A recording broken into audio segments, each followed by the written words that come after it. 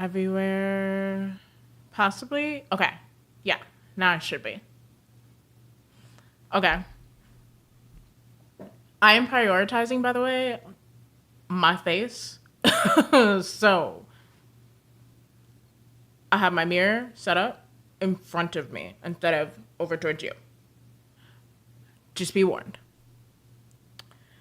But I did not bring my primer over here. Make sure there's no dogs behind me.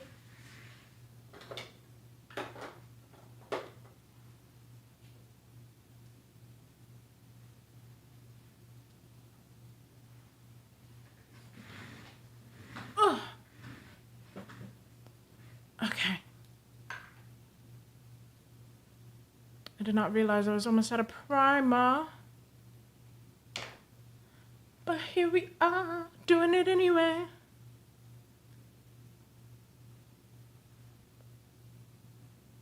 Being messy.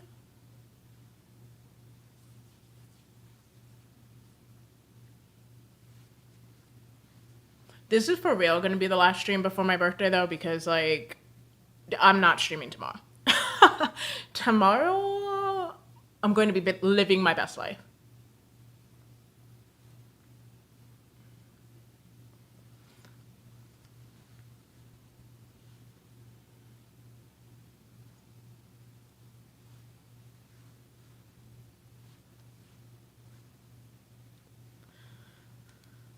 Okay.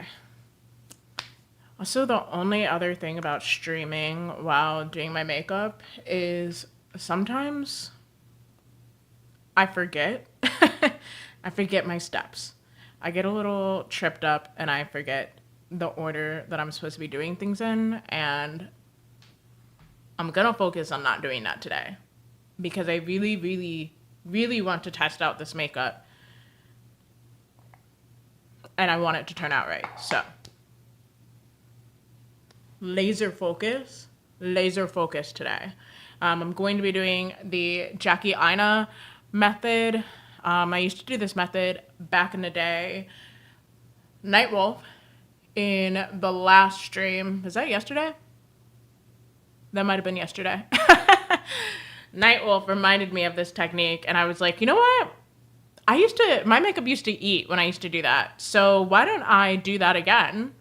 And so I had to run out and get a press powder because I do not have one currently. And so I got the one size in the shade Dark Wine, which is described as a golden olive tone. It might be slightly too dark, ever so slightly too dark. Do I still have the swatches on me? Yeah, I was swatching them in Sephora. It might be ever so dark, but it's fine. It was either this one or the other shade up. And that was the original shade I'd gone in there for, but I was in the store. There was something about it that just didn't seem 100% correct. So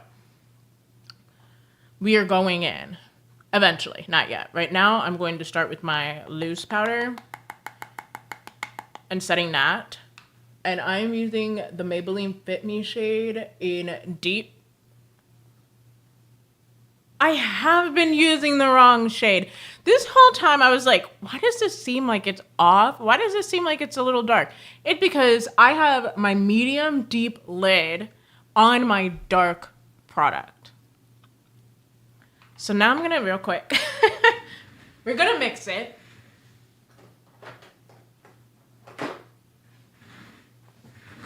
I was like, why does this seem so off? So I have my lids mixed up. I'm gonna grab my medium deep, which is what I really intended to use. Yes, my medium deep, and I'm gonna mix it in with that dark. We're just gonna mix them together. And then we're gonna put the right lids on everything. Put my deep, double checking, so I'll make the mistake again. All right. Now before I did that, I put my primer on. I'm going to real quick put some setting spray on to kind of block my oils from seeping through to my product. I always do this.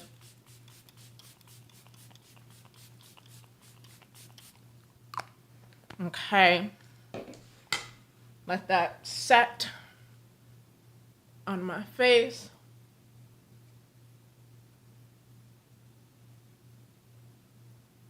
Right now, I don't know, I feel in the mood for like some new music. So right now, I'm listening to Saint Evangeline, and she does sound very, very Lana Del Rey. And very Lana Del Rey, almost too Lana Del Rey. Like, if you'd put this on the same playlist as a Lana Del Rey, I would have been like, that's the same person. So, she's clearly inspired by Lana Del Rey. I don't know how I feel about it. I already have a Lana Del Rey, so I don't know that I need another one. You know, I guess that's kind of my thought so far, but we'll see. We'll see. What kind of brush do I want to go in with? I think I'm going to do this dense brush that I'm kind of playing around with on my hand. This is like a kabuki. Well, it's a round brush, a round powder. That's what this says.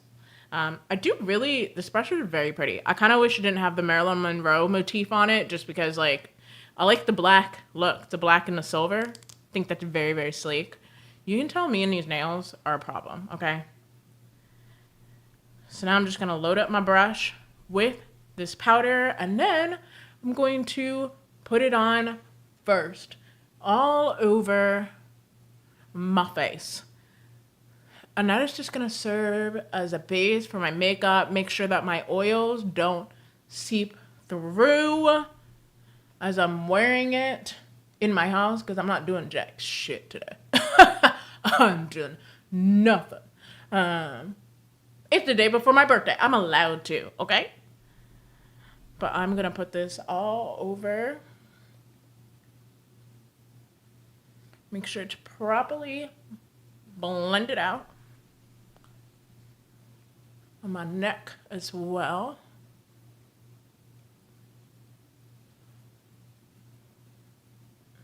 You really want to make sure you hit the areas of your face that you might get oily. So I actually have pretty combo to dry skin. Dry definitely in the lower half of my face, but the middle portion of my face tends to get oily. So I'm going to make sure I put some of that there for sure. Kind of keep those oils from seeping through. Put it on my nasal folds. Awesome. And if you can usually do this with a translucent powder. I just don't have a translucent powder, so I'm doing it with a powder that has some color to it, which also tends to provide a little bit of extra coverage, you know, which is kind of nice. Now I am going to go in with decisions, because I'm trying to decide, do I want to try underpainting as well or not?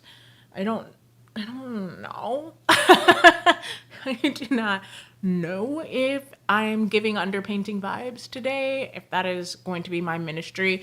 So I think I'm actually just going to go in with my foundation. Let's just go in with our foundation. We could try underpainting another day. So you know the drill. Grab our mirror, put our product on there so that we have something to kind of mix it around on. Grab our brush. I do have my beauty blender with me today because I will be using my beauty blender at some point.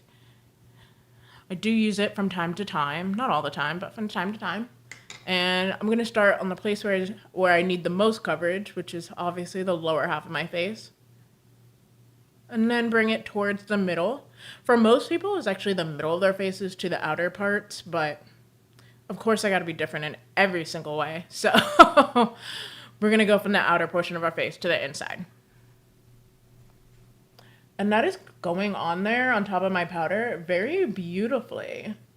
Sometimes, you know, you worry because they have all these rules where they're like, no liquid on top of a powder and yada, yada, yada.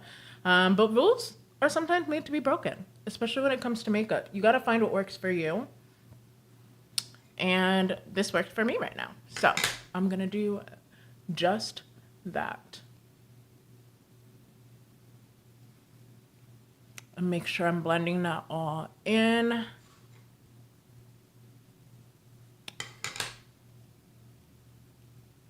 Like so, like so. I definitely need another pump of foundation. Definitely I'm saying this like I ever do a light face of makeup, but this is definitely not a little bit of makeup. I am planning on wearing a lot of makeup today. And if my makeup turns out good today, I'm going to do it again. I'll look again similar to it tomorrow because my outfit tomorrow is very Barbie coded. So I know that I'm going to do like a pink cut crease, pink blush, a nude lip, just very, very Barbie. Today, if this turns out, I'm just going to do like a red lip. But I'll be doing the same base again tomorrow. I'm just so excited. I'm going to go get sushi. Eat my little sushi heart out. Like I said, just make sure that we are blending everything out. You want to blend this onto your ears, but obviously I have my AirPods in right now, so I'm not too concerned about it right now. And also when your foundation is literally like a near perfect match, when you mess up a little bit, babe, who's gonna know? Who's gonna know? Who's gonna know? Who's gonna clock me? And you'll see, I tend to avoid like my nasal fold area just because, I mean, why put product there if I don't have to? You can't really notice it. And that just also mitigates creasing in the area because you don't have product there to crease. But there are also ways to avoid, or at least stave off the creasing in that area. I'm gonna do a little bit more down here. I'm talking full coverage today. Take full advantage of my makeup.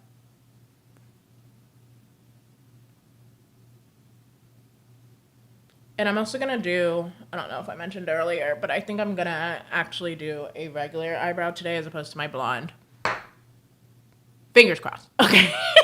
I do change my mind about that a lot. I'm just so used to a blonde brow now that I'm like, today I'm gonna do a regular normal person brow. Just kidding.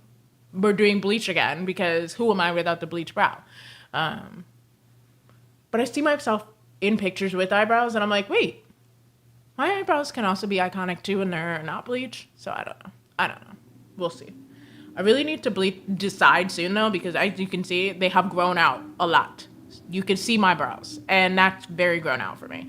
I need to bleach them soon if I'm going to keep bleaching them. Okay. We got our foundation on. Concealer. And I'm going to conceal things and let them sit. And let them sit for a while, okay? I am letting them get thick.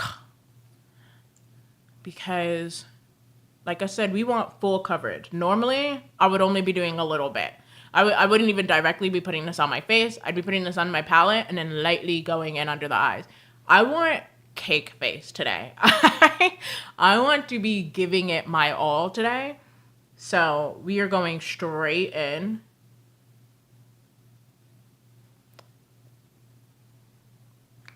Not my usual. But today, it's what it's giving. And this is one that's closer to my skin tone. And that's just going to be kind of like more my transition shade there. And then I have,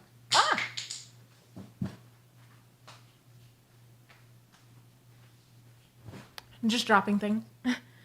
Then I have my actual concealer to conceal my hyperpigmentation. I'm just gonna very light, not lightly, but just place it on my face so that I can get nice and thick as well. And then we can get the full coverage of it, the full benefit of the coverage.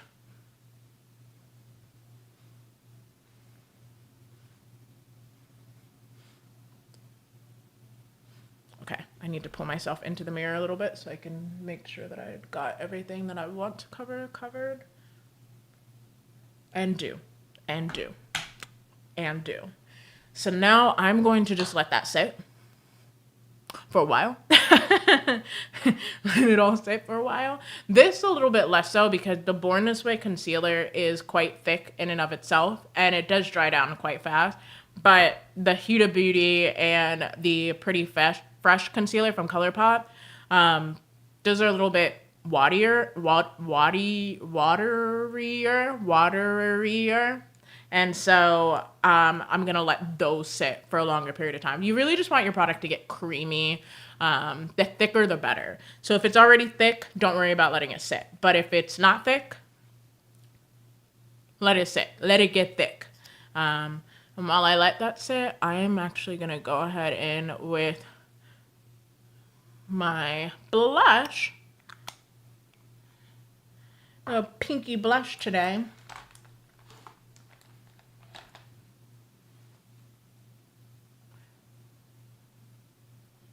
And I'm not the most worried if, like, you know, things move around a little bit because we can always apply more. Today, like I said, is all about cake face.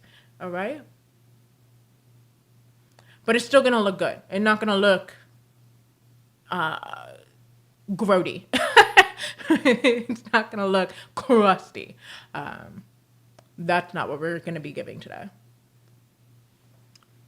But you do want to go quite heavy-handed if you're going to do a cake face. You want to go quite heavy-handed with, like, especially your color products because you want to be able to see them. You want the longevity in them. Like, I'm going to have to go in with more pink so I can make sure I'm getting the desired color payoff in the end because obviously it's all going to start to melt together, and that's going to kind of dull is not the word I'm looking for, but it's going to absorb some of the color pigment.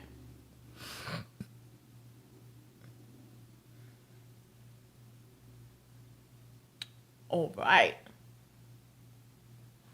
And while I'm thinking about it, I'm going to go ahead and take care of this because, like I said, this dries pretty quickly. And then if it dries too quickly, just spray it with more setting spray. That'll kind of re-wet it and allow you to move it again. So it's not the end all be all if things dry a little bit sooner than you reckoned you were ready for.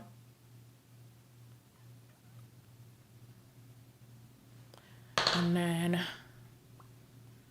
I want to make sure that everything is covered to, yeah. Awesome.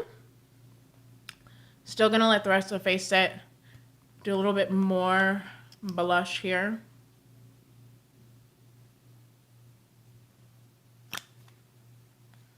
Truly a beautiful color. I really doubted myself with the color Blushly and really all of these like more cool toned, very, very light pinks. I get very, very nervous about them, but she's really doing it for me. She is really, really doing it for me today. I just realized I'm streaming so much earlier than usual, but I am wired right now.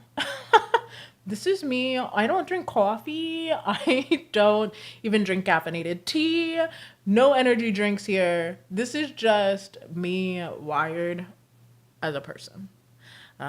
People say you slow down with age. I'm not going to lie to you. I think I get more wired with age. I think I get crazier and more energetic and ready to fling myself from buildings, but not in like a kind of way, you know, in a fun, cutesy kind of way.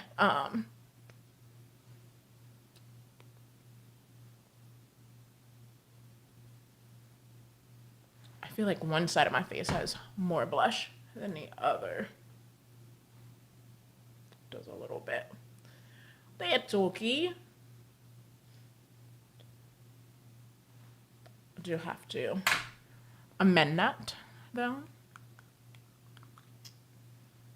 Yeah, all of this, who is this girl? Saint Evangeline? It all sounds like Lana Del Rey. It all sounds like, so if you like Lana, you would like this girl.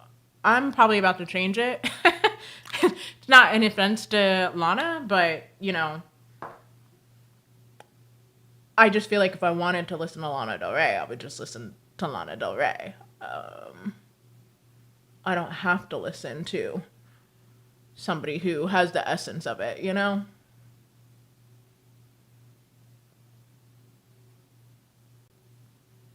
So now I am bringing that into there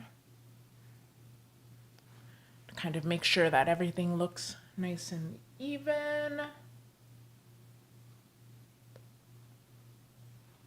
That works for me. That works for me right now. Okay. Let me change my music real quick because I cannot. I cannot right now. I want like sexy vampire music. That's what I'm gonna look for. Sexy vampire music. Playlist. Of course, of course, of course. Let's see. And we got 9-inch nails. There we go. There we go. Okay. Now I am going to go in because I got nothing better to do. I'm going to go ahead and do my contour at this point. Like I said, normally I would not condone putting makeup products directly onto your face, but we're doing cake face, so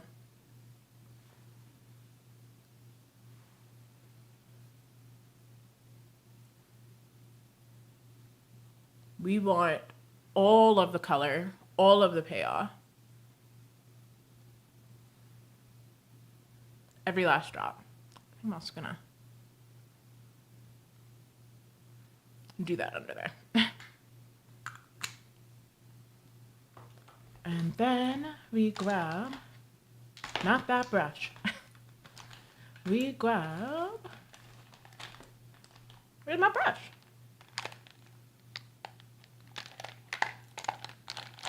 I will use this one if I have to, but where's,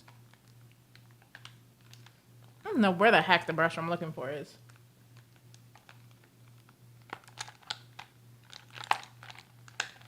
Here it is. I wanted a nice angled brush.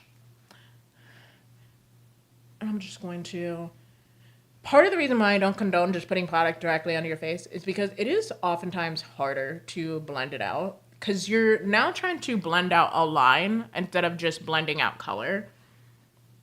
And if you don't know how to properly blend, yeah, that's hard. That's hard to do.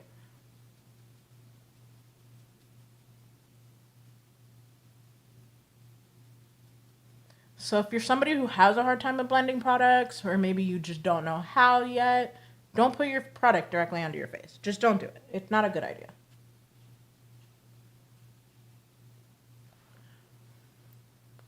Then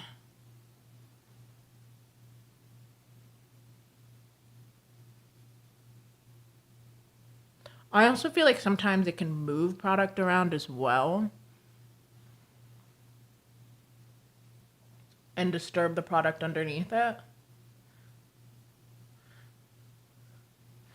Luckily, the Fenty product, the Fenty contour stick, is not the hardest product to blend, but I'm always going to go back to just putting it onto my brush and then stamping it on. It's just nicer looking to me.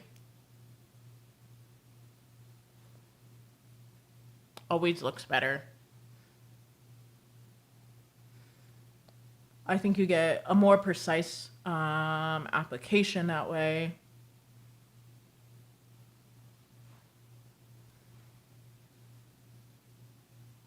And you can control more of the color payoff.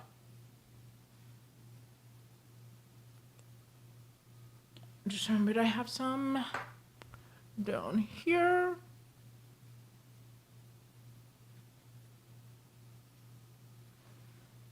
Also some down here that I would like to blend out.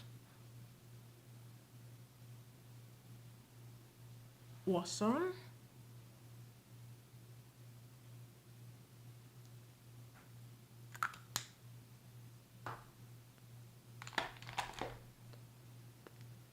And now I just continue to wait for this concealer. Because like I said, it really is just a process of waiting, and waiting.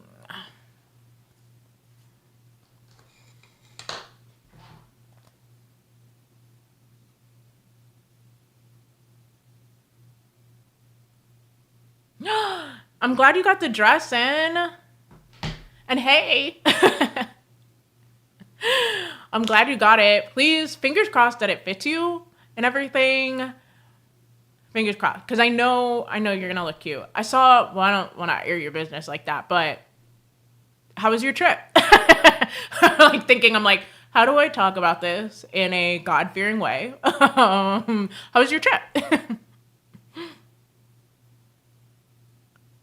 You seem like you had fun, for sure.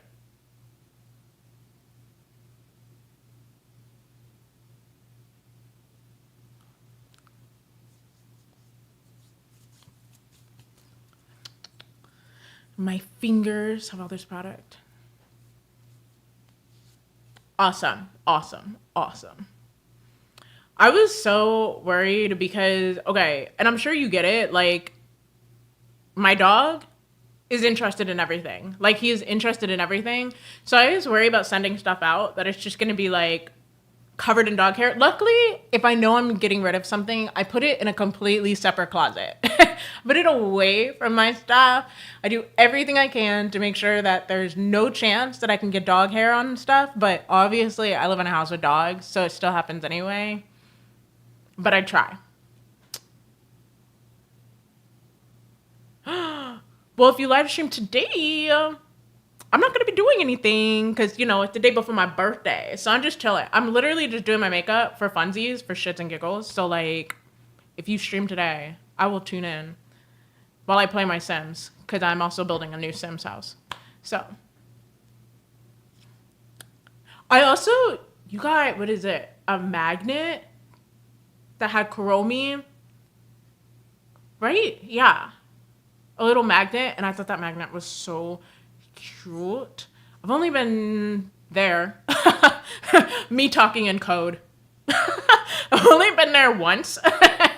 And my weekend there was so short. I think I was there for 3 days. I was there for a photo shoot. And then my brother came to meet up with me. And it had been a while since I've seen my brother at that point.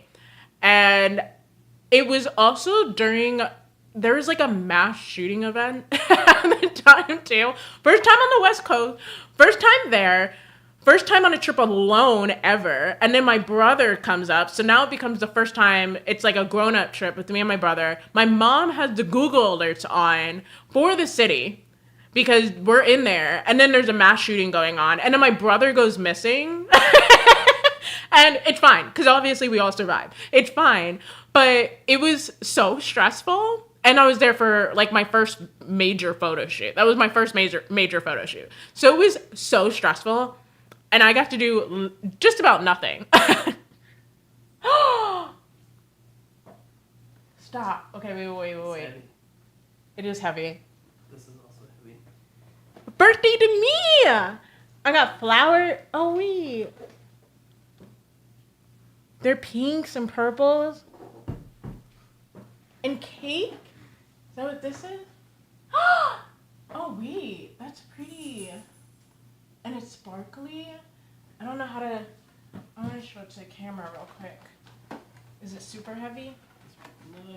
Not super heavy, but fit here. Okay. Take those sides off. Those sides will come out. Do what? The sides will come off. Yeah.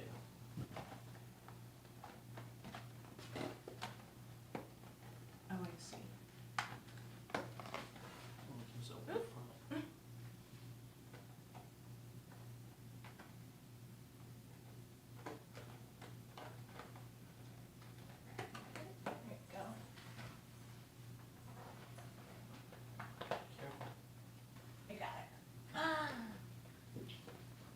I got a pink sparkly cake. Look at my cake. Where's the camera? There it is. Look at my cake. I don't want to tilt it because that would be bad news. But it is sparkly. There are glitters. I don't know if you can. Hold on, wait. I might have to bring that down a little bit. There we go. Now you can kind of see the details on it. Wait, what am I seeing here? It's so sparkly. Thank you. Can we put it in the fridge? I want to eat it, but I know I have to wait. You want me to put it back there? Yeah. You got it? Yeah.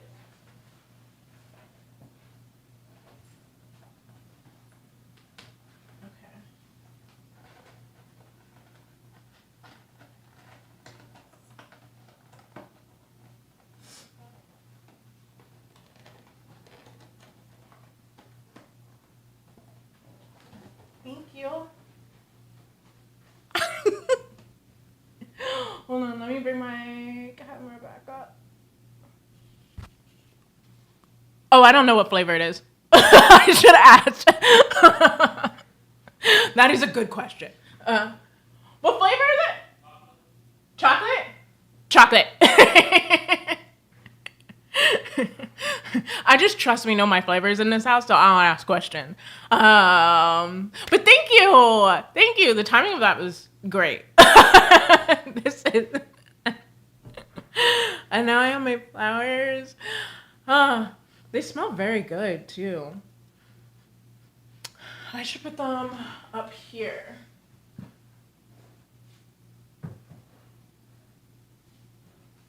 Now we can see them in the background. Nice. Okay. I'm not gonna speed run this makeup so I can eat my cake, but you know, I hope we understand. I do want cake. Okay. Messages. Let me go back and read some of these messages.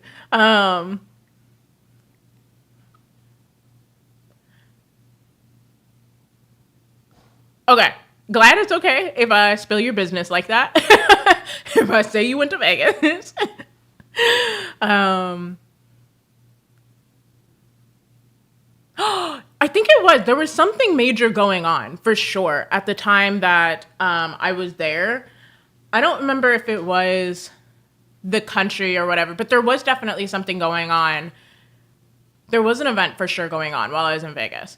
And it was chaotic.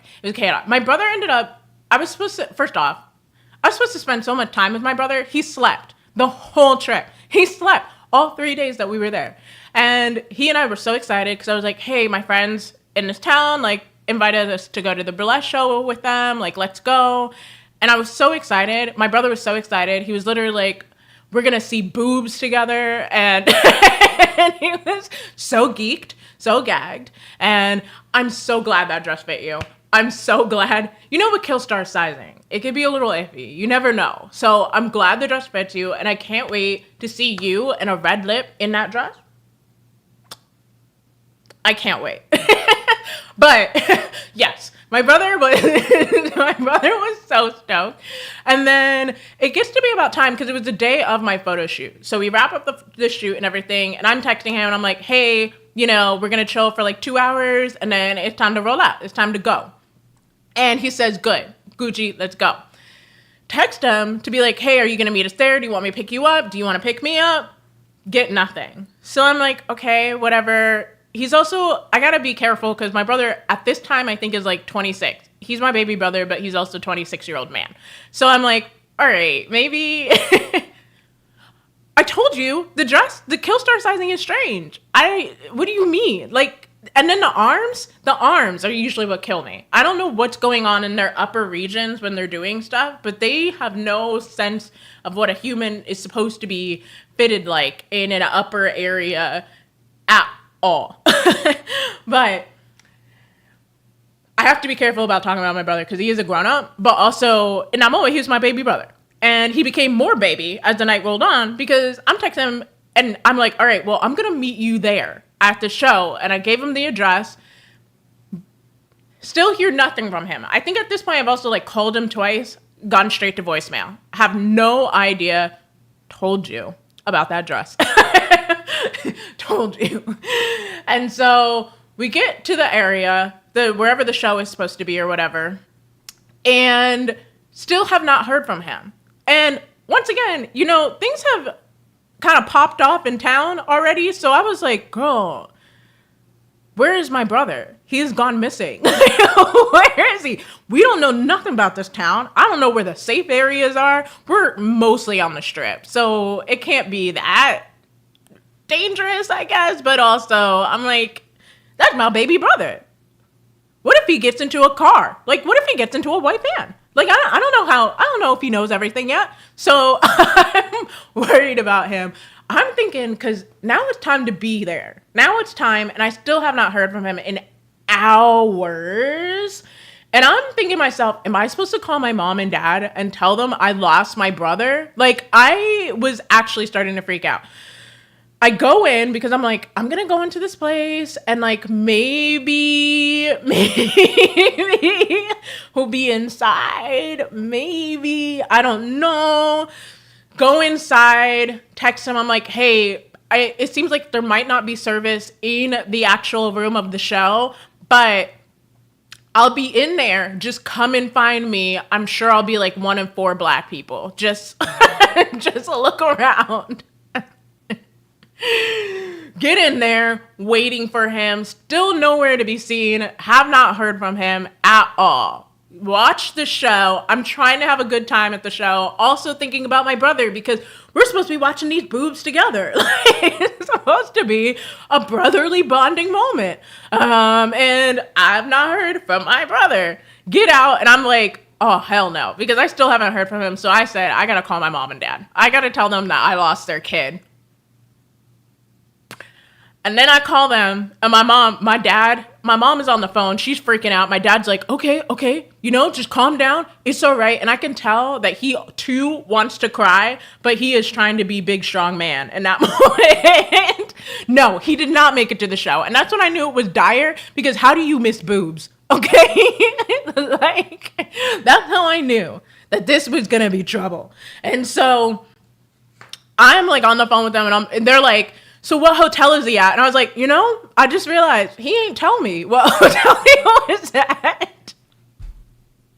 He just told me there was a Sphinx. That's all I knew, is that there was like a cat nearby or something like that. And I'm like, I don't know nothing about his hotel. I don't know what room he's in. I don't know what floor he's in. I don't know if he's on the end of the strip, the beginning of the strip. All I know is that he and I had talked at one point. He told me all about his cool car that he was renting. And I think it was like a Corvette or something. I don't know. He had, in his mind, he was like, I rented this super cool car. I'm going to be bitching on the streets of Vegas. Like, he was so geeked about cars and boobies. All right. This was his night. Okay. And still, my parents... Oh, yeah. That could be the hotel, all right? I still, to this day, could not tell you which hotel it was. But if that's a hotel, that's a hotel. All right. So, still, it gets to be about, I think 11 o'clock at night. And I'm honestly still out in town. Because I'm like, this is my last night. But also, my brother is missing. But also, Vegas. And also, my brother is missing. Want to cry, but also want to turn up too. Like, I was in a real pickle. Love my man down, but also Vegas, okay? And yeah, he did oversleep.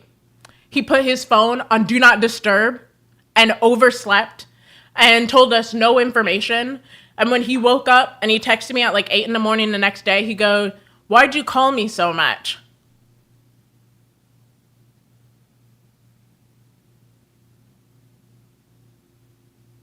And so I also have a gray hair here. I have 4 gray hairs, right? And this one here is dedicated to my brother. And this one here, the 3 over here are all dedicated to every woman in my family. And I had to call my mom and dad. They were just like, okay, do we have to send a search party? I was like, no, actually he texted me and he told me that he slept. And it was the most anticlimactic, he was just like, oh yeah, no, I was just sleeping. I was real tired. And I was like, you couldn't have said, there was no, we were all panicking. We were getting ready. I was mad. I was livid. I was so mad. Okay. But he did buy me breakfast the next morning. My last morning there, he did buy me breakfast, and I don't really know that makes up for it, but he did buy me breakfast. And then he also did say a heartfelt speech about how he really enjoyed our trip together where we barely saw each other and that he would do it again. And as his big sister, unfortunately, I fell for it, but I was very mad. We are. We are out. He's even further ahead because he's in Massachusetts. So he's an even extra hour. He's like 4 hours ahead. And he was so sleepy. I don't know. I have no idea. He at one point was planning to go see a magic show or something like that. He was like, I want to see a magic show. Can we see a magic show? I was like, you're probably going to have to see the magic show without me because I'm busy. I'm actually here for work. I do have a job to do. So, but yeah, I also, he's younger than me. I was working. That's the other thing. I was working. I was there on a job and I was less sleepy than him. So I don't know why he was so sleepy. He couldn't even tell me that he was going to go to sleep and sleep through the thing. Brothers? Love and bad, but also jail. Honestly, I think they're for. Well, let me think. Let me not be wrong about that. Hold on. Because I know he's 1 hour ahead of me. And I'm Central Standard. He's Eastern Standard. So maybe I'm only 2 hours and then he's 3 hours. That could be it. That sounds more accurate, actually. Either way, we're still ahead. It's not a measly hour. It's definitely more than an hour ahead.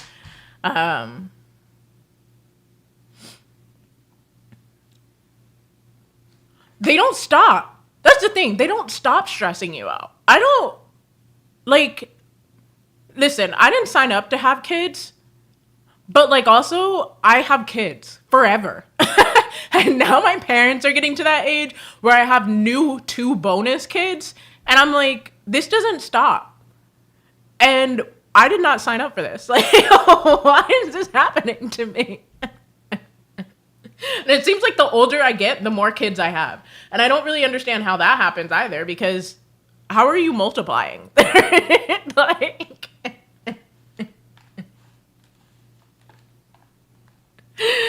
I love getting older, but then I'm also like, oh, so like you guys are going to be babies forever. Forever. They are excited that I'm streaming because they really are like, you're going to get rich, and then we could all quit our jobs, and then you could take care of us. And I'm like, who said I wanted to do that, though? Like, maybe I want to take care of me. Like, maybe. My dad has started sending me pictures of yachts. Girl. Like, come on. That's my babysitter when I went to go up for her wedding. She's getting married, mind you. Getting married. I'm not even married. She is getting married. The most adult thing that you could do, I guess, besides like maybe have children or something. I don't know. And I was at the register to buy like a couple hair products for her. And she starts picking up candy, you know, the candy that's on the side of the register. She starts picking it up and like putting it onto the counter, like she's being slick. I'm just looking at her. And then she grabs another and puts it on there. And I'm like,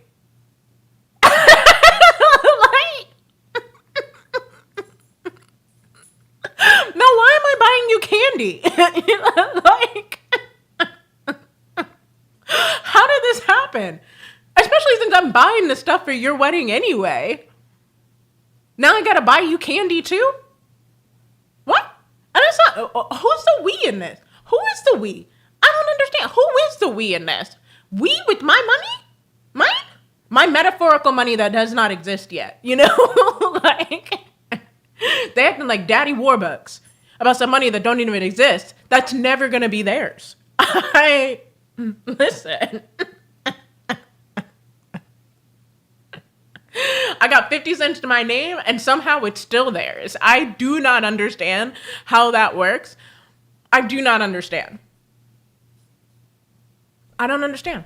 And they don't stop. It never stops. It never stops. It does make me laugh though when it's Mother's Day and then they just randomly will send me a Happy Mother's Day text because I'm like, now you don't got to do all that. I'm like, that's crazy. Okay. That is crazy work. Valid, because I am basically your mother, but also crazy. Please don't do that to me. And it really never stops. I wish it did, but it doesn't. But then also, I say I wish it stops, but then this morning I woke up from a dream that my baby brother was a tiny little boy again, an actual baby brother. And he used to do this thing. This is probably one of those things where he'd be like, Mom, stop, you know? But he used to do this thing where he'd suck his two fingers. I think it was these two. He'd suck his fingers and then he'd hold his like freaking sucky pillow. It was a pillow that he had with him. And then he'd come up to me and then he'd go, and then he lay his head down on my lap and put my hand on his head so I'd scratch his head. And I had a dream of that this morning. And then I was like, dang, I miss when they were little. I was also little.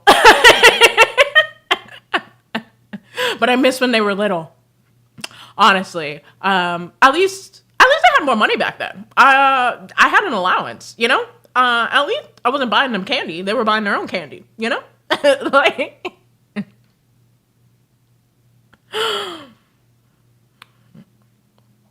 yeah. Oh, just recently, my dad.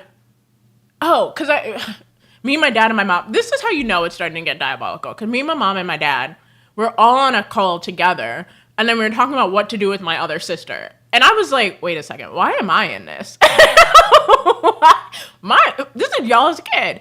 And then my dad, as he goes to hang up the phone, he goes, well, thanks for helping us raise those guys. And I was like, wait.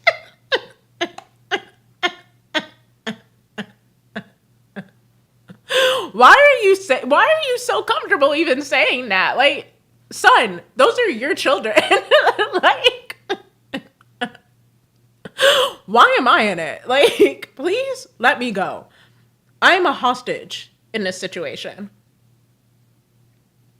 But I guess that's it. You get older and then they get bolder. They just start saying things like, well, your kid did this. And you go, now, hold on. Hold on.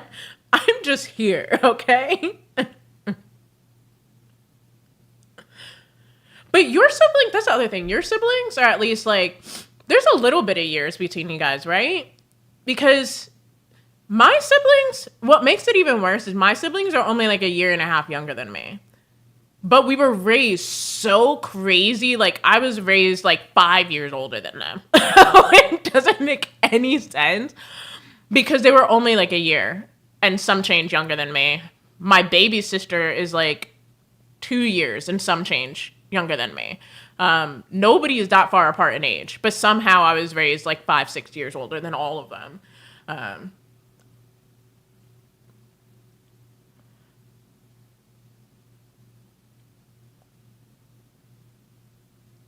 Which I just find particularly interesting. I'm like, oh, the way I really didn't get to be a kid because I had 3 kids who were also the same age as me, basically.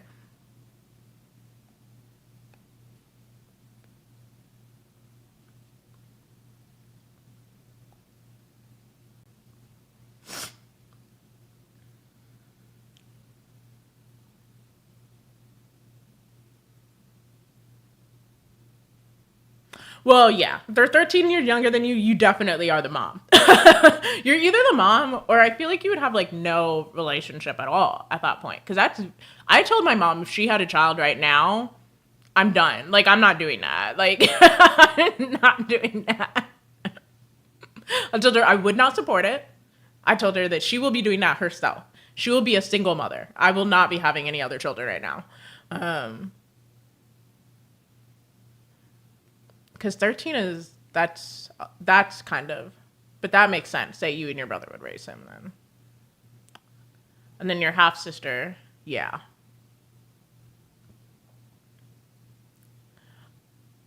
That's a big gap. I could not fathom being nearly done with having children in my house and then just deciding to start the cycle over again. That seems like, now why are you doing that? Did you really like having children that much? Like, or not just having children, but raising children that much, so you decided you're going to restart the clock?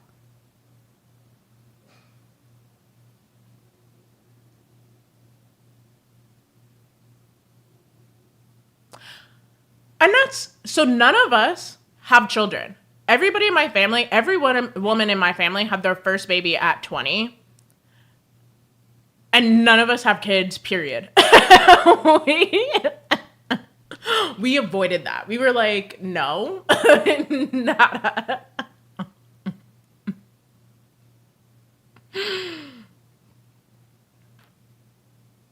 And that's, yeah.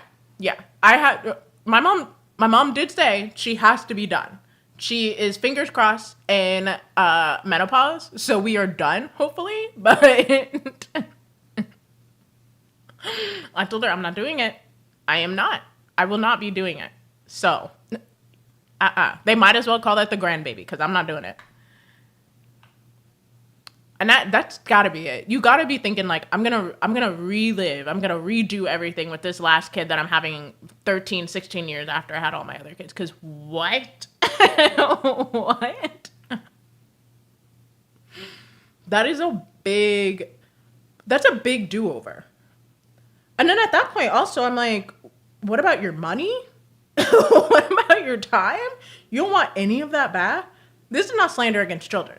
It's cool if you have kids. This is not about that. This is about just, at some point, you got to be like, we're done restarting the clock, right? Like, there's got to be a point. My dad, when we were kids, he used to tell us all the time, he was like, if you guys weren't here, I'd go to Disney World. That man ain't going to Disney World. He was never going to go to Disney World. That was never going to happen. He used to use this as like a major plot point for us too. He'd be like, you know, if I didn't have all you kids here, I'd be in Disney World. He doesn't watch Disney movies. That man did not care about Disney. He's not going to Disney World. Girl, stop talking about it. Like, why are you the way that you are? Also, respectfully, you could have not had all of us. You could have just, and we do tell him straight up. We're like, you could have worn a condom. I mean, there were options. Like, you act like you were forced to do that, but there were options, and you made choices. You talk to us about choices? Let's talk about your choices that you made, and now you're not in Disney World, the place you definitely do not want to be, because you are not a social being.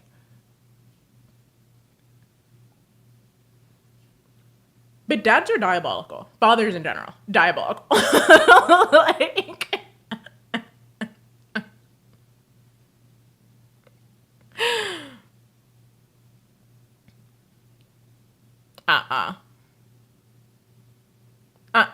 It's, I'm just, well, but see, like, when I was born, my parents weren't married. When my siblings were born, my parents weren't married yet. So it's not even a married person thing. It's like, y'all could have just like,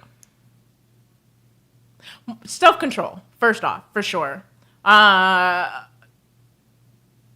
For sure. Could have practiced a bit more self-control. Just different decisions.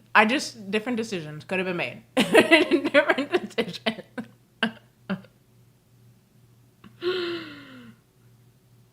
And then the thing I really enjoyed as a kid was whenever my dad would say something like, you guys can't keep making the same mistakes over and over again, because at that point it's not a mistake. And then we go, but what about us? And it's like, that wasn't a mistake then, was it, huh? Because you knew better. You knew the first time.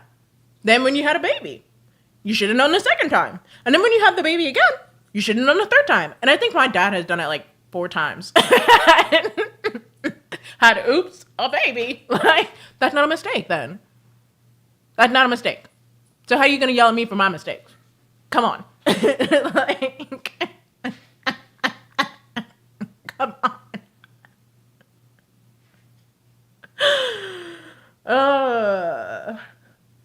Like, because once again, dads are diabolical. My mom definitely also played, it takes 2 to tangle, right? So like my mom also played a part, but I don't really blame her, because also to me, she was a child bride. So she was a 21-year-old child bride. So I don't really blame her for a lot of stuff.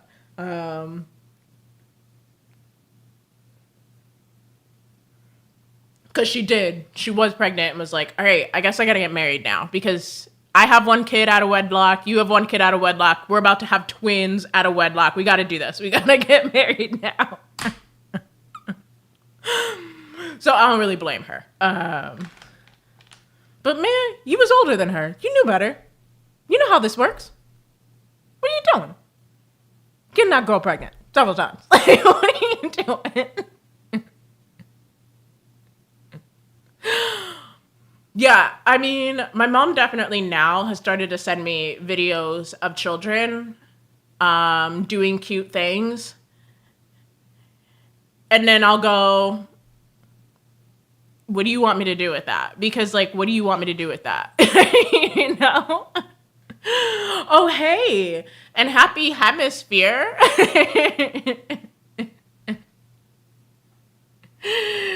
I'm like, girl, what do you want me to do with that information? You know? She is definitely starting to get a little, she wants to be a yaya, as she says. It's not gonna happen. It ain't happening, girl. You got dogs. You got grand dogs from just about all of us, right? No, never mind. My brother doesn't have a dog, but we all got dogs. And they got personalities. And girl, you want to buy clothes? Buy clothes for them. I'll put it on them. You know? But I was too busy raising her children to have some of my own. I can't do it. And I'm still raising them, okay? I cannot do it. That's right. She can get a Sims. You are so right about that. That is valid. She can get a Sims and get her own. That's what I'll do.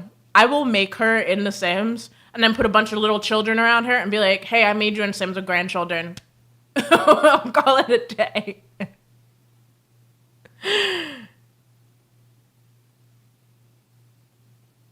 That's crazy. That's crazy.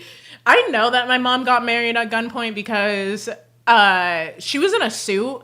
And my mom is a style icon. And this suit, I guess it gives Bianca Jagger a little bit. But, like, my mom is so not a suit woman. She is not. She would have for sure ate down had she had the wedding that she wanted.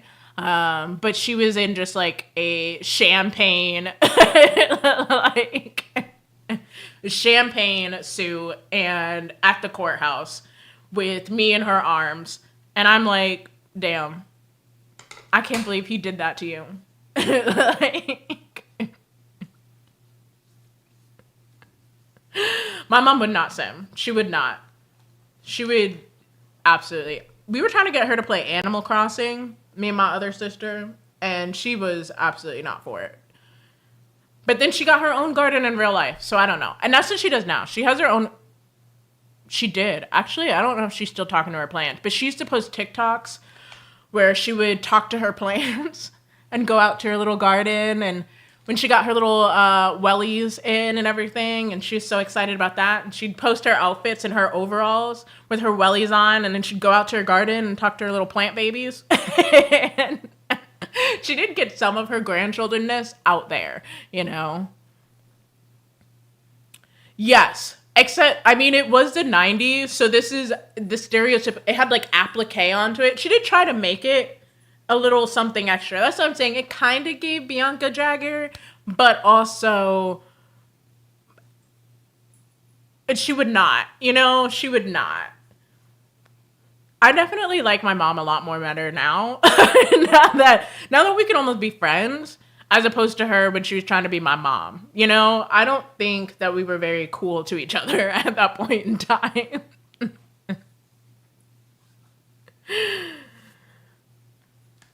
I told her today, actually, I was like, dang, I guess I'm okay with the fact that you're my mom, but I wish that I was your mom so that you could have gotten hugged more as a kid because you needed it, babes. You needed a hug or two, for sure. Needed a little softening up. Need a little something. Yeah, I think she does it because she likes to be social. And she don't really have friends in her town. So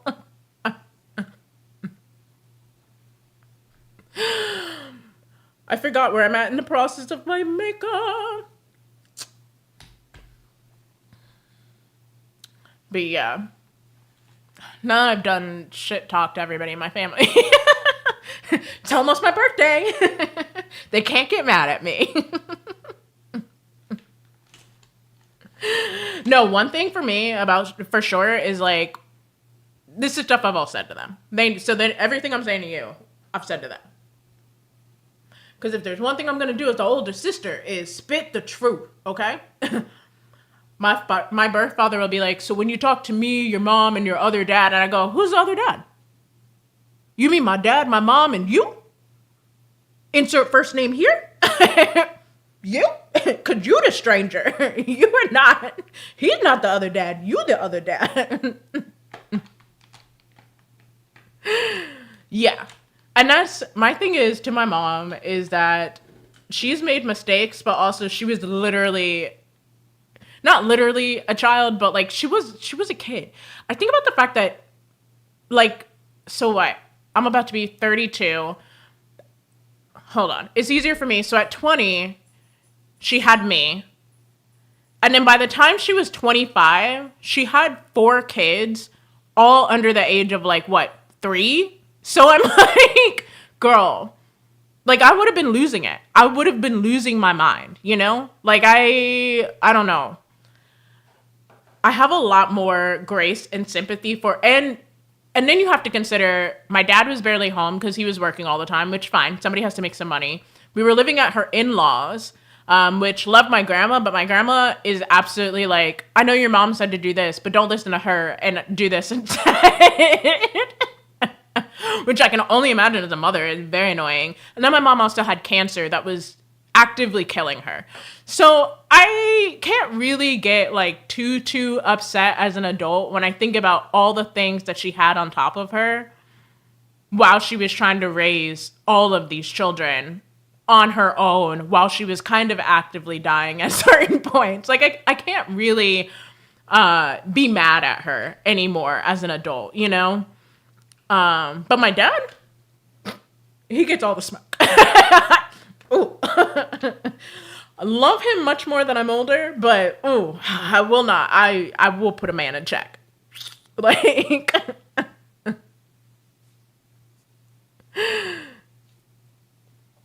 yeah. And that's the thing. I'm like, get off her. When they do it back to back like that, I'm like, get off them. What are you doing? What are you doing? At least let the stitches heal. Like, crazy. Crazy. I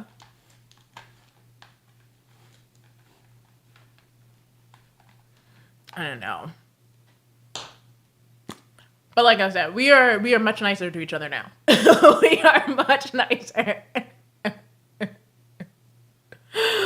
Yeah, and she's Gen X, and I think my dad is actually a boomer. He might be right on the cusp, but his personality is definitely boomer. That for sure. Hi, Iram? Iram? I don't want to mispronounce that. I hope you're having a great day. Yeah, and that's the thing. We don't have to do this. My dad does get mad, though, because he's like, I just feel like the kids, you know, they're not being making adult decisions. They're not very adulty, you know. He doesn't feel like we are making the same decisions he did. And my mom has to remind him, like, it's because they don't have to. Like, they don't have to have their lives actively suck like we did. Calm down. I don't know why you want them to be struggling so hard. That's crazy. Like,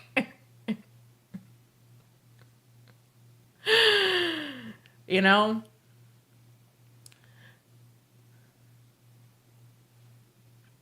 Yeah. It's definitely very different expectation. But my mom is super cool. My mom is very, very like, she started out not too great as well too. Like there were things she had to kind of get used to about modern day stuff, but like she is way more. But my mom also, I think my mom's mentality had shifted when she met my dad. Because my dad comes from a very conservative small town, and then my mom grew up in Europe. So their actual lines of thinking were very, very different. When my mom came to America, she was almost I think she was detained or something for a brief second because she had a bunch of like Black Panther, very pro-black emblems on her suitcase. And they were like, hold on. Do not bring in that mess into America. Please do not. Like, don't bring that here. And then when she met my dad, she was not like that. Like, we had a black Santa Claus. It was like a glow, you put a light in it and it'd glow up, and it was a black Santa. And my mom loved this thing because it was very hard to find a black Santa in our all-white area.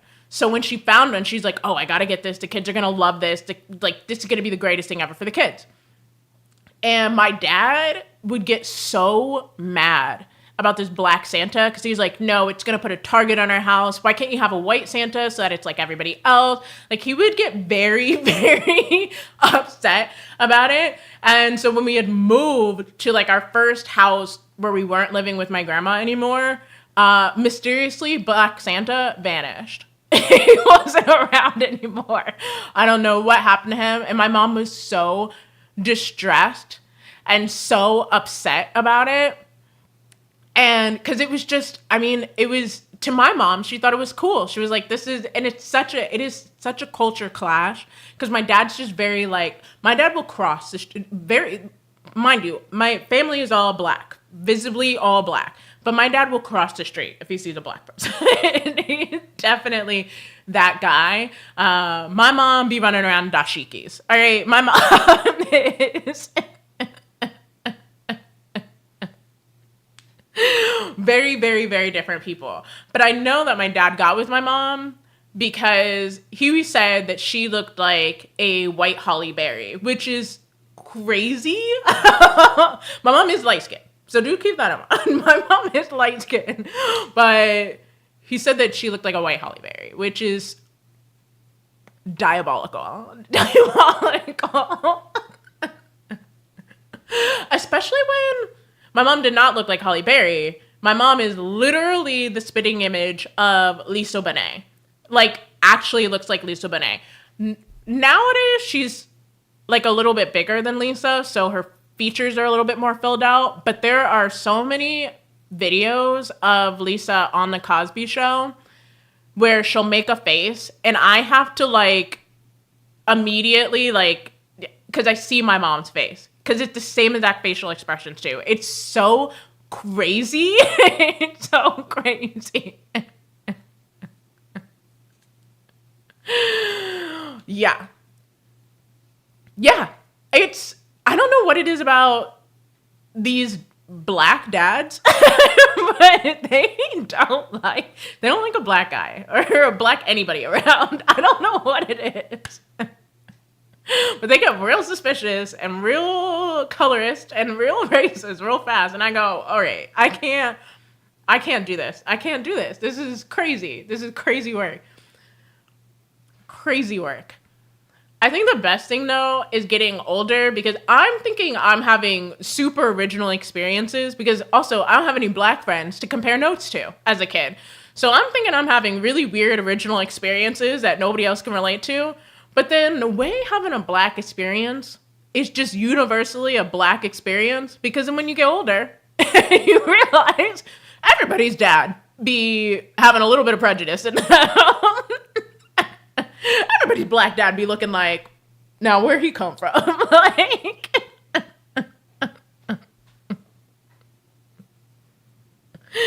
and then it makes me realize I did still have a black experience, even though I was in an all-white area. And that is upsetting and comforting to me, okay? Like, but they are crazy. My brother was dangerously heading in that same route, but I think he's started to change. Now, granted, his friend circles are all white, you know? All white people.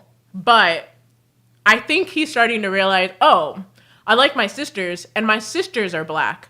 So I guess maybe black people are all right. I don't know. No, my dad is from Pennsylvania. That is definitely not a Southern Texas thing. You're right. We should be doing a hydrated check. I should be drinking a little bit more water. Not me spraying water everywhere.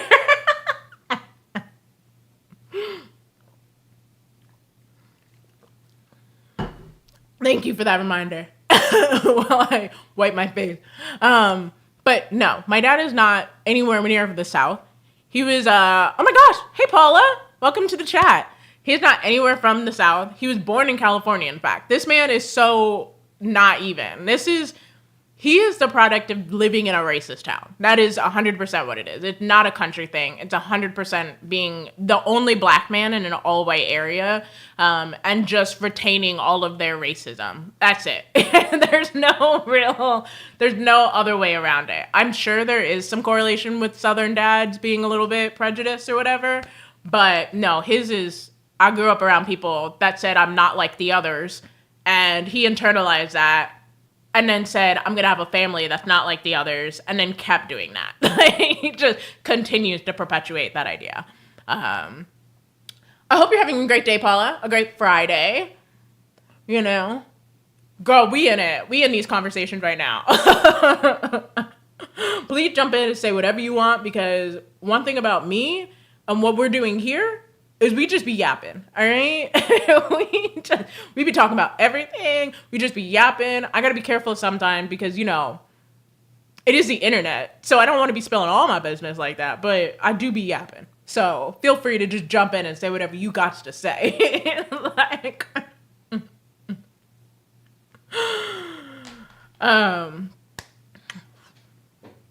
this is why, so at first I was going to do my makeup off stream because I was like, oh, I'm just going to sit and have like a cutesy, fun time doing my own makeup because if I stream it, it's going to take me 4 hours to do a look that will probably only take me like an hour and a half since I'm playing around.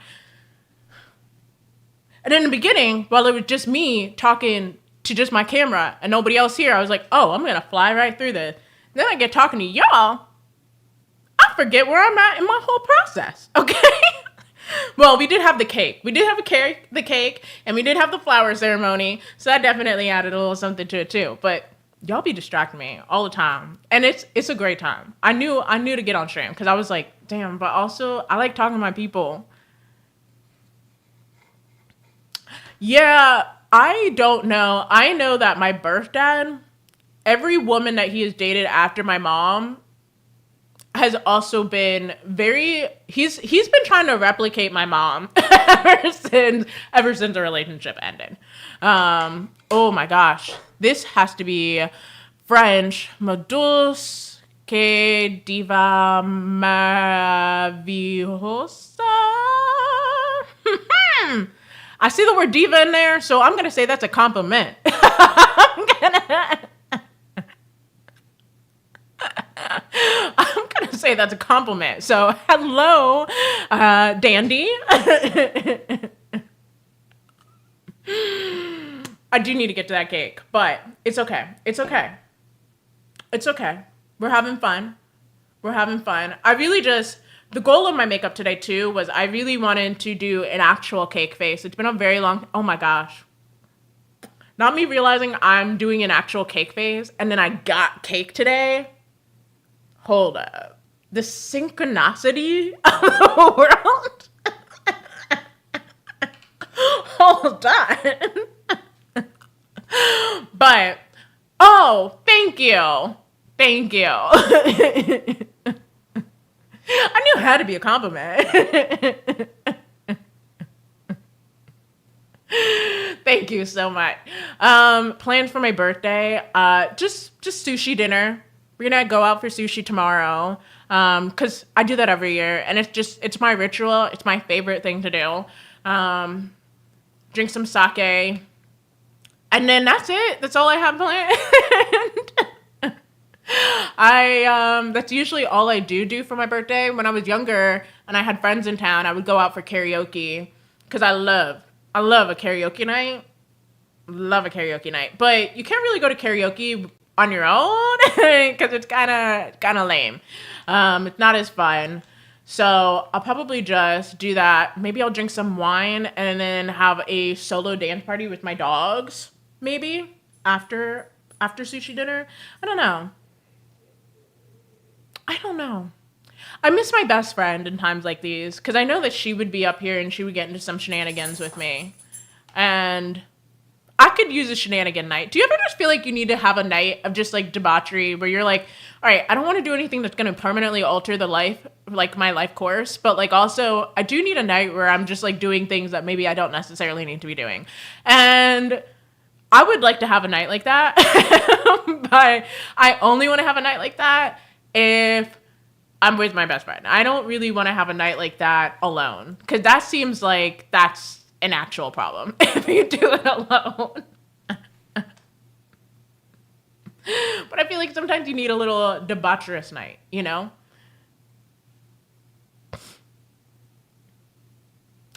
Which one is that one? I'm trying to think. That can't be is that the angry one?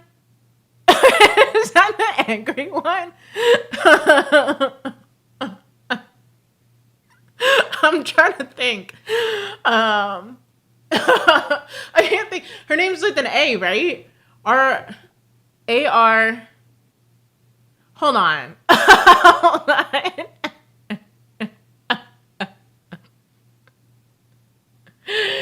on.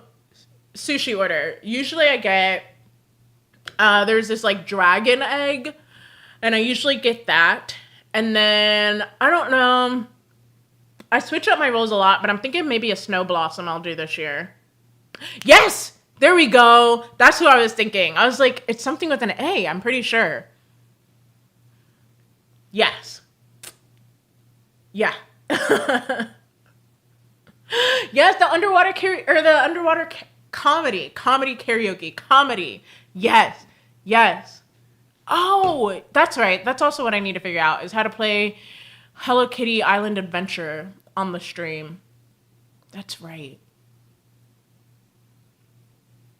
That's right. With the video capture card. That's it. So I have been thinking kind of like on the Snow Blossom is tuna. It's like wrapped in like a pink wrapper. There's tuna in it, avocado. There is like a eel sauce on it as well. Is that it? There also might be... No, I think that's it. I think that's it. I'm thinking I'm gonna get like light rolls. Usually I'll get like an angry dragon or something. Like I'll get like one of the heavier rolls or something, but I'm feeling polite. I'm feeling light right now. I think it's because it's so hot. It's summertime hot, desert time hot here. So I just want something light. Oh, my little doggy's underneath my feet right now. It is a very fun game. I lost touch with that game for a minute just because, honestly, like I said in previous streams, Switch games are sleepy time games for me. They make me want to take a nap. So I do start to play and think I'm going to do all this stuff in the game, and then I just fall asleep. I literally just crash. Nothing is to be played because I just snooze fast. But I think if I was streaming it, I'd probably be less likely to fall asleep. Hopefully, maybe. Maybe? I don't know. What am I looking for? My puff? This is the part I am going to slightly concentrate on because this is a part that I'm kind of iffy about routine-wise because I'm trying something new. Ooh, a lemon roll? That sounds good. What's in a lemon roll? Aside from lemon. I wish that I could sit and play games. I wish that I could... Oh, the match. This is my first time trying this powder. The match on this. You know what?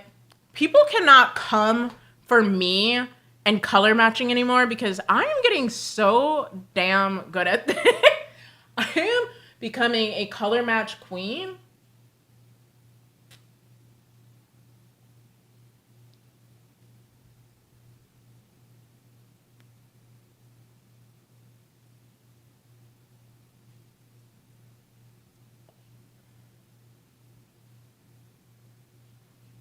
Oh my God. My matching. Oh, I did that. I did that color match. I was so nervous that I picked the wrong shade. Okay. Log in, only play. I want to be like that though. I want to play like Sims. I want to get lost in Sims and play for hours, but I just cannot. Like, I think now that I have gotten used to moving my walking pad underneath my desk, maybe now I'll be able to play my game for longer. I'll just like walk on my walking pad and then play my games, because part of it is I just feel like I have to move around. I have to be moving all the time. I'm a buzzing little bee. And I just can't sit still. I cannot sit still. I can't do it. So.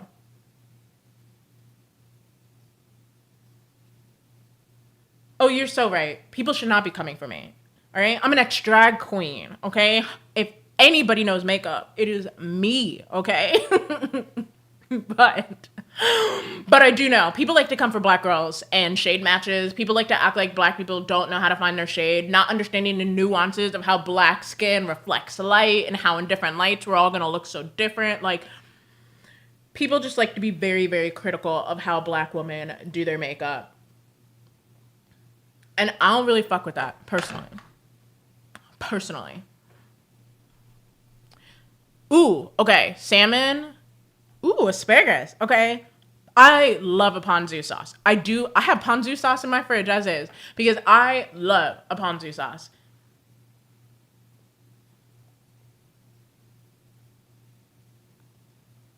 That does sound right up my alley.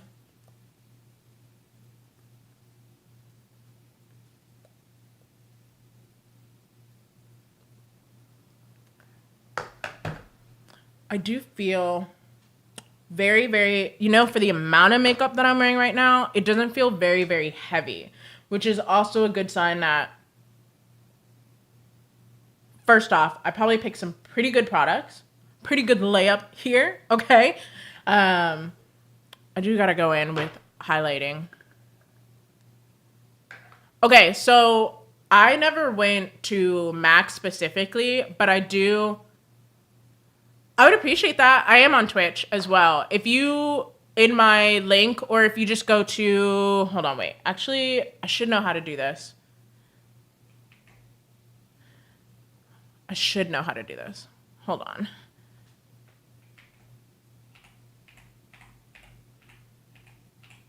I think that's it. No, that's not it. That's not it. Oh, wait. Yes, it is. Okay. Go to that link, and then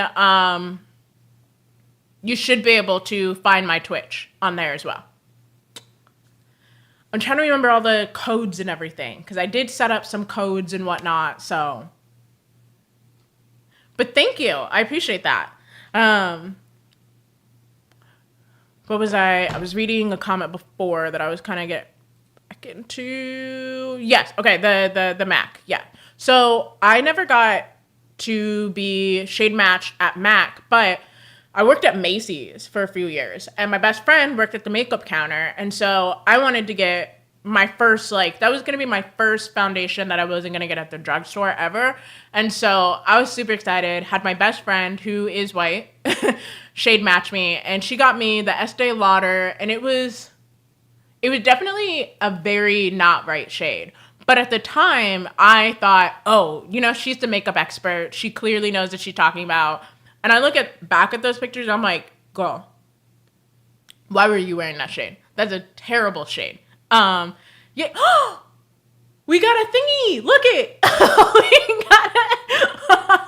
We got, what is it? An alert?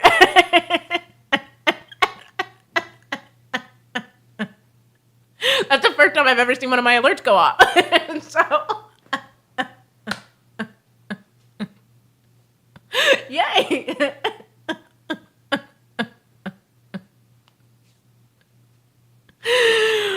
Thank you for that.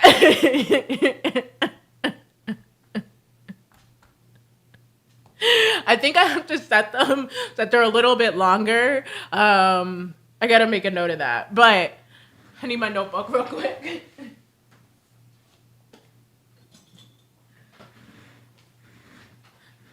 Let me grab my notebook like a grandma. But I can't believe it. Yeah, I will set the alert to be a little bit longer. I'm still, listen, the fact that we even got an alert is big time, all right? Because we didn't even have alerts before. We had nothing, okay? I didn't even know what an alert was, all right? So,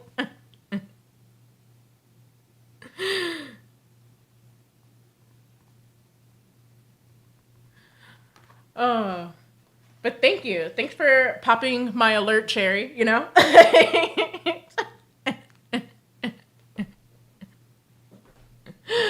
How exciting. um, but yeah, she definitely for sure would have matched me as the NC for 45 for sure, because this shade was not my shade. So then I keep buying this shade for years and years and years. And then one day, I don't know if my eyes just opened up or what, but I was like, this is not my shade. So then I went back to wearing the drugstore Maybelline Fit Me foundation. Not that that was even really my shade at all either, but at least it was cheaper than the Estee Lauder. Like, that was too much money to be spending on something not my shade. And then as I've gotten older, then I switched over to the Win Beauty, and that's just a skin tint. But then the first foundation that I bought as like an adult with my own shade matching eyes was the NARS matte foundation, whatever that one is. And that's what I wear now. But I see videos about the NC45 girls, and I'm like, I would have gotten matched that for sure. Somebody would have said, that's your shade, you know? Yeah, the evolution of makeup is really, really crazy when you think about it. Like, and, you know, I know people have their criticisms of, like, people like Jackie Aina, but honestly, I do attribute a lot of it to people like her, because I just see my dog's head floating in the background. I'm like, oh, girl. But, I literally used to be like, I know everybody's calling Trump orange, and but that's offensive to me because clearly I must be orange too, because all of my foundation is orange. I really internalized the fact that I must be orange, and I must be crazy orange, because all the foundations I was buying was literally liquid orange. Like, something in my brain, and I'm definitely not orange. If anything, I'm not gray, but I'm definitely more gray than I am orange. Like, and so Jackie speaking up on it, and then when Rihanna came out with all her makeup line, like, we were winning. We were winning. But now it's like for me to tell, are we winning now, or are we, because people are using us as rage bait now. So now I'm like, because they know now that they can get like they can get some sort of reaction out of the makeup girlies by either excluding us, barely including us, excluding us, but like not really, like creating, Euphoria or whatever that brand was that created that literally black shade. Literally black, and then said, no, it fits the dark skinned girlies. You just don't get it because you're not dark skinned. And it's like, but this is actually black. Like, I can't tell. Like, I'm like, we are definitely doing better, but like, now it's like they're using us as like a marketing tactic as opposed to actually just trying to be more inclusive and better, you know?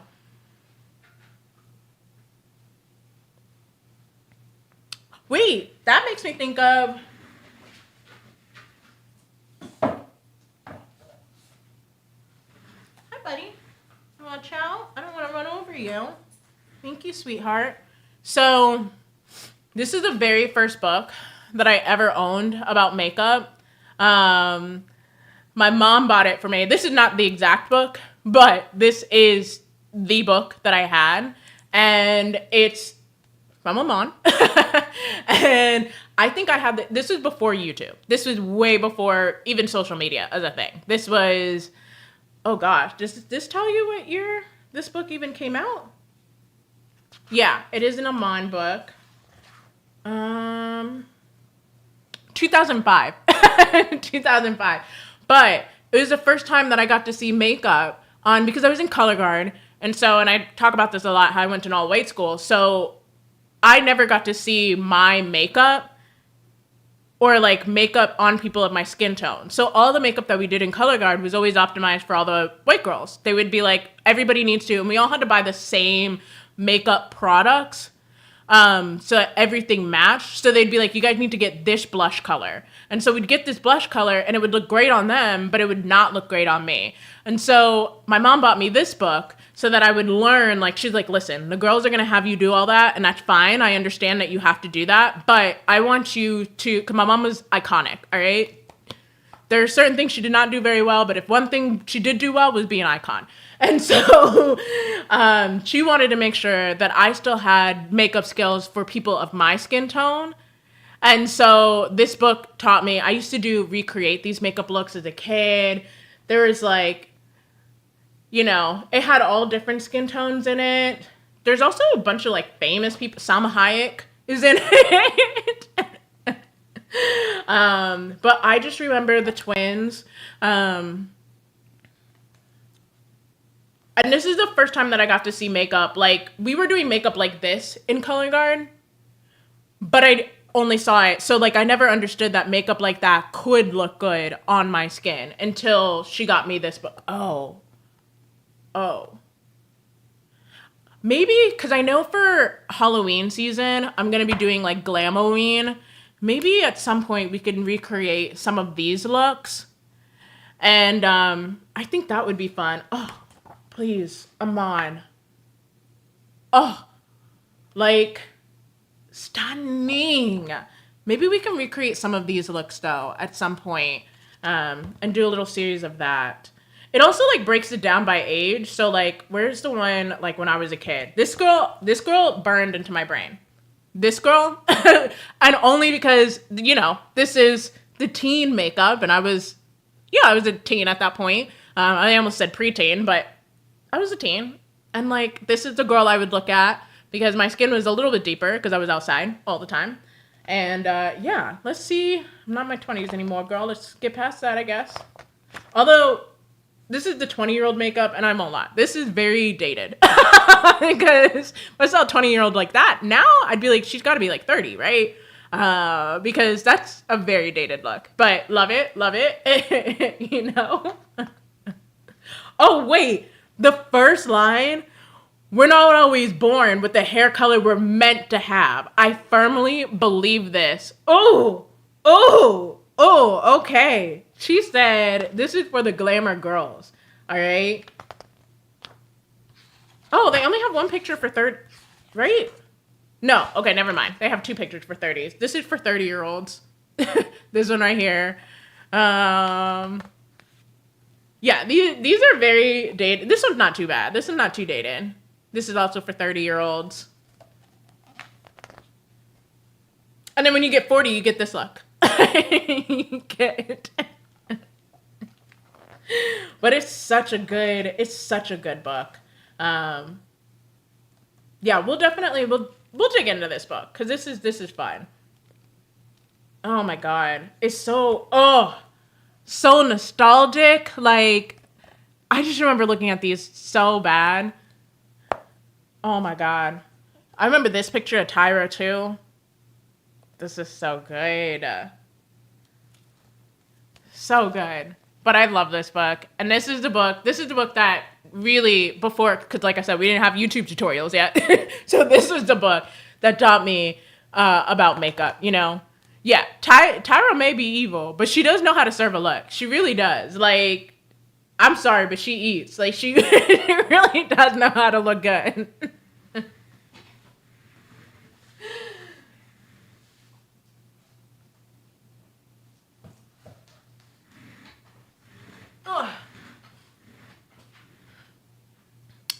But yeah, I did make a list of, I don't have it with me, but I made a list of some of the Glamoween looks. We're going to do a glam clown. I almost said cow. We're going to do a glam clown at some point. Everything's going to be very glam, not super gory or like SFXy, because that's not me and that's not what I do.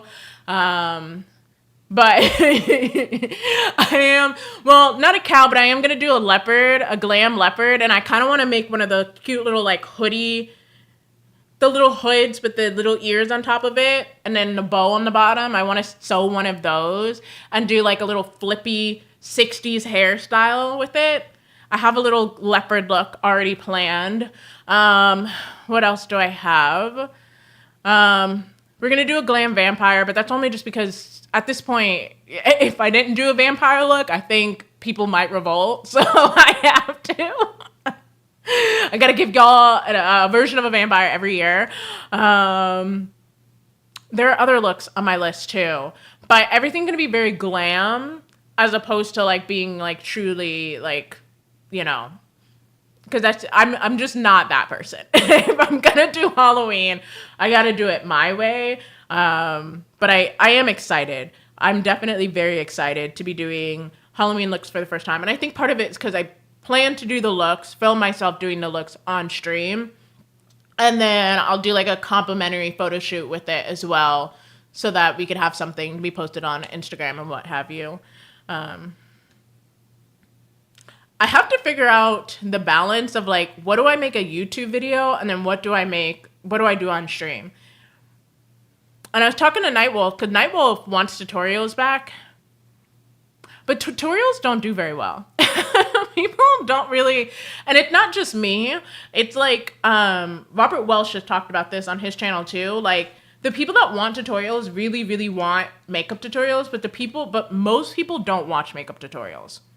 And so unfortunately they don't do very well. But there's so much work to make. They are so much work because you got to remember what you're talking about. And it's like, it sucks. It sucks. Tutorials are fun. They just, yeah, I don't know. So I got to kind of figure out like, what do I want to make a tutorial? What do I want to make? What do I want to just do on the stream? Because sometimes not sometimes. I do prefer this. Honestly, I do prefer this over making a YouTube video at this point because this is just nice. This is just casual. This is also just, this feels the most me. I feel like for so many years, I was like, I'm making content and something about this content, it just doesn't feel like me. It feels like it's like, this is a vibe, right? This is not any sort of slander or any sort of negative, but I feel like when I make content, pre-filmed content, it comes out very Christian Girl Autumn. It comes out very like, there's an element of me. I'm not saying I'm edgy, but when you talk to me, when you see me on the stream, there's definitely an edge about me that just for some reason I can't get to translate into filmed content of me. Filmed content of me just seems very like sanitized in a weird way. And I can't figure out what that is. Yeah. And I feel more like my essence is like true here. Like this is how I talk to my friends. This is how I talk to my family. This is how I talk. And this just feels more me. This feels more organic. This feels more like if you want to know if you're going to like me or not, you should come here. But when I make a YouTube video, for some reason, it just always, I'm watching this video, I'm like, why the heck do I sound like that? Like, why do I sound not like myself? Everything in it just feels so off. And I don't know. It just doesn't feel right. It doesn't feel like me. And so I do prefer this. I just don't know, because I do want to make YouTube videos. I just don't know really what to do with that anymore. And maybe I'll just do fashion content, because obviously I'm not gonna strip down and show y'all fashion content in the stream. All right, that's a different kind of stream. All right, we ain't doing that here. That's my past. All right, we looking in the future. All right, we ain't doing that here. So maybe I'll just do fashion content on YouTube and like, but I don't know. Because people do really like my fashion content on YouTube. The other thing is though, I don't buy clothes. So I'm quite not limited, but like it's sustainability. That's what we're going to call it. Sustainability. All right. So I'd be wearing the same clothes all the time. And if you ask me, hey, where did you get that? I'll be like, yeah, so I got this here, but I also got this here 4 years ago, 5 years ago. So it's probably not available anymore. And I probably won't be buying anything new in the near future. So it is what it is, you know? So, like, maybe I should do one for fall or something like that. I don't know. I'm running around in my brushes. I'm like a kid that's just like stalling because I'm like, I know I got the rest of my face to do, but I also forgot where I'm at. Powder, powder, powder. That's where I'm at, but I need to wet my face first. Ooh, okay, wait. Themes? Themes would be cute. There's this girl, Maddie Josbeck, and she does like outfits for going to the ice cream parlor or something. She just like picks like a random occasion and then does like a lookbook series on that. And I think that sounds like so much fun. I don't want to like reheat her nachos or something, you know, steal her vibe or whatever. But I'm like, that sounds like fun to me. Like, cause that's probably more in line with how I'm thinking when I get dressed anyway. Like, I'll be like, oh, I'm going to Costco. What's a Costco look? You know? I'm not thinking like, oh, it's fall, let me dress fall. I'm thinking my clothes to me are costumes. So I'm thinking, what's the costume for today? You know? So that sounds like, yeah. But like I said, I don't want to steal the vibe. But I'm also like, no, that's like my vibe for sure. Outfits for going to sing karaoke with your friends, like things like that sound way more me than being like, this is my fall outfits, because I also live in Arkansas, so we don't have like weather like that. I hope you have a great rest of your day at work, and thanks for stopping by. I really appreciate you for that. Oh, wait. I forgot what it's like to put a bunch of powder underneath your eyes. Oh, I feel like I'm 17 again. Oh.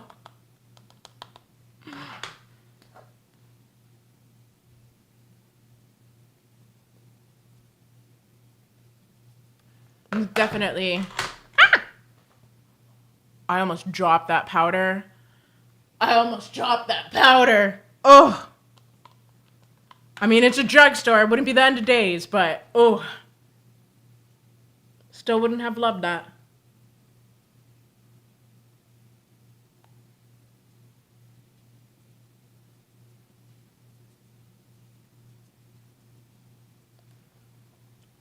I'm trying to think what other content. People are trying to like tell me that I should like niche into like, I hate that word, but they're trying to tell me I should like niche into yeah. I hate that word. Glad we're on the same page there. Into like a multi passionate or whatever, and you know, I get it because what is a niche, I guess, but to make it easier for other people to find you. But the idea of even that, of being like, yeah, I'm going to niche myself into a multi-passionate, so everything I say is going to be like, from the viewpoint of a multi-passionate. This is my day in the life as a multi-passionate. This is what I wear as a multi-passionate. Like, I would actually rather die. No. Okay. Seriously, going really, really, really freaking well. I selling like my clothes on Depop and whatnot has been going extremely well. I feel super good about it, and it's getting to the point where I might become overly ambitious and be like, maybe I should become like a little shop owner. Like, now I'm like, you know, maybe this gives me a reason to shop for things, because then I can just sell it afterwards. I'm starting to get really weird about it. I'm not going to do it, but I'm starting to get pretty weird about it because I'm having a lot of fun with it. Well, and that's my fear. Not being like a thrift person, but like my fear is honestly, you know how some resellers take advantage of that? And like they'll buy something for like $2 and then sell it for like $300. I don't want to do that.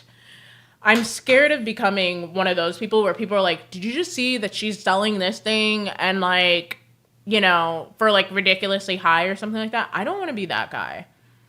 But I am having so much fun. Like, yeah, I am having so much fun with it. Like, because now I've started writing notes to people. I showed you the dress that my mom gave me that I was really, really like apprehensive about selling it, only because it's not my style, but only because my mom bought it for me. Like, it did sell.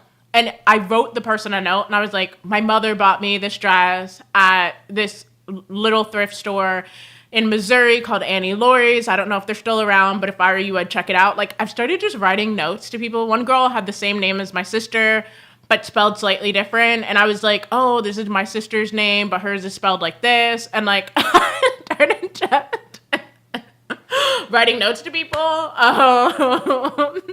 And I'm having so much fun. I don't know if the people care about the notes. I don't know about that. But thank you. That does make me feel great. My signature being celebrity coded. That feels pretty good. I mean, my parents really did that. Not my parents. Let's not do that. Give credit to my mom. My mom really did that when she gave me my name. Like, yeah. Like, I'm glad. I saw your story about the Claudine and how that person was like, which I could not imagine somebody trying to boss me around about how I'm going to box an item up. And I guess maybe they've been traumatized by other people boxing items up. So maybe that's why they're such a stickler for it. But I could not imagine being like, hey, when you box it up, make sure you do this, that, and the other. Like, I could not imagine backseat packing like that. That seems crazy to me.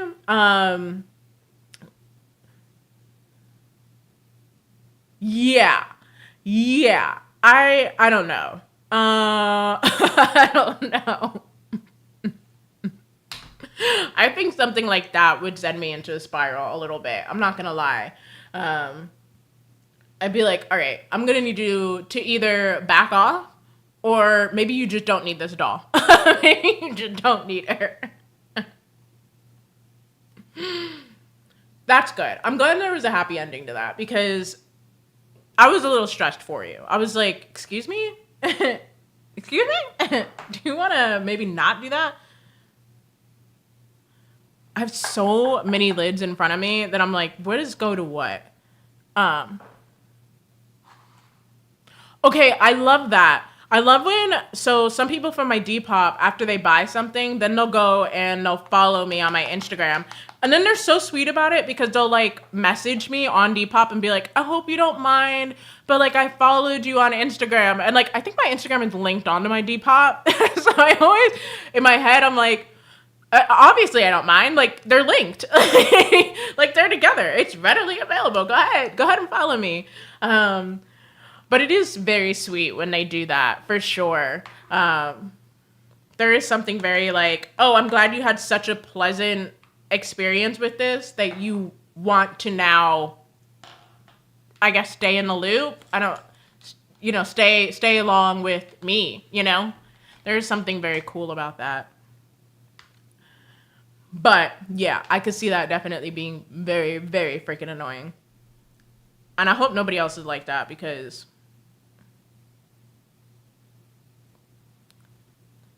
I don't know why I don't collect more dolls. I definitely should. I definitely like them. Oh, that's what I should show. Hold up. This will be 1 second. I gotta go grab her real quick. I think she's easily accessible. Hold on.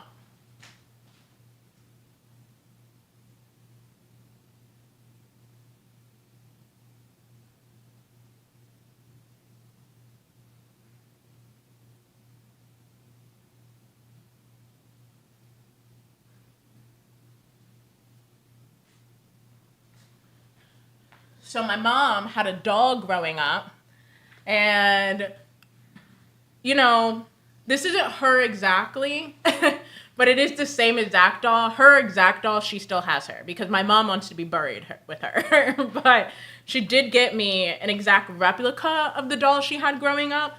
And her name is Karina. And she has a little pulley on the back of her.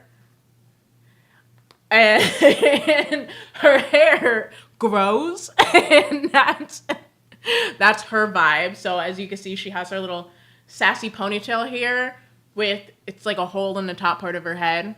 But yeah, this is an exact replica of the doll my mom had growing up. And I love a doll. I love a doll. I want to put her somewhere.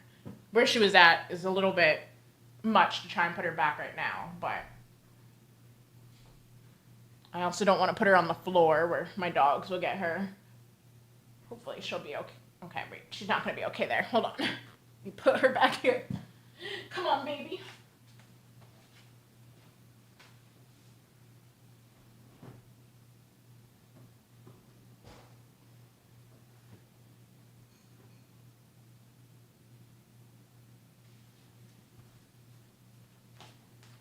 All right, I'll put her back later, but yeah, I honestly couldn't tell you. I'm sure part of the reason why she had that doll in particular is because there weren't a lot of black dolls back then, obviously. This was the 80s. Yeah, the 80s. I'm trying to think how old my mother is. It'd be about 70s, 80s, but I'm thinking this is probably early 80s. But that was her doll. She had her first black Barbie doll looked just like one of her aunts as a kid too. Like dolls have always been like a major part of my mom's upbringing, and then me, I loved a Bratz doll. That was like, I did see the Black Barbie documentary, and it was so freaking good. One of the dolls in that is the doll that I'm talking about that my mom said looked like her aunt. But I can't remember. Is it the Dynamite one? It's one of those dolls in particular. But that documentary is so freaking good. It was so good.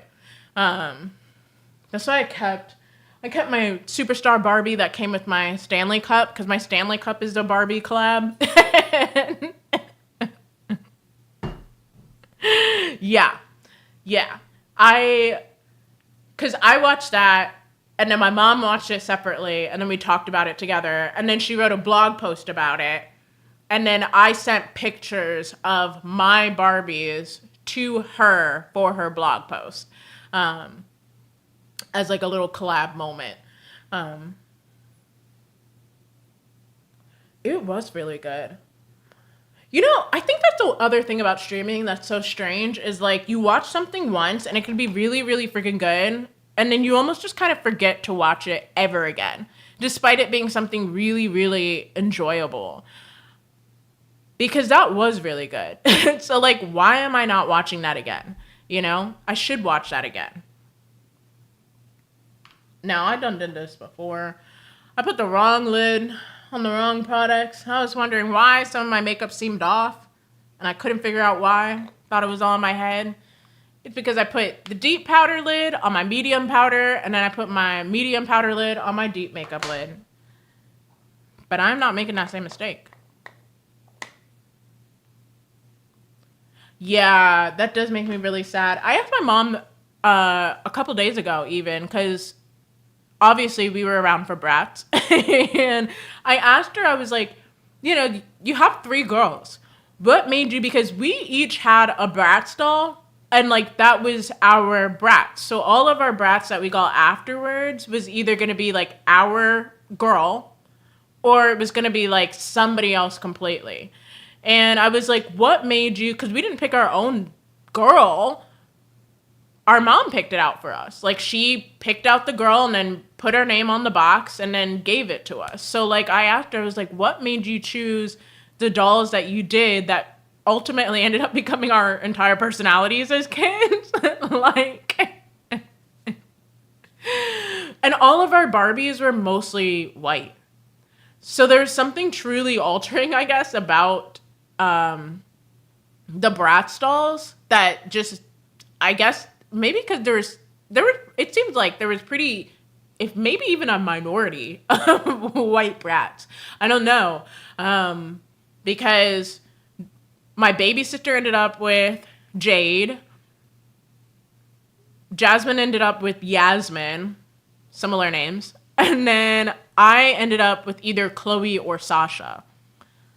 It really kind of depended on which doll my mom felt like was more my vibe at the moment. But even our American Girl dolls, Brianna ended up with Molly. Jasmine ended up with, who is the Hispanic one? I can't remember her name. It wasn't Rosalita. What was... And then I had Addie, obviously. Addie. But I can't remember who the... Josefina. That's who it was. There you go. That's who Jasmine ended up with. But we each also had our own American Girl. I don't know why she gave all the white ones to my baby sister. I don't really know. Yeah, we didn't have the dolls. It was the books or the paper dolls that we had. We couldn't have the actual doll. That was too much money. but the paper dolls or a book here and there. I remember though being so bummed out as a kid though and getting the like Addie paper doll or reading an Addie book because I was like, you know, when you're a kid in an all-white school, maybe it's similar in a black school, I don't know. But in an all-white school, the topic of slavery is literally cursed.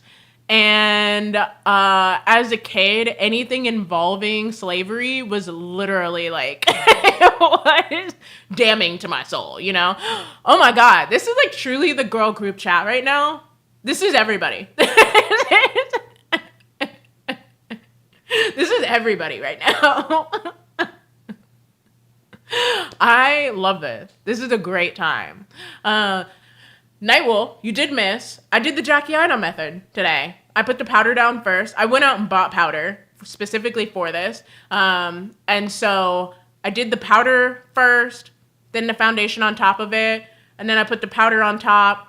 You know, it's very slow cooking here, so things are moving very, very slowly. But we are doing actual cake face today. And Golden Hippie, hey, how you doing? I hope y'all are all having a great Friday.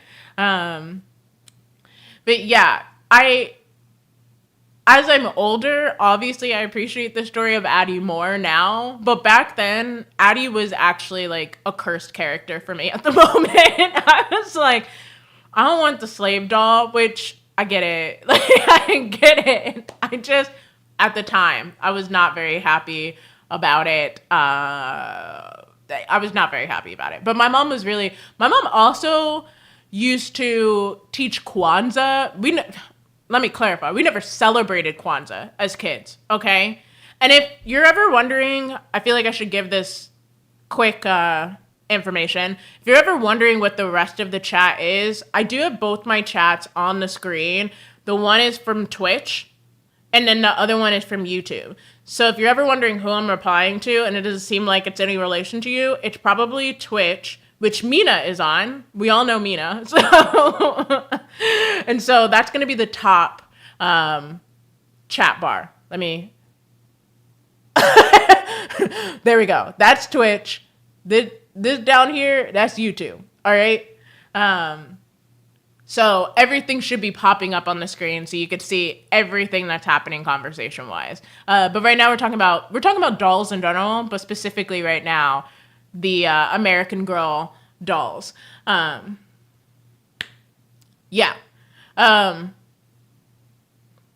Maybe we are. I don't even remember where we're at with the Addie.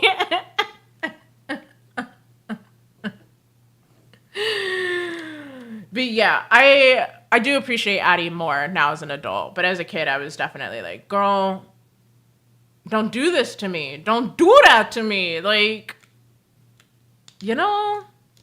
Especially since Brianna was all about Molly. Molly was a freedom fighter. She was all about America. And Josefina, she had tamales. It felt like everybody's doll had something. And also, it didn't feel as embarrassing. And that was my own gripe to get over as a kid, but it did feel embarrassing to me as a child. So it's nice that there's another black one. I wonder, do you know what her story is? I wonder what her story is. I'm just glad that there's more everything. They ended up getting, oh, that's great. She's a singer. That's great. I think the last American Girl doll that I was able to kind of sort of keep up with, not keep up with, but by the last time I looked at American Girl, there was Kaya, I think, had come out, and she was the Native American doll. And then by that point, I was definitely too old to get into her, but I was also at that point, I was like, all right, well, I guess my reign here in the American Girl world is over. And yeah. But that's cool that they got a singer from the Bronx. Love that for them. Love that for the kids. What a great time. Face. Let's for funsies. Let's do a natural brow for funsies. I don't really fuck with the natural brow anymore. I'm definitely all about the bleach, but I'm gonna grab an eyebrow pencil.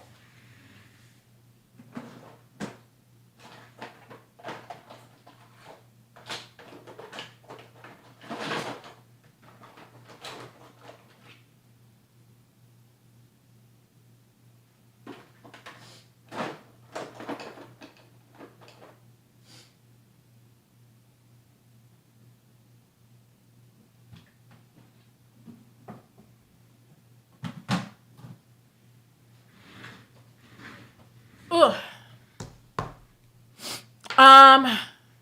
Oh, that's right. You missed the birthday stuff. I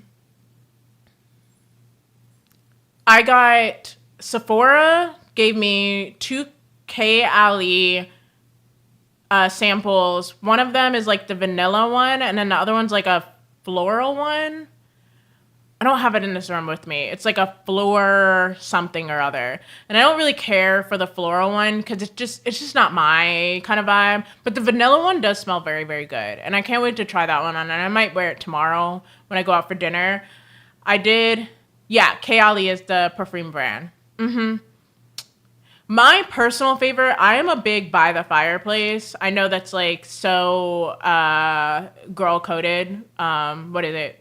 What do the girls call it? Femme fatale, girl coded or whatever. But I am a By the Fireplace kind of girl. That is 120% my scent. And since that one is expensive, I do use the Dossier one, which is really, really good. I rebuy that bottle all the time. It smells, it smells so cozy and warm, and it literally smells like being by the fireplace. Let me see if I can find the Kayali, and I'll send you a little link or something like that so you can see which one it is. But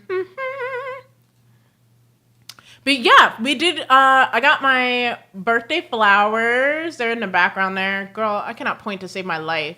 There we go. They're up on that shelf. And then I also got a pink chocolate cake. It was brought in here and everything. It's pretty heavy, so I'm not going to bring it in here myself. But but it was very, very nice. Let's see. K. Ali. Let me see if I can find a name. Girl, I love my Bluetooth keyboard, but sometimes it's not automatically synced.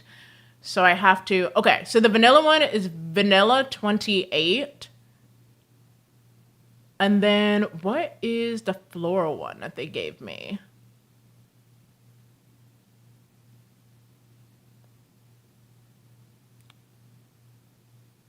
I think it's Fleur Majesty Rose Royale. Hold on. Let me send. Copy. Paste. That's the one. And now I didn't get to pick the scents out. This was just part of like the birthday gift or whatever. Because I definitely would not have chosen that myself. A floral whatever. That's not me. So I personally would not have picked it, but it's what came. But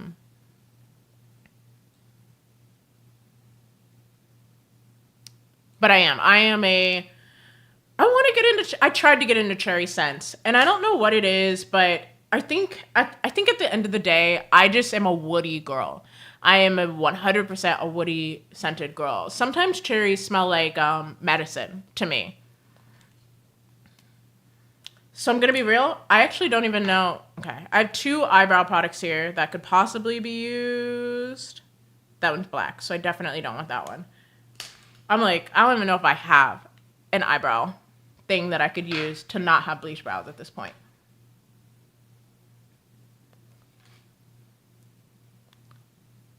Yeah, it definitely hit or miss depending upon the body chemistry.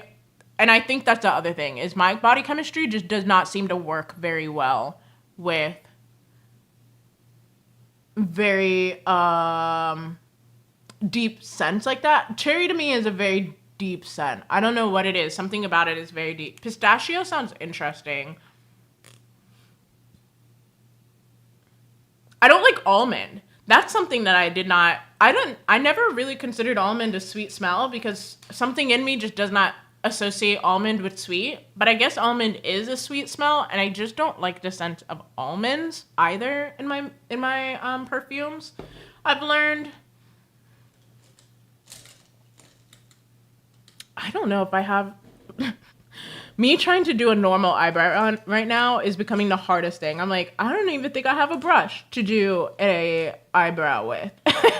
Like, who would have thought that trying to be normal would prove to be so dang difficult for me? My angled brush is dirty. I guess I'll try this brush.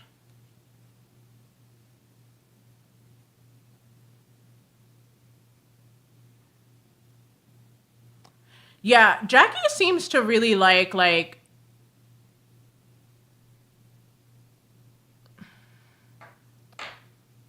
her scents are very girly.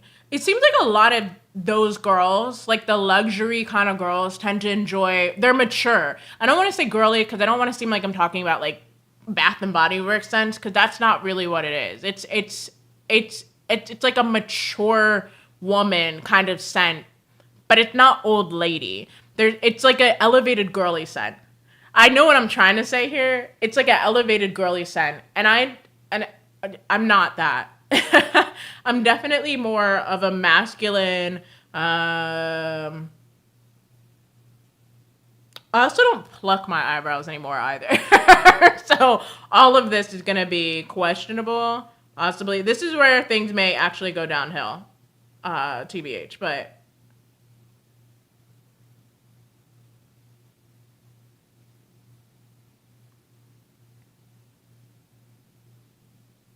She does try to promo the EOS a lot though. And I don't know what it is. I'm just devoted to my cocoa butter. I'm devoted to my cocoa butter. I don't know. I guess I tried to get into other lotions, but I just like a good cocoa butter, babe. This might even be too dark a brow. Or maybe I'm just so used to seeing myself with bleach brows.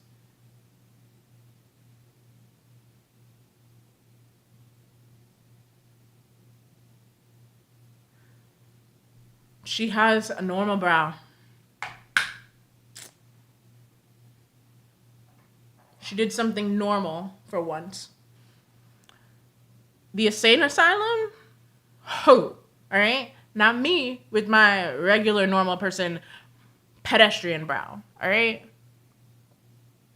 I don't think I've ever tried an EOS lotion. Because, yeah. You know what lotion I have wanted to try, actually? There was one lotion. I wanted to try the Fenty body lotion. Because she had one that was like, was it supposed to be like a vanilla? I think it was one of her holiday lotions that she came out with. It's supposed to be like, smell like pie? I don't know. Hold on. I swear she had a lotion that she came out with.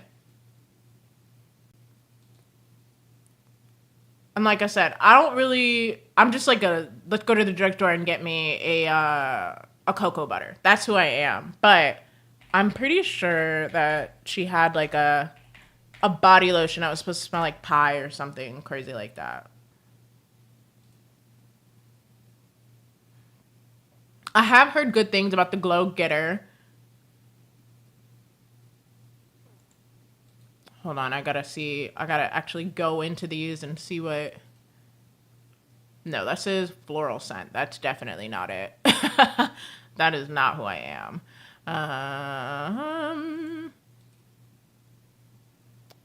I've never heard that. Gently?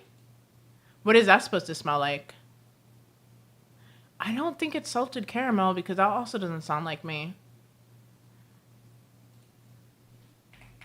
Fenty Holiday Lotion.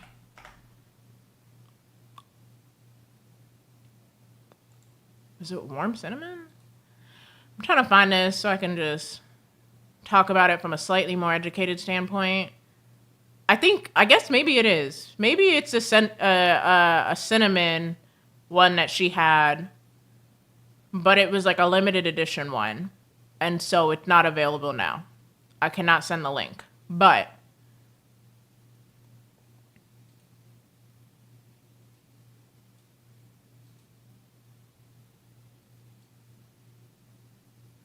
yeah, that's what I'm saying. I just go to the drugstore and get some Palmer's. Palmer's cocoa butter. That is, I used to Hemp's. I'll see that at my Kroger. And I'm always like, oh my gosh. Because I forget that I also used to work at like one of those, it was a beauty supply, but it was only for professionals. Like you had to have a license to go into there. And they would have Hemp's. And I remember thinking at that point in time, like, oh my gosh, you know, this is like, because it smelled so like vivid to me in a way that I'd never smelled a lotion smelling before. And I remember just thinking like, oh, this is the epitome of like luxury. This is the epitome of all things top tier is this Hemp's lotion. And now whenever I see it at Kroger, I'm like, I remember that time of my life. Like I remember when I used to just have this because I thought it was like so exclusive because I sold it at the licensed cosmetic store. Cosmoprof. That's what it was. Cosmoprof. There we go. I didn't realize they even sold it at regular stores until I guess probably since I've seen it at Kroger.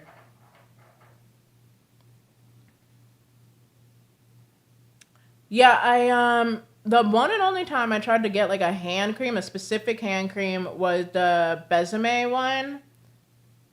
And it was rose scented, which I should have known was going to be my downfall because I don't like a floral scent. I don't know why I thought that was a good idea. But I got it and it's okay. I mean, it's lotion. I think that's my stance though. Like maybe I just don't know what I'm looking for because I try lotion and I'm like, okay, well, that's lotion. I don't really have a strong stance on lotions, I guess. Maybe I haven't tried one that's like truly remarkable for me to understand that there's a difference. But I really just be thinking like, oh, that's lotion, and then be done with it.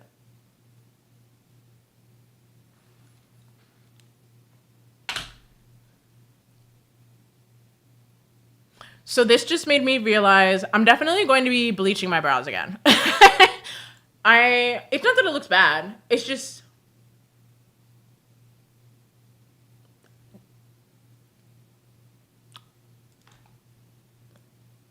I just think I like the bleach brows more. I think that's what it is. It's not bad.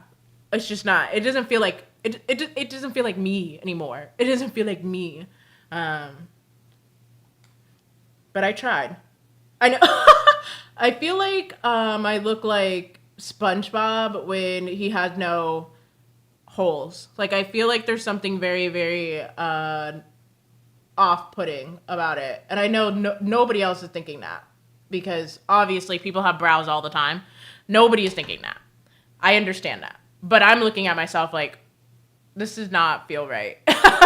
Something is amiss here, and it's the eyebrows. They feel very dark on me right now.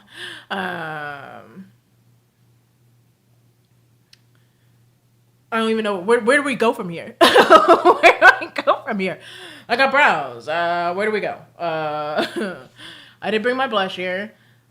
There's no real plan for this look because, like I said, I'm not going anywhere and I'm not doing anything except for when I get off here, I'm gonna eat some cake. Probably play some Sim. All I wanted to do was try out my base. I just wanted to try out my base, see if I could do a heavier base and it not look disgusting. And honestly, I'm not mad at it. I think it looks pretty good, and I'll probably do it tomorrow when I do my actual birthday makeup. But that was the goal.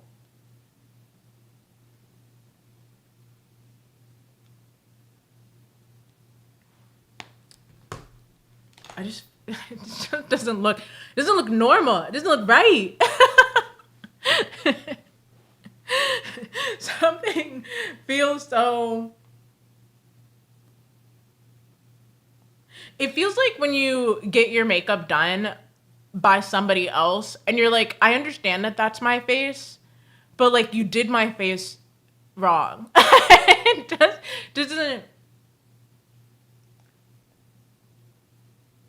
It just doesn't feel natural to me.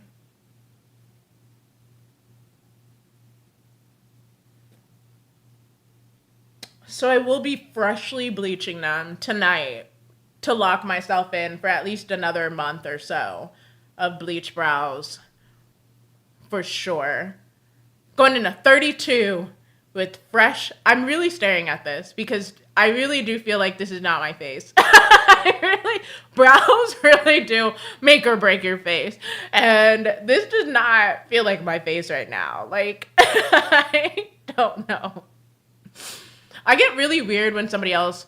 I don't think I've ever had my full face done. I've had, though, on a photo shoot, I've had somebody do my blush and lipstick because it was their own product, and they offered me to do it myself. Thank you, and I hope you have a great day. Thank you. They offered me to do it myself, but I was so nervous because they're a professional and I'm just me. I know that didn't matter, but I was very nervous on this set. And so I let them do my blush and my lipstick for me, and I still did the shoot that way, but it just, something about my face just did not feel like it was my face. Like the blush placement felt strange, the lip placement, and then I was like, you're professional. So like in my head, I kept going like, is that what I really look like? And I'm just like putting my makeup on all wrong. like I started having a whole complex about my look because I was like, wait, like, but I will say now I would probably, if I had the option, because I know sometimes you don't always have the option. Now I would not let somebody else do my face. I would probably do my own face in most occasions. In most occasions, I'd probably do my own face because I definitely like my face to look a specific way. And it's not this. It's not this. The base eats. It will eat even more with the bleach brow. That's for sure. Yeah, I know not all... I know not all professionals are good. I think... Yeah. I'm just gonna leave it. I think also, like, there were just... My lips looked so thin. I was so, like, do I have thin lips? Like, I had so many questions about my look. I was just, in the moment before the photo shoot, had major body dysmorphia all of a sudden. Because I was like, do I really look like that?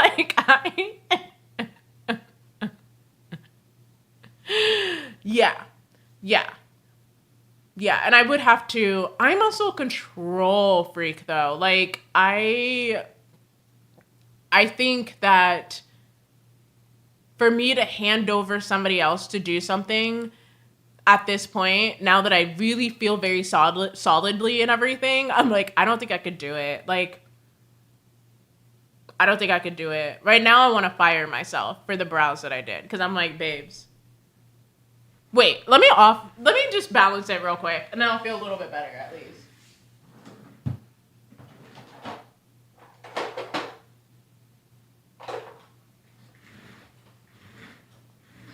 I think it'll be less jarring if I if I have a deeper lip on.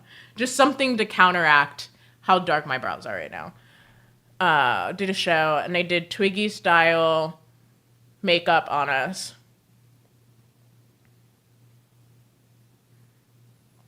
I'm trying to think about I could see Twiggy style not being, because you're not really, that's not your vibe. And that's, yeah, just like Nightwolf is saying, like, some people just might not get the vibe. And like, I think especially when you are a black girl, that's like, you do have a specific look. Like, I mean, specifically in this group chat, we all have very specific looks. And I feel like you either get it or you don't, you know?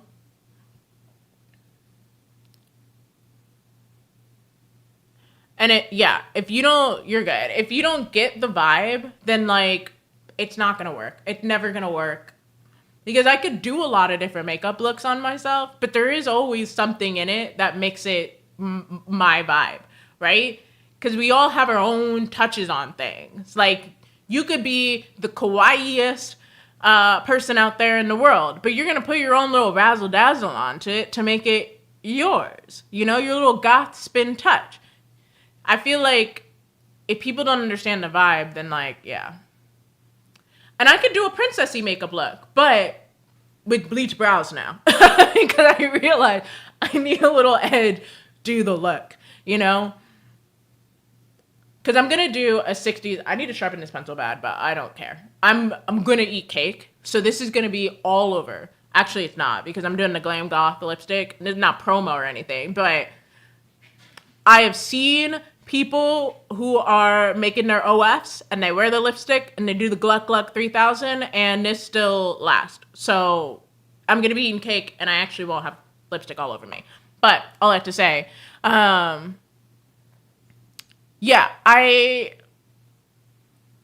tomorrow I'm going to be doing like pink eyeshadow, pink cut crease, pink blush, because I want to do like a Barbie look, because I'm going to be matching kind of my Barbie pink, they're not Barbie pink, my pink pumps that I got for my birthday, but I'm going to be doing it with bleach brows, you know, like, I'm going to have my own spin on it. It's not going to be too Barbie that it doesn't feel like me, you know, too bubblegummy where it doesn't feel like me. Wait, we need help with what? We need help with what? I got you, girl, whatever you need help with. You know what I am gonna have to do soon? So I got you on this, Nightwolf. I'm gonna do a tutorial of me putting on my press-on, because I am gonna have to pry these off so I could switch them to the red. I haven't ordered them yet, but I need to get red nails because I have to do some pictures for a brand, and they're more Halloween kind of look. And these are cute. I mostly got these for my birthday. I gotta switch to red nails soon, and so I'll make a video on how I make my nails last for you on that. Vibrant neon green shadow. I don't think I have anything on me, but I can definitely, because my media thought is, what is that brand? Is it Mob? No, that's not who I'm thinking. Hold on.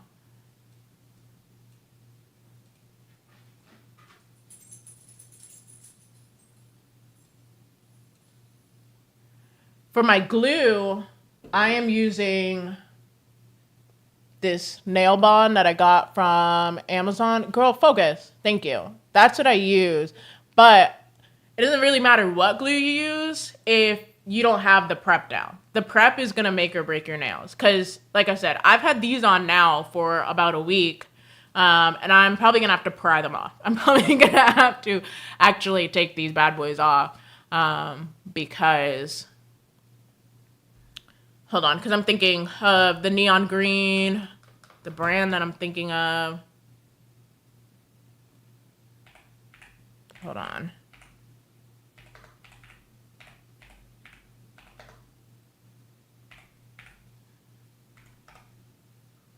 Melt Cosmetic. That's what I'm thinking of. Melt Cosmetics. I think Melt Cosmetics probably has a neon green. I bet they do. Let me see. Eyes. I don't know if I do a liquid from them so much as probably like an eye pot. Oh no, they didn't have one? Oh wait, they do, they do. Okay, wait. Let me send you a link to this and tell me how you feel about this right here. I just realized, are you able to click on these links? I didn't even think about it. Well, I guess it's like a chat. So yeah, you should be able to click on them. I've always heard really great things. I will say, okay, not on YouTube. Okay. I've never tried one of their gel eyeshadows. So I do not have like an actual recommendation to give you, but I've always heard good things about this brand. And when I think of color, I immediately think, oh, they probably have one. If you're going to be sweating, you probably do need to top it off with a powder. You could probably get away with either doing a translucent, but if you want to add more color on top of that, I would get like a matching powder. Do I have one on the top of my head?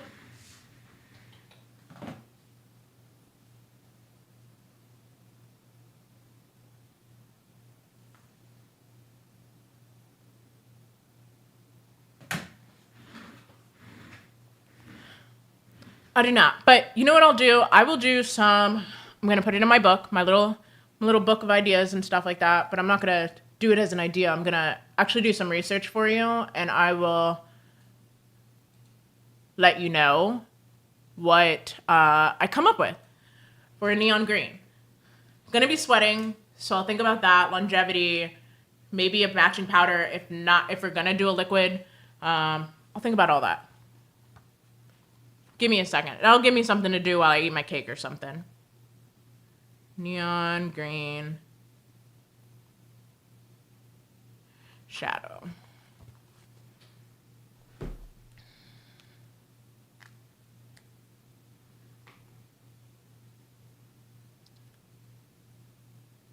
I will say, now, while I haven't tried one of Melt's, their gels or whatever, I do have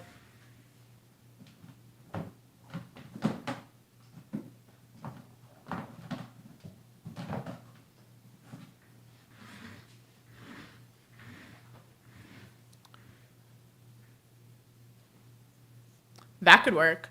I do have the Bailey Sarian Fatally Yours collab from them. And this palette, the color payoff, beautiful. This is a very, very beautiful, beautiful palette. It's not available anymore, but I could say very easily the actual shadows from Melt Cosmetics are wonderful. They are very beautiful. You probably still just want to prime so that you can get like true color payoff and everything, but the colors are very beautiful. I don't get as much wear out of this only because the colors are just very specific. I have to actually be like in the mindset to wear these colors, but it is a very beautiful palette, and the color payoff of each color is very wonderful, and the formula feels very good. So, you know, that's all I could really, and I think I have a lipstick from them too, but I ended up not really liking the shade very much. It wasn't really them thing, it was a me thing, but it was a matte lipstick, and it's a matte lipstick, it's what you expect from that.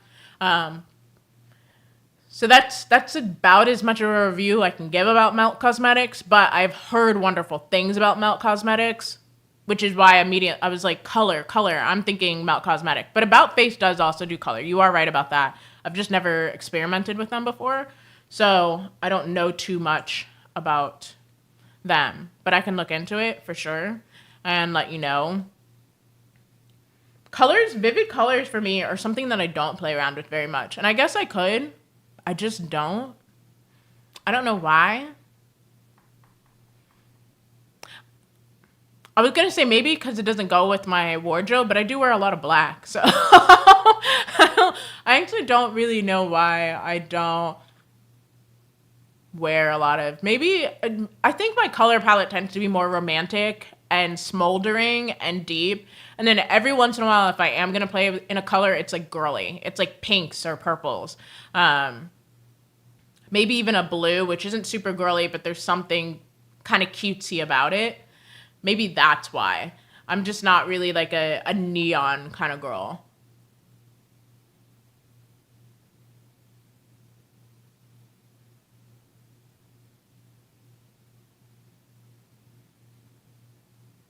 I'm doing this with the dullest, literally the dullest pencil on earth. I have a sharpener in here. I could do it. I feel the pencil scraping against my lips. It is crazy what I'm putting myself through just for the funsy of it. But I am going to have to remember to powder this area tomorrow before I do my makeup, because I think I forgot to do it today, which is why I'm getting a little bit more creasing than normal.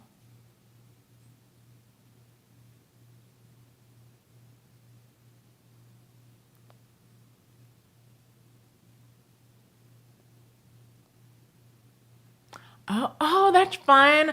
I love when you do like a theme to match like a band. There was, who did I go see? And they were like, it was very He-Man. their band kind of concept. I love a theme for sure.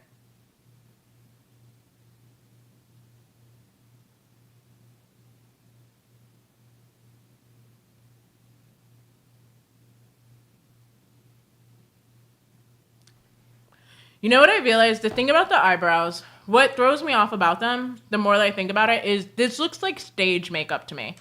And I think because of the tandem of how thick my makeup is on with the dark brows, it just feels very stage. Like I'm doing stage theater makeup as opposed to just like makeup for the sake of makeup. My lips are very dry right now. So this is also, this is a great time.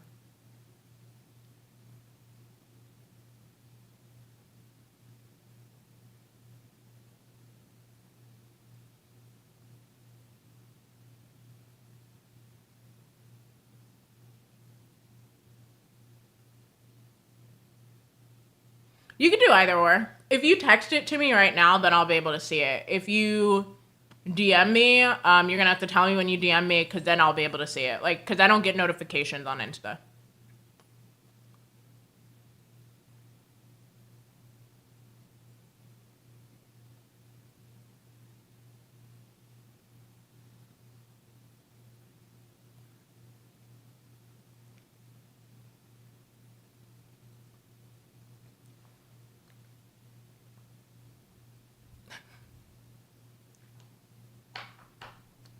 Yeah, that's fine. That's fine. You can do that.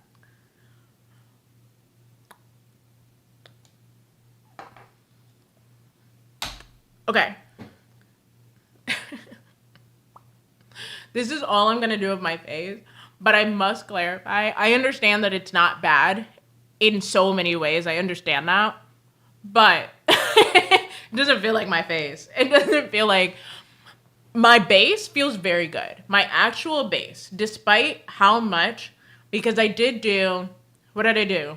I did my setting spray, my primer, then I put a loose foundation all over my face. Then I put my foundation on top. Then I did my concealer routine, my blush, my highlight, all of that. Setting spray, blended it all out. Then I put more powder on top of it. You would think my face would feel heavy and cakey and everything, but my face did not feel that way. Had I not done the brows, I would have been fine. But I did the brows, and all of a sudden, it changed the vibe. It definitely changed the vibe, and made things feel very strange and foreign to me. Oh my gosh. What is this? Flyleaf is playing on Spotify right now. Does anybody remember? Wait, we're on the good part. Hold on. We're ramping up. Jesus is about to cover over us. I can feel you all around me. Like, that is playing right now. I felt the soul. Like, I all of a sudden heard the and I was like, wait. I remember this. The old text. Like, I feel like, I know this isn't Disney, but this gives Disney knees for sure. Like, you're singing it and you're just like, like,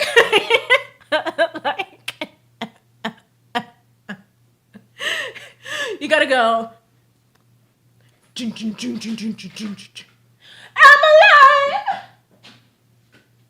I'm alive. I can feel you all around me. My son's like, help.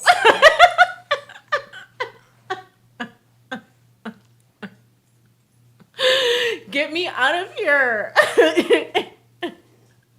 This is not my ministry.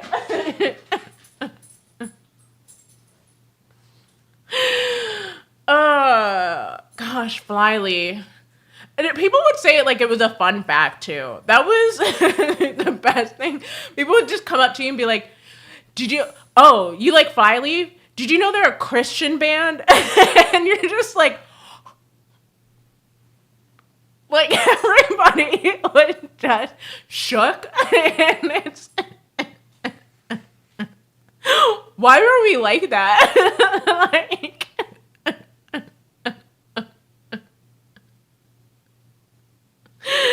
God.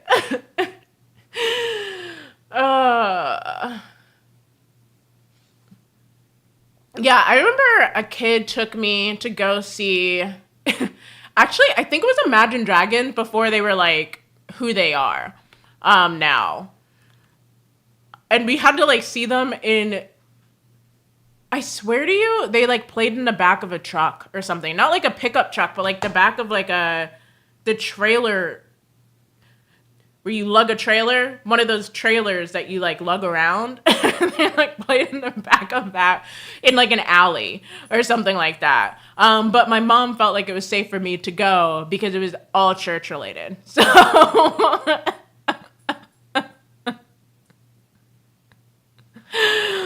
but God, what a time. What a time.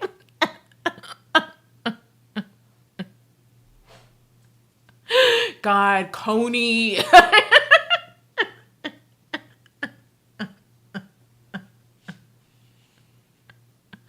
What a time to be alive. Like,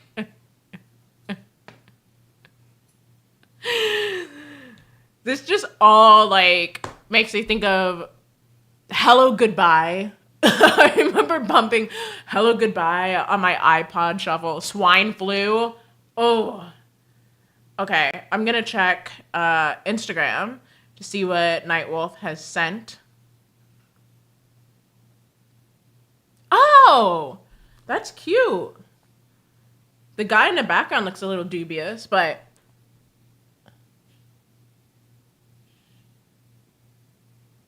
we could definitely.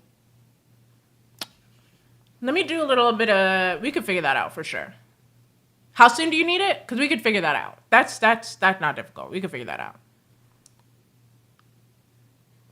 If my birthday wasn't tomorrow, then I mean, even I could do something simple like eye look wise right now. That's not exactly that, but guys, I don't want to run you over, my sweet precious infants.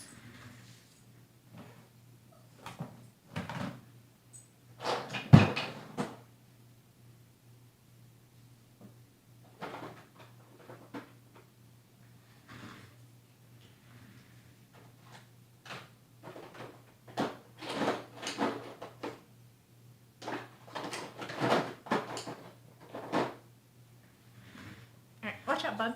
Thank you.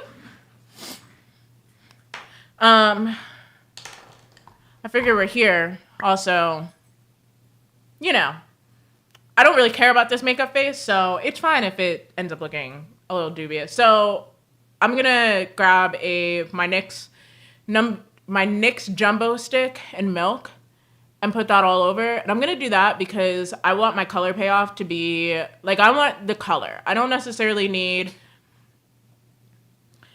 I pulled out the Urban Decay at first because this is going to be, like, to mattify and prime my eyelid so that it looks like my eyelid still. The color is going to be a mesh of whatever the color you want to wear and your eyelid color. I don't want my eyelid color to interfere whatsoever with the color that I'm using, so I'm going to use a white base. That's what I'm trying to say there. So that is why I'm using this NYX Jumbo Stick. You don't want to use too much because you really don't want it to be too wet, the area to get too wet or too oily, because that'll break product down. But you do want to kind of block out the color of your lid.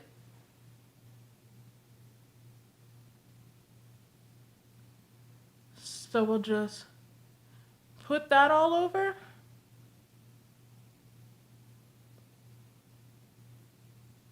And if you have a gel color, I would just do that instead of this. I wouldn't even do this. If you have a gel color that matches what you're gonna do. Then we'll do that. And because I have my nails on, it's actually kind of hard for me to get onto my lid, but I would just honestly use my fingers. So I'm gonna go in with this color here, Electric. It's not a color I would suggest for you in this look, only because it's not really the same thing, but I am gonna do it just to kind of show you. Actually, we'll mix Electric and Toxic. This yellow and this green color together. And I'm just going to pat that all onto... This is giving Maleficent or something. Who is this giving? This is giving Disney villain. I can't think of which one it is. But this look. Not like the eyes, but the look is giving Disney villain. I need a Disney person in the chat. But I'm going to mix those two colors together. And then I am just going to...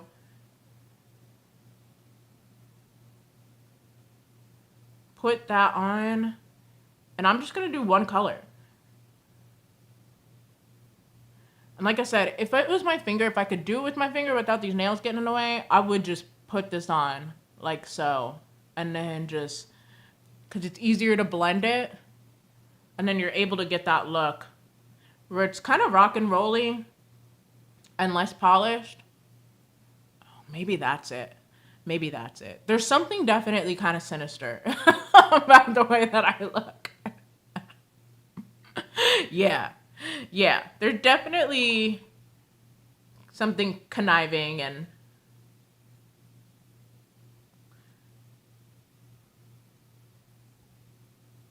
then if you want a little bit of shape, you could follow your eye line, but I wouldn't even, I mean, that's the most amount of shape I would do as far as that's concerned. And then that's it. I would just do something like that. You could do your eyeliner on top if you want. I'm going to do my other eye just for the sake of symmetry, but we do know this look is chopped, right? We do know I'm not going outside like this. Like this is not how I'm showing up.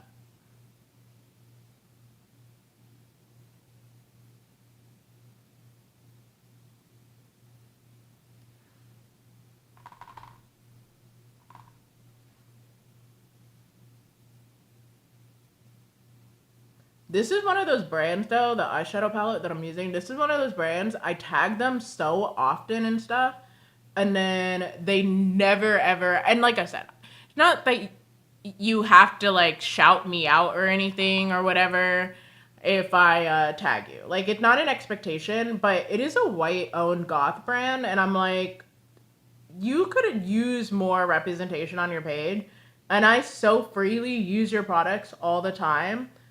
The least you could do is like at least acknowledge that I'm there. Like, I don't know. There's something about it that does kind of bother me. There's just something about it. So I've kind of since then just stopped talking about them as a brand. I still use this product because this is honestly one of my only palettes I have that has all these colors in it.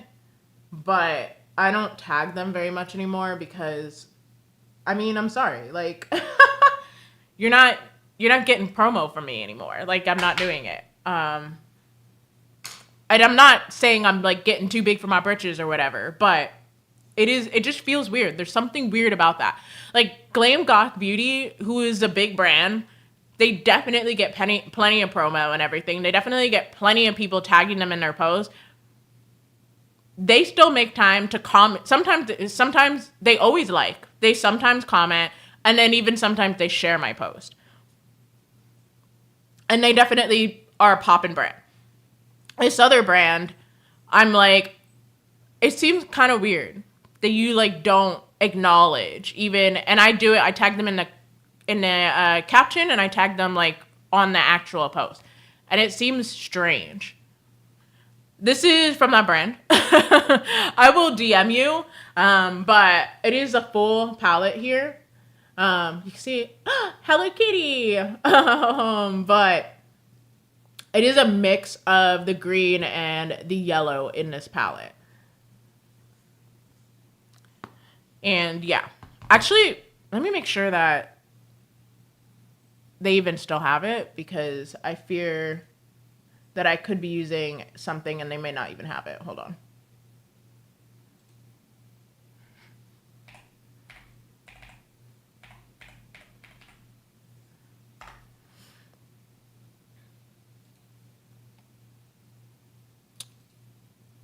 They do.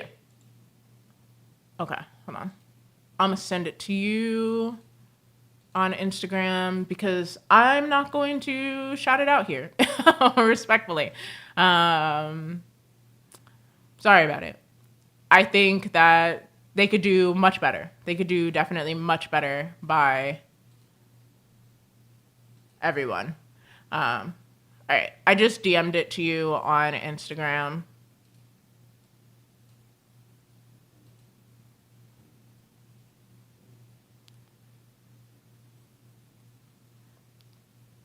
And that's the thing, like, I feel like there's so many brands like that where I'm like, people of color are using your product. You could definitely post them onto your page. You could. Like, we exist. We are there. It's very, very strange that you would just choose not to. Or even just acknowledge. Because I'm not even asking to be reposted. I'm just asking, like, just acknowledge it at least. I don't know. If I tag Too Faced in something, I don't care if they acknowledge it or not because that's a huge brand. They don't have to acknowledge me. That's something I don't care about. But you're like a small brand. Why won't you see me? Like, why won't you do that? So I don't tag them. I will not be buying anything from them in the future because I don't need anything from them like that. But I do have this palette, and I'm not really in the process of just throwing things out for the sake of throwing things out on principle. So I will use it, and I will keep using it, but yeah. It's just stupid. It just feels stupid to me. This look is... I guess it could be kind of editorial. You know? Yeah, and there is a market, you're just choosing to ignore it. Even like, I don't know, I think of like Vixen and La Femme and Noir. I'm like, they make sure like Ashlita is on there. They even have a darker skin model because I also do pay attention to that too. I'm like, do your models also, the black models that you choose, are they also all biracial? Because that also means something to me. And like, this is nothing against like them, obviously, but I'm like, you should have models of various skin tones the way that you have models with various hair colors. Like, it seems strange that you wouldn't. And we also exist. Like, it's not even like it's hard for you to find us. We're there. And I know in LA, they're there. Like, I know that. LA, where all of you are at, they're there, you know?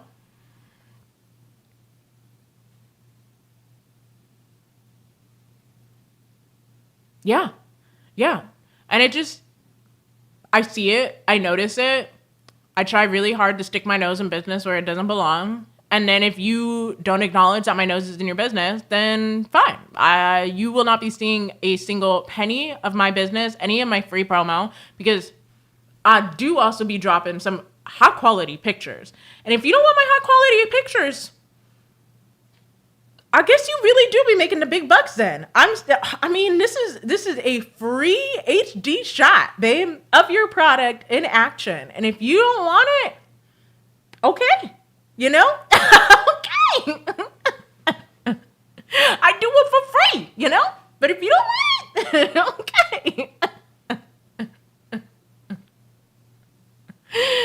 So, yeah, I peep that for sure. Because what are you doing? It's crazy to act. It's crazy. I don't know. Because even, like I said, Marley is pretty good because she is black, so she gets it. But she has everybody on her page. And I pay attention to stuff like that. I think I would support Glam Goth Beauty even if it wasn't run by Marley, but obviously the fact that it's run by Marley makes it better. I'm trying to think of there's a vintage makeup brand and they do feature people of different skin tones on their page, but okay, have a great break.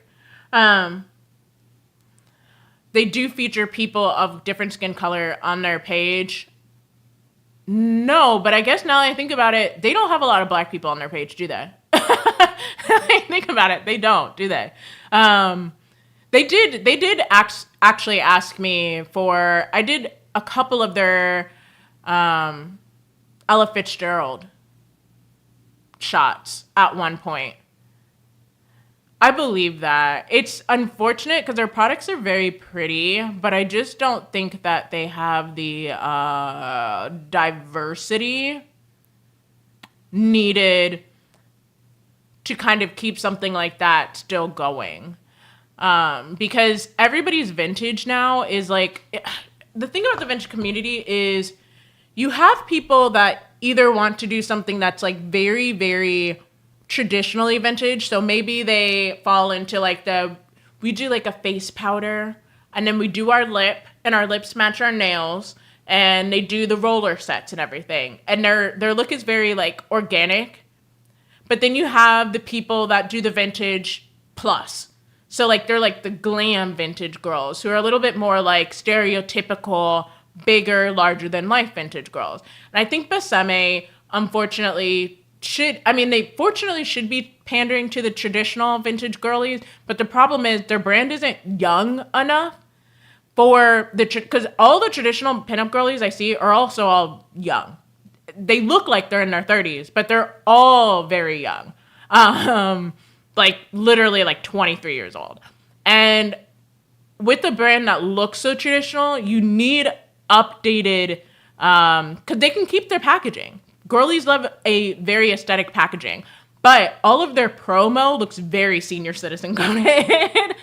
All of their things, all of the stuff that all of this stuff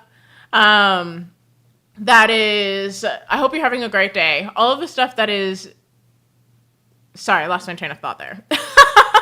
All of the stuff that they do just feels very, very pandered to a much older audience when the people that I know you see it. I know all of the people that they need to be catering to should be younger. And that's what they don't do any trends. They don't do anything that they need to be doing. I'm fighting for my life right now. So yeah. The brand I was talking about, they are catering to more of the glamour girlies in the pinup space, in the vintage community. But the problem is, I actually don't believe that their products work very well for different skin tones. Even though I don't know how they're able to photograph it so that it looks okay.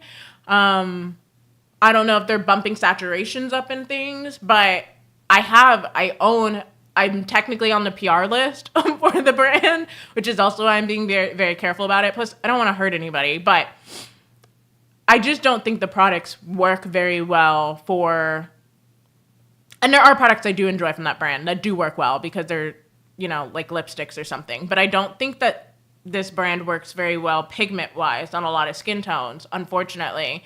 But they do feature, so she does make a point to feature diversity.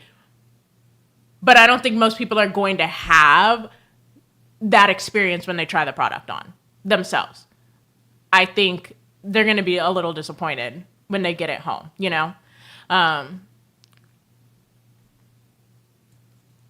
Yeah, Besame definitely stayed in their way. Like, yeah, I mean, maybe one day when I'm braver and I'm not sitting at my 3K followers and like I'm already so banned by everybody. It seems like I'm not I'm taking the crumbs I'm giving right now, but I do think there's some brands where I'm like, I'm making you work. And that's fine. But I don't think that everyday person that sits in front of their mirror that wants their makeup to look like mine is going to have the same experience, because how much work should you really be having to put into something to make it work? That's my question for some of these brands. Like, how much work should we be doing? But like I said, I think Besame for sure. Their products are great. Well, actually.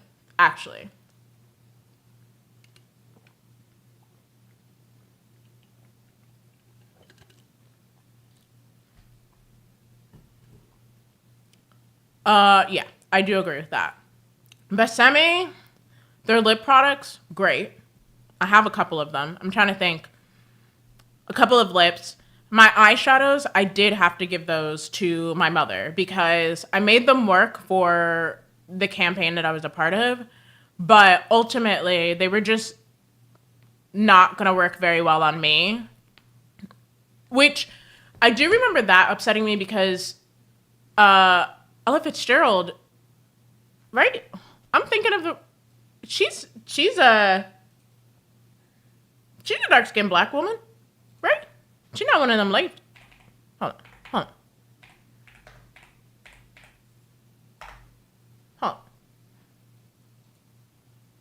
Well, damn, don't bring me all black and white pictures, girl. Don't do that to me. Yeah, she's okay. I'm right in my thinking.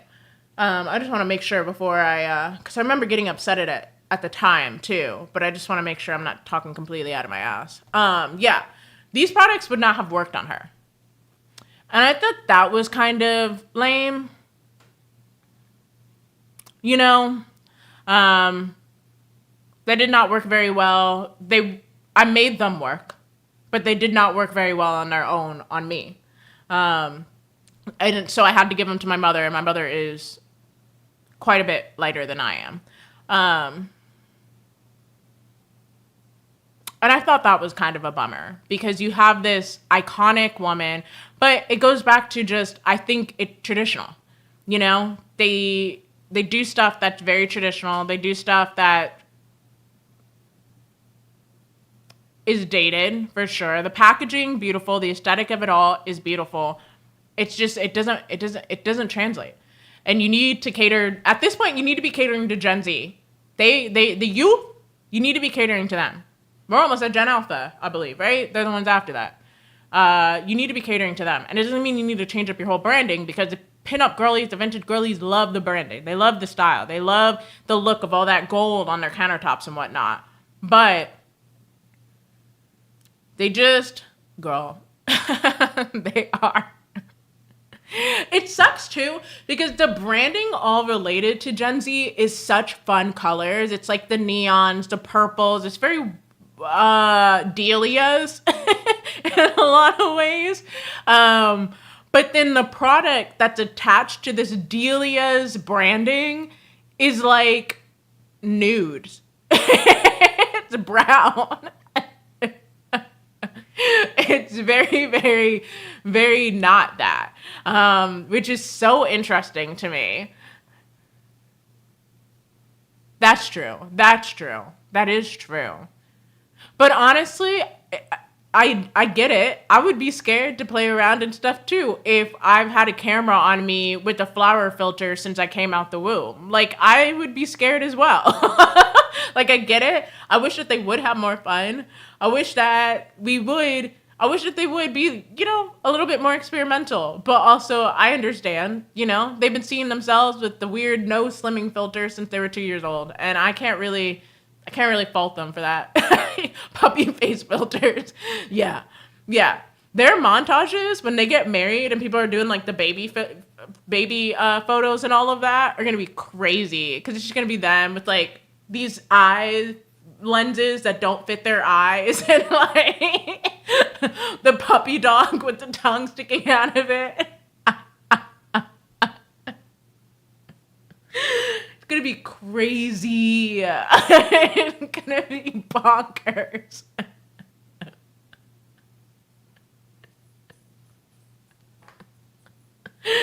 Yassified babies. God. Yeah. I mean, can't really blame them.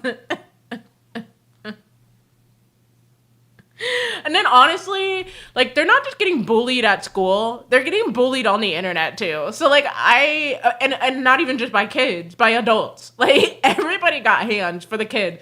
So I get why they're not having fun. It does suck that we've gotten to the point though where kids can't have fun. Like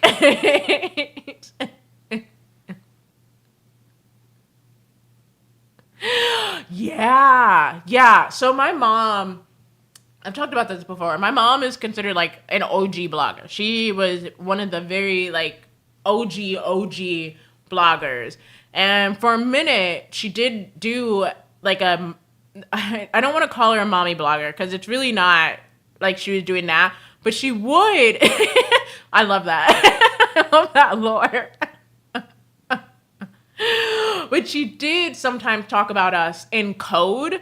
So we would be like Miss or Mister, and then whatever our age was at the time. Yeah, she used to get Keurigs, like Keurig PR in the mail, which is crazy. I remember when I went to college, everybody thought it was so cool because I had a Keurig, and the only reason why I had a Keurig was because I got my mom's old Keurig because she had gotten a new Keurig sent by Keurig.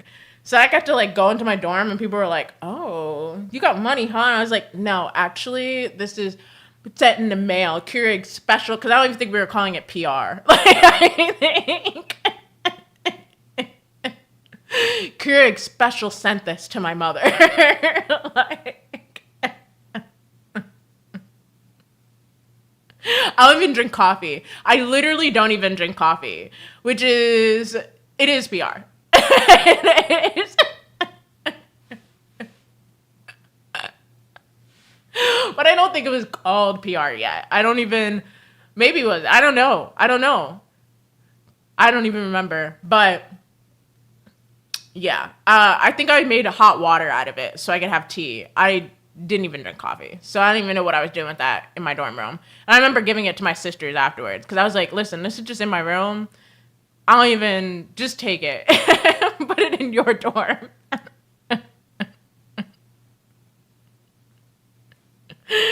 Yeah, yeah. But she would talk about us online. But she would like use like Miss something. Oh, ooh. So I would because we didn't do the cup noodles, I would do the packet of noodles. And that's what I would do, is heat the hot water with the Keurig, put that into the bowl with the noodles, and then put the plate right on top of the bowl so that it could all get all steamed up. That's what I would do. Ate my noodles like that. I actually don't even think I knew that they made cup of noodles until probably like the end of my college career. I didn't even know that it came in a cup. Yeah. But the packets, that was me. That was definitely who I was. The noodles were still I didn't like them soft. I wanted them still a little firm. You know, I still wanted to crunch my noodle a little bit, but that's who I was. But I was weird. I was a weirdo in college. So like I also I was really into like folk music and I wanted to be a musician. And I would open up YouTube, beep beep boop, turn on, because this is how I made like beats back in the day. I would open up different tabs on YouTube and like play different sound effects over each other. And then I would like look at my roommate, and I had a black roommate because I deliberately sought out a black roommate. I said, I graduated with all these whiteys. Please get me to my people. And so I purposely sought out a black roommate, which in hindsight, I really don't remember how I did that, because that would be a wild process, right? To be like on like a door. I don't even remember how you got a roommate back then. I really don't remember how you even got a roommate. So like, because there's no way I was like typing in a form and then they ask you what ethnicity you want your roommate. So I really don't remember, but I do know I did purposely seek out a black roommate. I just don't remember the process of doing that. And then I would look at my black roommate, and she grew up in St. Louis, and I grew up in an all-white town, and she'd be like, oh, my roommate's doing white people shit again, because I would have, like, metal door opening and closing tab, girls screaming on another tab, bagpipes playing on another tab. Like, I would, and I'd be like, girl, this hits, right? And she'd be like, like,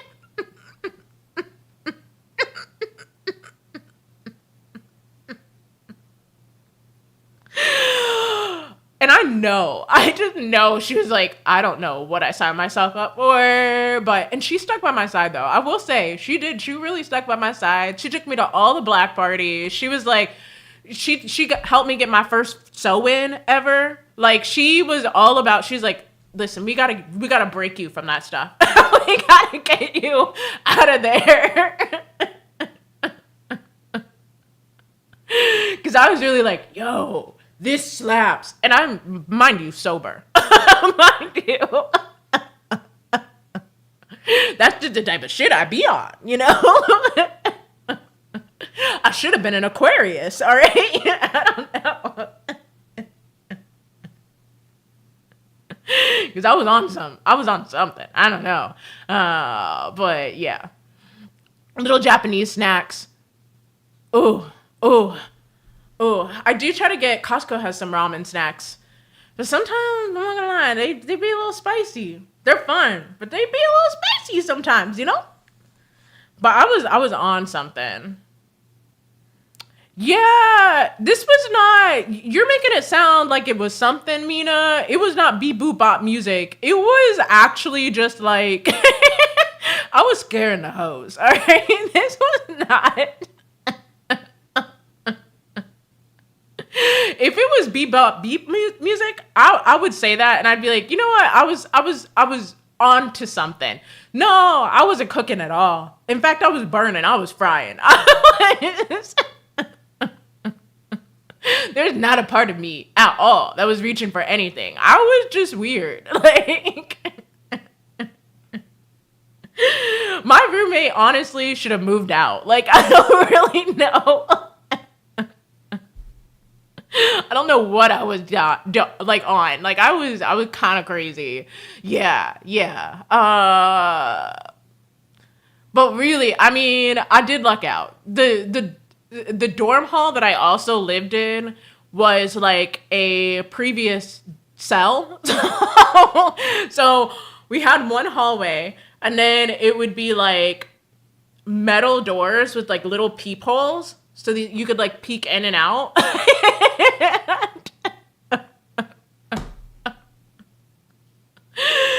And so it was me, my roommate, and then there were these two other older black girls, and they would like come over and sometimes check on us, and like, cause yes, actually, it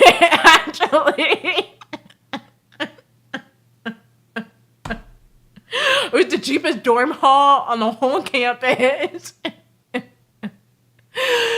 like, and you knew, respectfully, you knew it was the black dorm hall because there was always like, we called them tumbleweaves. There were just always balls of hair just blowing as everybody would open and shut the main hall door. It was like this loud creaking, like, it was so loud. And then a gush of wind would come in and all of these like tumbleweaves would come in.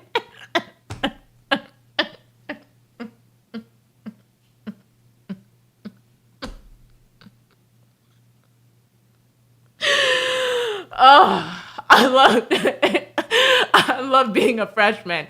It was crazy.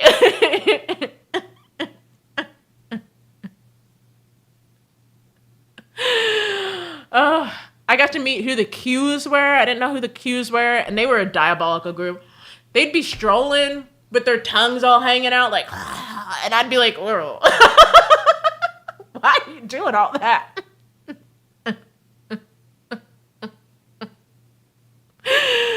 Like it was a time. College is a crazy experience, but I knew exactly what I was going there for. I was like, I didn't know my major. All right, could not. Yes, the Qs are a fraternity. Yes, and it is a black fraternity, and they are known for being like the players. They are known for, they wear purple. They are a diabolical group for sure. And yeah, they would do their little stroll, and then just, you're like, it was a little something, yeah. But it was college. It was college.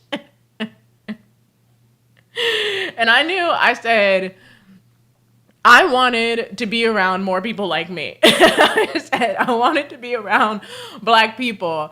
And that was it. I got in. I learned a lot. I learned a lot about my culture, about my people.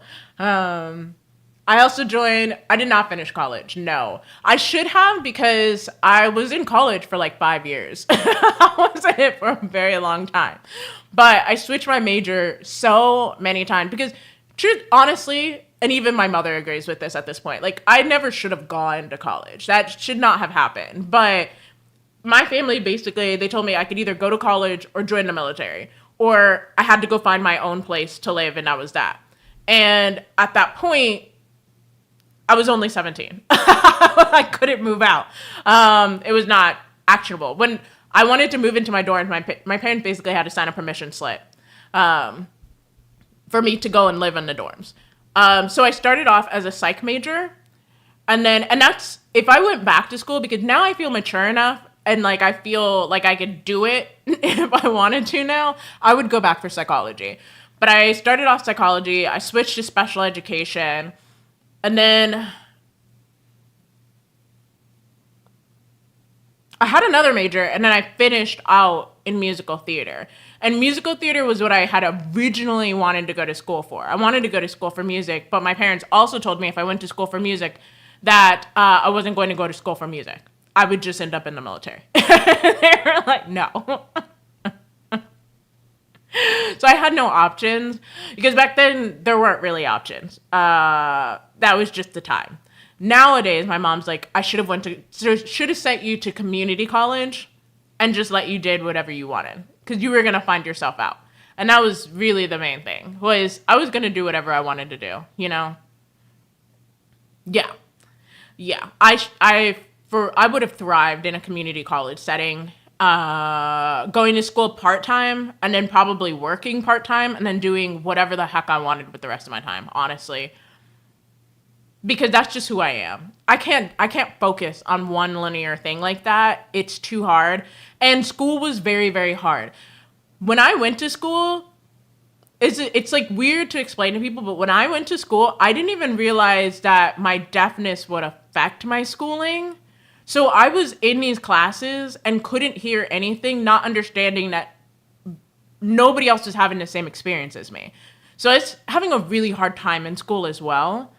because it was the first time I was actually like really deaf in a situation where I didn't realize that I was deaf in a situation.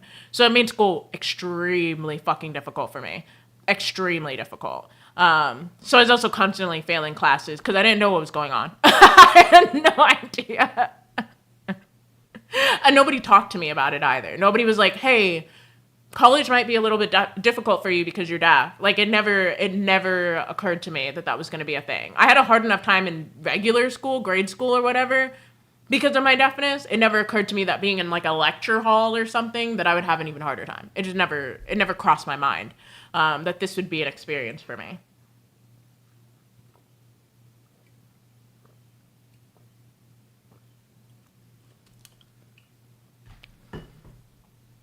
But a lot of that comes down to also, I do such a good job of not seeming deaf that people don't realize just how deaf I am.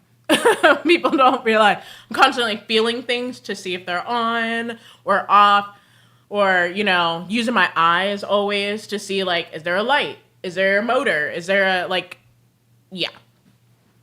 School was very difficult.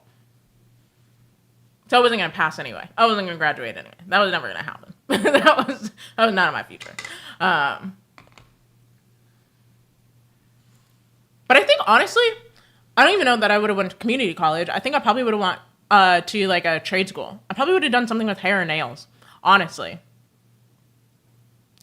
No, so it's hard to explain because I was born deaf. And there was a period of time where all my family talked about were my freaking hearing aids all the time. Every single time an adult talked to me, it was about my hearing aids or my hearing. And that was it. That was it. And I think once I was like, I'm not doing this anymore, and then people stopped talking to me about it, I was so young that, hey, Chastity, and thank you. I was so young that it didn't become like a core part of my being yet to understand that because I'm deaf, these things would happen. So the pairing never connected. Like, because I'm deaf, I'm going to have a hard time with English language, which means I'm going to have a hard time connecting. None of that ever connected. My deafness felt like a separate entity almost. That just like, it's there, but like, does it matter? But like, yeah, it does actually matter. And it matters a hell of a lot. I think that also the other reason I've realized I like streaming so much is because you are all speaking to me in a language that I can understand very easily. You're all just typing to me. Whereas if this were like a dual conversation, this would be a lot more difficult. And it's not impossible, obviously, but it's just a lot more difficult because I'm having to try to translate a language that's just not native for me to understand. But my first language is definitely like written English. And so like I can understand everything that's happening in front of me. But yeah, the deafness almost feels so just separate from everything else that I am, but I don't realize that it's so intertwined in everything that I am. So I didn't realize it was going to affect my schooling. I didn't realize it was going to affect my relationships. I didn't realize it was going to affect every facet of my freaking life. It just never occurred to me, honestly, until I was about 25. until I got older. And then even to this day, I'm still having moments where I'm going like, oh my God. Like just recently, I had to have, me and my mom had a conversation, and she said that she does regret not sending me to a deaf school. Because ultimately that's probably where I belonged. Yeah, I mean, I try to talk about it. I feel so weird talking about it because my experience is so nuanced and strange, because you also have to add the fact that I was also the only Black kid. So there were things like, was this a deaf situation, or was this a racist situation, or was this, like what's happening here? And I also sometimes don't feel deaf enough. I liken it to like almost being like biracial, where like I'm on such a line where like, obviously, it's like obviously visibly I'm Black, right? So like obviously I am deaf, obviously, but I don't have the experiences that deaf people should have all the time. And so it sometimes feels like I'm not deaf enough to really be talking about it. And then, like I said, sometimes I don't feel right talking about it because I'm like, I didn't even realize that some of this stuff is related to deafness, you know? And I'm very grateful for people that are patient and people that do take the time to like repeat themselves or without yelling. Cause that's the thing. You think yelling helps, but like it doesn't help unless you know how to enunciate. You can't just yell and think that almost blows out vowel. It's not the same thing, you know? But I do, every single time I do get to talk about it, I do always end up meeting somebody else that has had a similar experience because it is pretty common, especially when you get to be my age. Not like my age, but like people that are of my age and were young in the 90s and older than that, like 80s, 70s.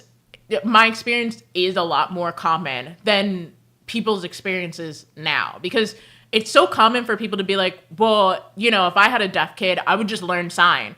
And like, that's great and all, and I love that for you. But you say that now with the knowledge that you have now. You say that now with all the TikToks and all the, you know, all the tools that we have now. But at the time that my parents had, first off, when my mom found out that I was deaf, or not found out, when my mom had the inkling, my mom had an idea that I was deaf, and she took me to the doctor. The doctor repeatedly told my mother she just doesn't like you, and that's why she's not listening to you. Like, so then you have to, but then you also have to add, like, you know, this is obviously a white doctor, and we are a low income, she was a single mother at that point, black mother to a black child. So was it, he didn't want to work with, you have to add all the nuances on top of that, you know? And so, like, so to be like, oh, I would just learn sign. It's like, well, back then they were completely disregarding it anyway. They were just like, no, you know? Yes, exactly. The ones that say your infant is trying to manipulate you. I didn't have an opinion of that. That woman was my life source. So what do you mean I just don't like her? I can't really dislike or like anything yet because I'm literally still basically on the tit. Like, I don't have opinions really yet, you know? And so she ended up waiting a few years and then trying again. And then we were still poor and they were still weighing options. And basically the reason why she ended up not sending me to deaf school, because it does kind of lead to that anyway, is there are a couple options here, right? So she could send me to a deaf school where, number one, we would probably end up speaking a different language because also sign was not universally taught. I don't even know that it really is still now, but it really wasn't. It's not like you could just go onto we had the internet, obviously, but like, it's nothing like it is now. So to go on the internet and just learn sign, it wasn't a thing back then, you know? Like, it just did not come that way. She also had other kids. She had 3 other kids that she had to take care of, you know? And so she could send me to school where I would be by myself, away from family, where they are already, as my family unit, they're already the one of one. They're the one black family of the whole area, you know? So my family is already isolated, and then they would send me away to probably another state. I probably would have had to go to Gallaudet or something like that, which I believe is in Ohio. So I would be in a different state, learning a language that would make me even more further separated from the only black family in the area, or send me to a mainstream school and then get grants, hopefully get funding for my hearing aid. And she had a choice there. And in her mind, she felt like there was more power in me being a part of their family unit than for me to go out there and be completely by myself, have a language that would also further isolate me from my own family. Like, it really just came down, she was like, there's strength in numbers. And I wanted you guys to always have each other because our family is also very fragmented and very, very to themselves. Because we got some light skins in our family that do not associate with dark skins in our family. Like, we got some stuff, right? And so she wanted power in numbers. And so ultimately she decided the best thing for me was to go and be mainstreamed. And it's nice that they teach sign now.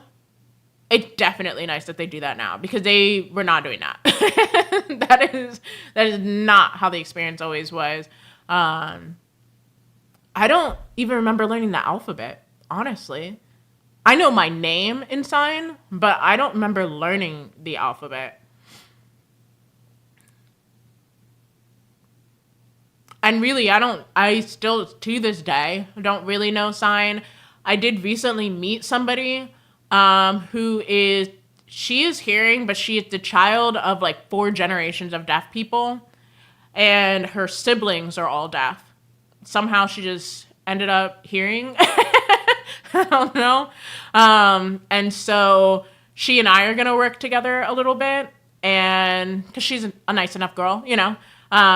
And she's going to introduce me to some deaf people in my area because there is a deaf school around me as well. So there are deaf people around. It just, in order to get in with that community, you got to know where the community is. And I don't know where the community is right now. But yeah, it just, I mean, to be deaf now versus to be deaf back then are just 2 totally different experiences. And sometimes I just don't, I'm not, oh my God. Oh, wait, I thought you were saying your name. Okay, hold on. Yeah.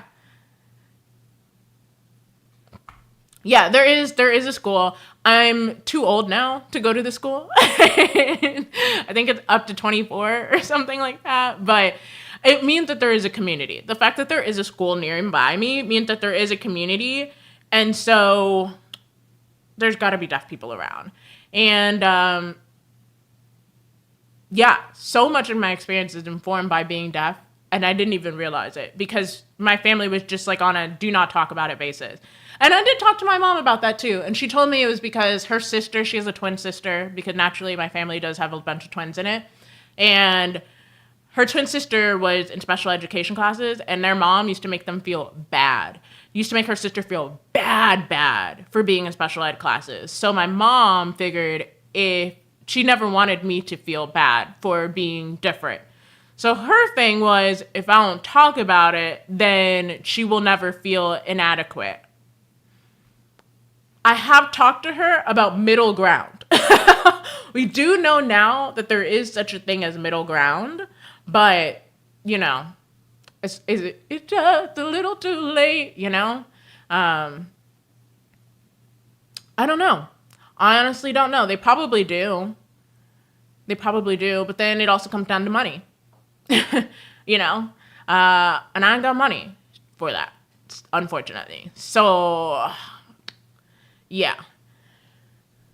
And then I've tried to, because a lot of libraries will offer like language courses or whatever. My local library offers language courses for free. Tell me why the ASL language courses aren't captioned. Why? Why? Like, it seems like, so if you go to the other languages, they are captioned. But the ASL is not.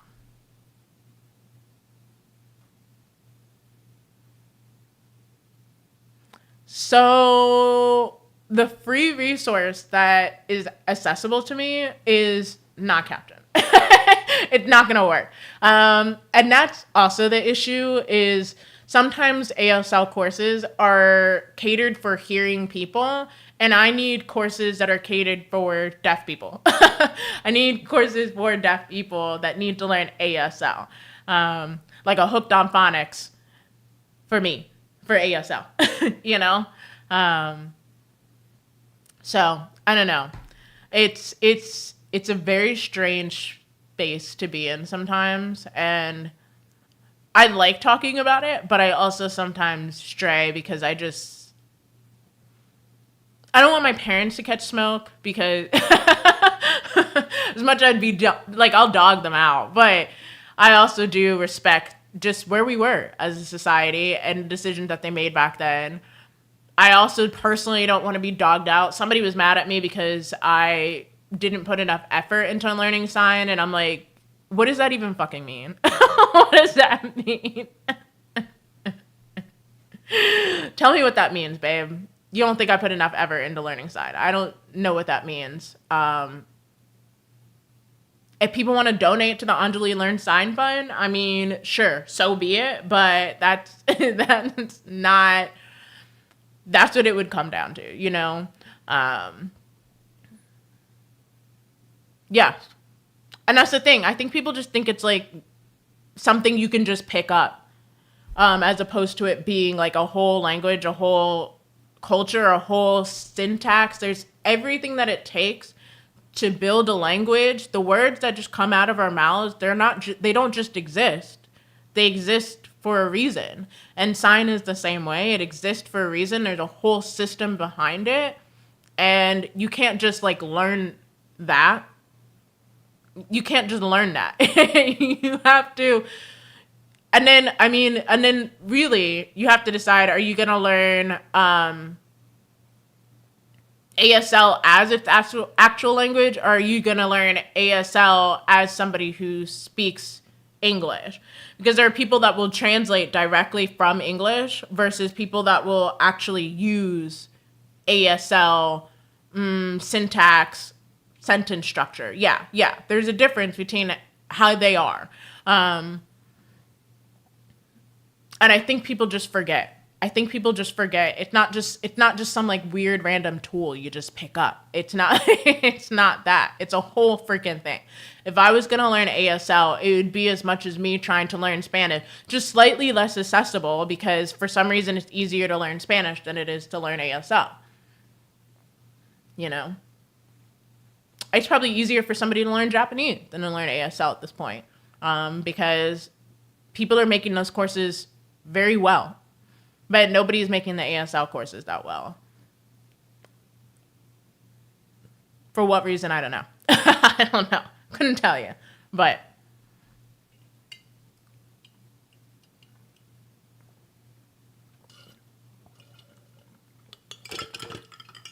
it's just ice in there. But yeah, I don't know.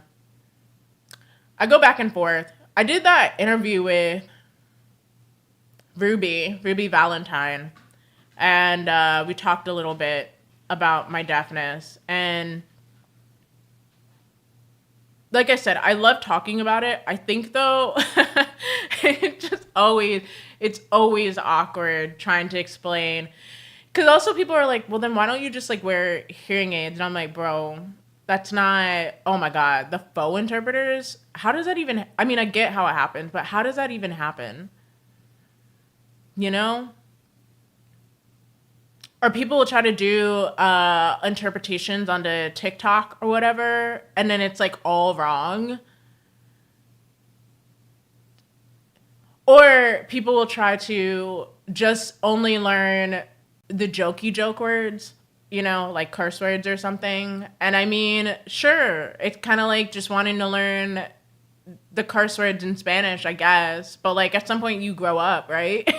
Like at some point you don't just learn the curse word because you know that that's like a really weird freaking thing to do, right? Like at some point you learn like, that's weird, right? Like, come on.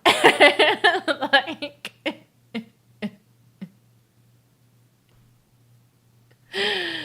I don't know.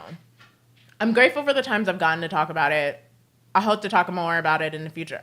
I did a panel. I did like a secret panel. I've never talked about that. I was on like a panel and I had to have my own interpreter. And that was cool because it was the first time I've ever had an interpreter before.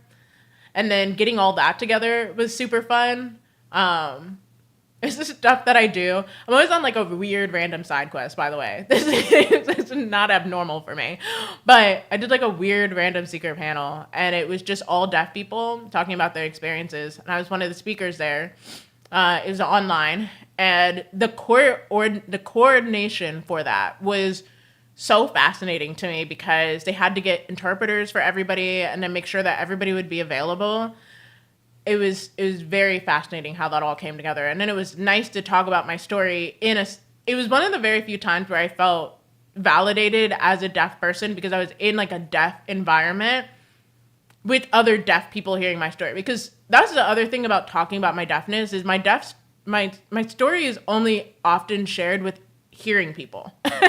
And so then everything that I say is being told or being listened to through hearing people's experiences. So then sometimes it just seems unfathomable. And then I'm just like sat there still feeling like one of one. But then every once in a while, somebody deaf will hear my story. And then I'll get like a little bit of like affirmation that like, oh, okay. Kind of like growing up as the only black person. And then I'll tell my story. And then somebody else black will be like, oh, that was my experience too. It's like affirming that my experience as this particular person is not just like my own experience. And sometimes it's hard to get that from like other hearing people because I'm like, you know, like so often other hearing people will be like, well, why don't you just like try signing in your videos? I'm like, why? Why? I can't sign. I don't sign. I'd only be doing it for you. And I'm not making content for you. Like, it's weird. It's weird. I think hearing people get more upset about my experience as a deaf person than other deaf people. I tell my experience to deaf people and they just go, oh, okay. But then hearing people get like Arthur angry fisted about it. And I'm like, that's crazy. Cause like, I don't think you understand that it's kind of, I know you know what I mean. Like when people get upset for you and it's like, I don't think you understand that this is like an experience. I understand that maybe this is your first time experiencing this experience or hearing about this experience, but this is like a normal kind of part of having this identity, you know, like when people get mad at, I don't know, when people get mad at fat phobia in honor of fat people, it's like, but like fat people don't care. why are you that upset about it? Like it's strange. It's weird. And so sometimes I'm just like, I think hearing people, sharing my story with hearing people, sometimes just, I'm like, sorry. I'm all in imagery and all like words. I'm seeing everything in front of me in a screen and that's how I talk. But yeah, I don't know. I'm like, you guys are very vigilante about something that like you don't have to be. It's very strange sometimes. But also I understand that my content can't really necessarily be made for deaf people because I am not really signing. It's like a weird middle ground. It's that biracial middle ground, right? Like it's that weird dilemma of not being enough of something and then being too much of another thing, you know? Oh, but meeting that girl who is going to work with me with my sign, I'm trying to think. Yeah, I can say that. So she's white, which is important to note because her mother, who is deaf, is racist. And then in that moment, it occurred to me because like, obviously there are racist deaf people, right? But I've just like never thought about it. I've never thought about it. So like, could you imagine? And I'm going to ask her, not her mom, I'm going to ask the girl in privately behind closed doors to show me the signs, to show me the racist sign. Because could you imagine just like you're walking around and then somebody signs something racist at you? like,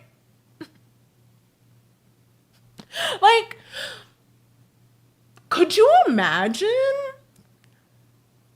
Could you, and then here's the thing, like, Helen Keller's family is dubious from what I understand. Like, diabolical from what I understand. Eugenics is in that house specifically. But yeah, I mean, she doesn't live with her family, so it's not like I have to worry about that necessarily. But I'm like, that's so crazy. That is so crazy to me. That is so crazy to me. Because you have to choose then at that point. Because like racism is like, it's taught, right? And so then like, but like what kind of media are you purposely consuming as a deaf person to like choose to be racist? Like, I have so many questions about that because the racists don't want you either. Like, the racists aren't accommodating you either as a deaf person. It doesn't matter that you're white. They're not accommodating you either. So I'm so confused as to how it benefits you as a deaf person to be racist. But then you also have to remember that BASL exists because deaf people literally were like, you know what? They ain't even good enough to learn ASL. So, like, we gotta create our own language. Like, then you have to, like, remember that, like, that's why that stuff exists. And it's diabolical. It's truly diabolical. Like, I don't know. My sister, when I was talking to her about it, she was like, the sign is probably related to the sign of monkeys. And I was like, you're so right, though. Because so much of sign is just symbolism. I know that's an out-of-pocket thing to say. But it probably is. It probably is. Whatever the sign is for monkey, it's probably that, just a little different, a little remix to it. Honestly, it is.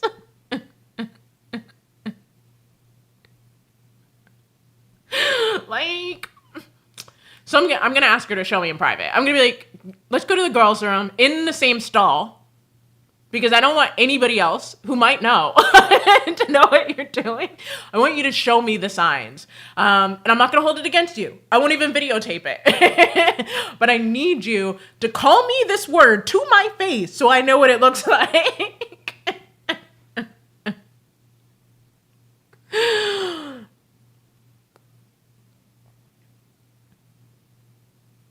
Oh my God. I hate that. I mean, I'm glad that she was nice and cool, but I hate that, like, yeah. Yeah. Because, like, what do you mean? I feel like cursing, yeah, this is probably my own weird immature thought, but I feel like cursing a sign it would just hit. It would just hit. It would hit. Like,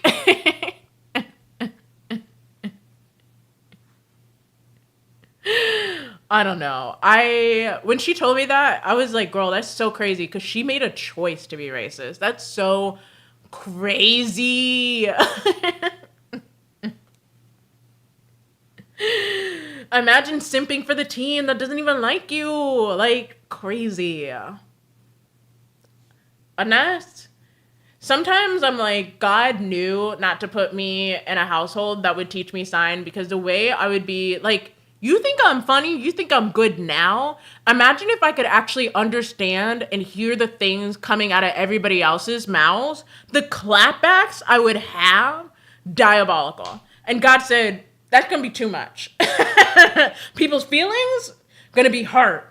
People, abs, going to be defined from laughter. And he said, we gotta do something. We gotta stop it. And that's why I don't know sign. That's why I can't hear very well, and I also don't know sign. Because he was like, we got to put a communication barrier in there. Because diabolical, the things that would happen if she could truly communicate with people. Like,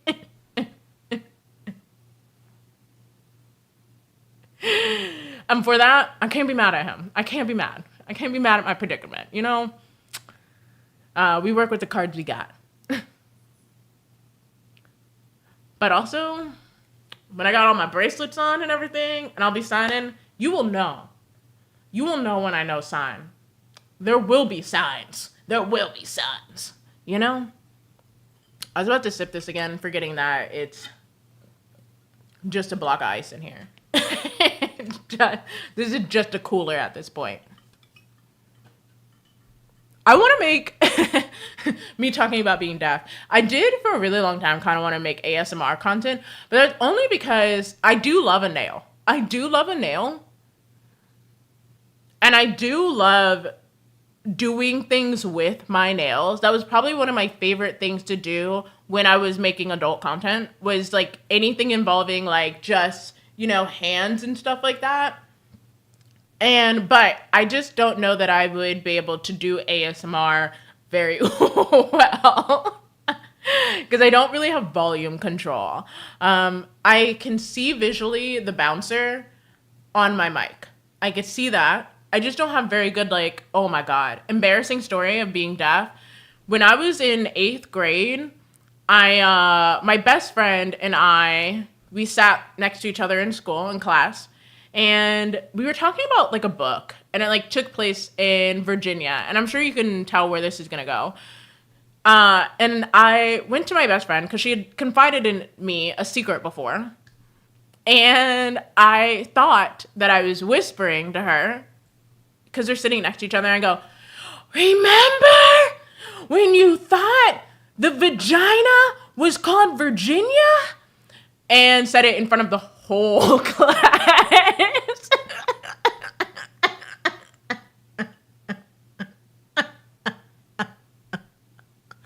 Thinking I was whispering. And then we were going to have a tee-hee girl moment. And no.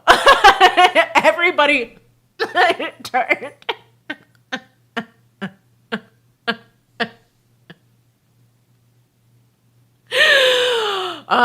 She was so embarrassed. And I felt so bad. I truly did not mean to do that. And I didn't know I couldn't keep... Like, I could keep a secret, but I didn't know that I couldn't keep secrets. I didn't know that.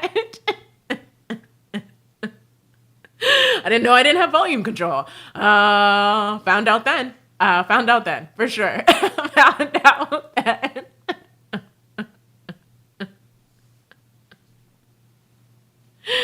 So now if I'm going to tell a secret, my rule of thumb is if I'm going to try and whisper something, I choose to speak at a volume that I cannot hear myself.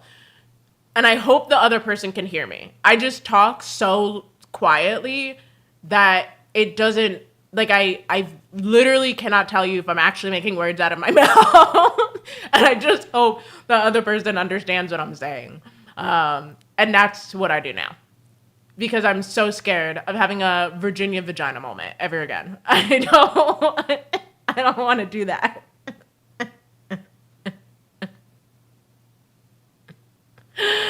Yeah. Truly the worst. But I'm just a girl. Who's trying her best.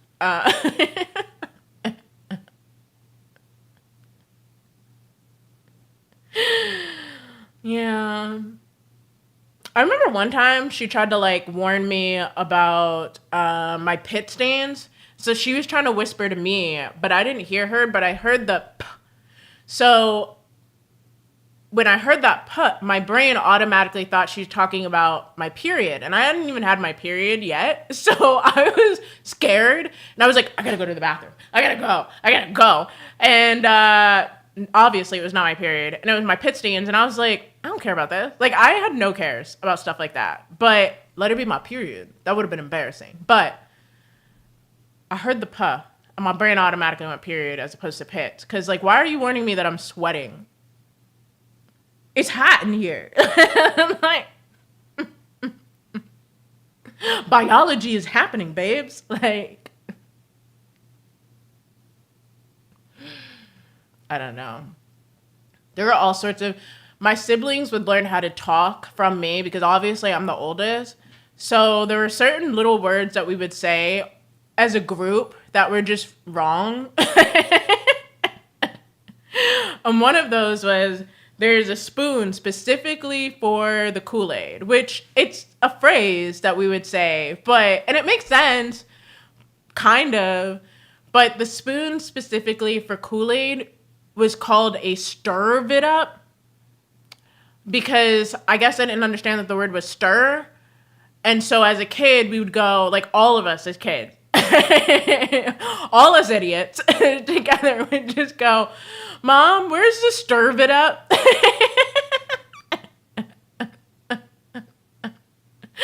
It'd just be all of us. I'm trying to think, there were other words too that we would say.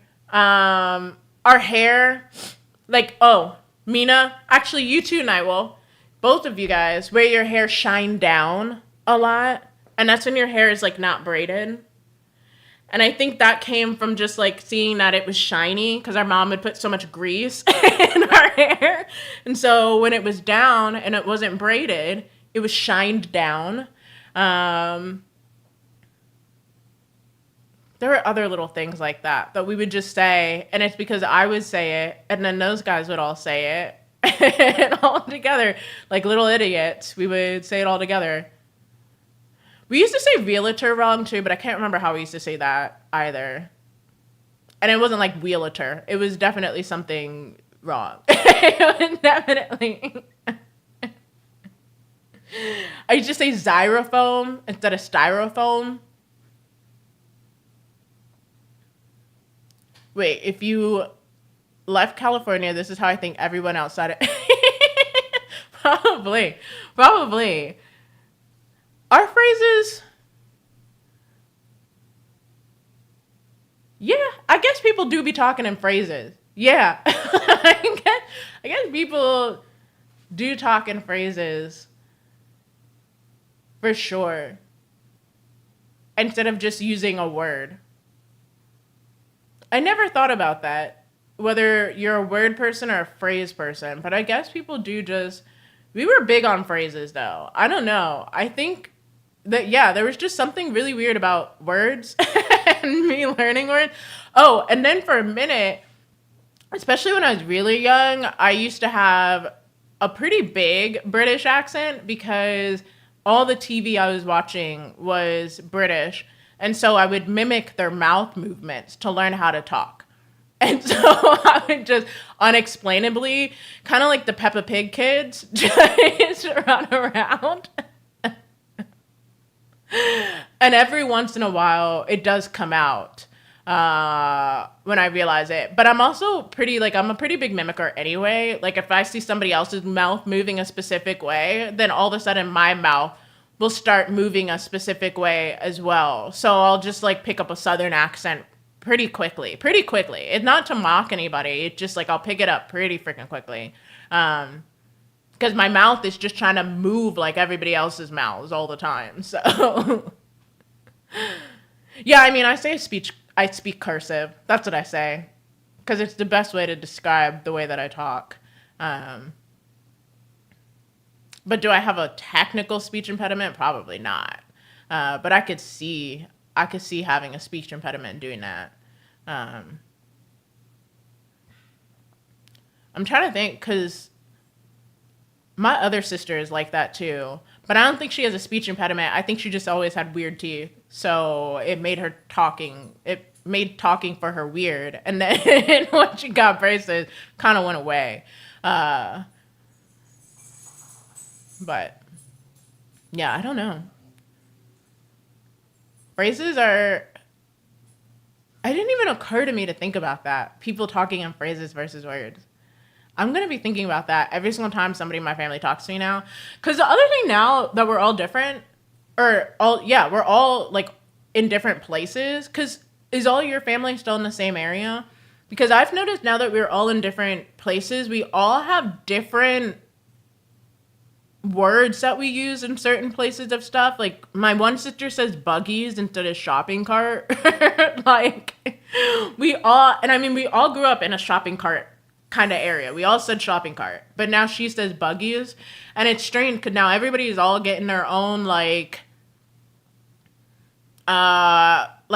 well, I mean your siblings, I guess I mean your household.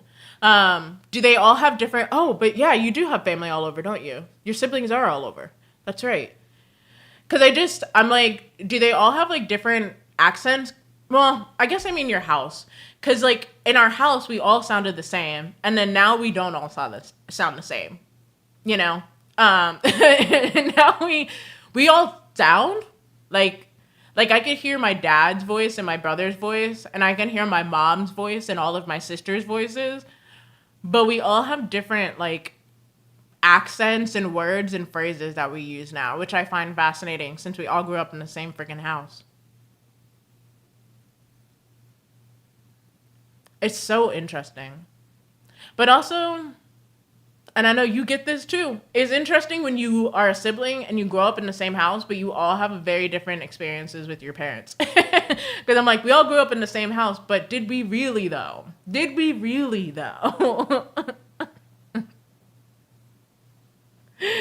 Because very different experiences, for sure.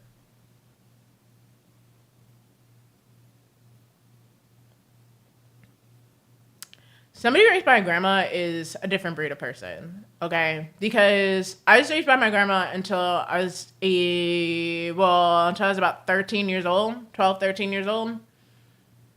And that is definitely, I know that if I still stayed in that house with my grandma, I'd definitely be a very different person.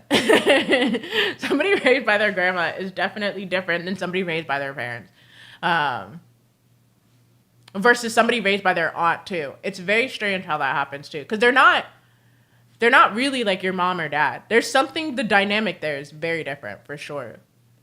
Like, my grandma was still cool, because my grandma knew that I wasn't, like, going to be this book smart person. Not that she thought I was going to be an idiot, but she's like, no, like, she's artsy. So, like, my grandma would buy me a bunch of artsy stuff to do, because she bought a lot of books. My grandma's very big on buying books and, like, activities for us to do that required us to, like, get into it.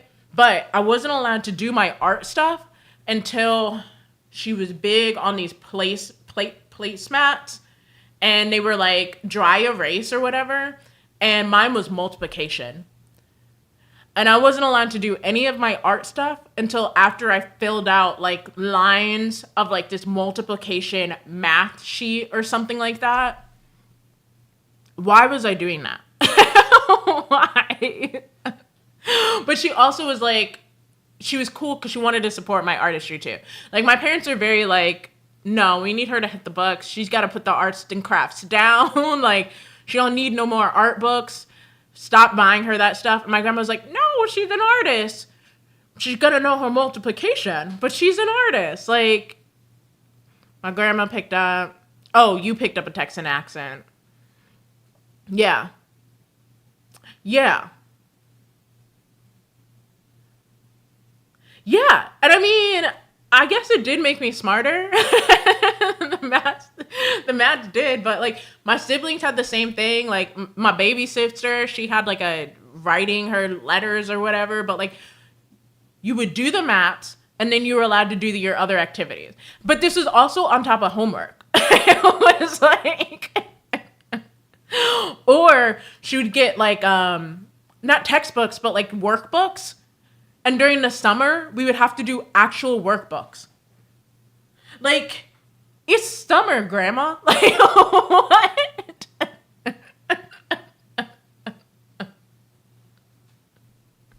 Like, why am I doing this? I want to go outside. In fact, I would much rather be outside where the butterflies that I'm so scared of are than be doing this freaking workbook. Like, why am I doing this?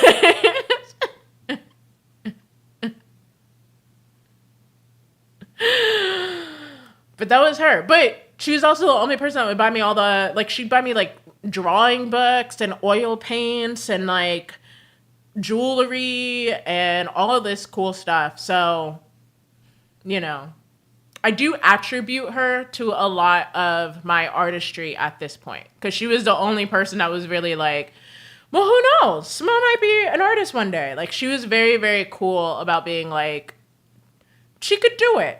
You guys got to support her. Give her a chance, you know? She's got to do her math first, but give her a chance. My parents were like, absolutely not. We will not be supporting an artist in this house. No, no, no, no. But, you know, I do love her. She is... I wrote a book called Hell's Angels when I was a kid, too. And I remember feeling like... I remember consulting her about it because I wanted to be like, I want to call it this, but it's a bad word. And she's like, well, sometimes in art, you don't use good words. And so with her permission, I got to put a curse word in my book. And I remember typing it up on the computer because at that point we had a desktop. And then I had to ask her if I could print it out. And she only let me print out a certain amount of pages. So I had to like figure out how to like edit my book so that it'd only fit a certain amount of pages. And then I got to print it out and draw the cover of it. When I went to go visit her, was it earlier this year? She still has the book. And I think I wrote this book when I was, probably 10 or 11. And she still has the book. And she's like, yeah, it's one of my top titles. I'm like, that's crazy. I didn't read it because I was really just taken aback by the fact that I really was like 10 or 11 calling a book Hell's Angels, but actually, I do remember at the end, there was something that got into religion. I do remember that because there was some weird tie about God in it. As one does,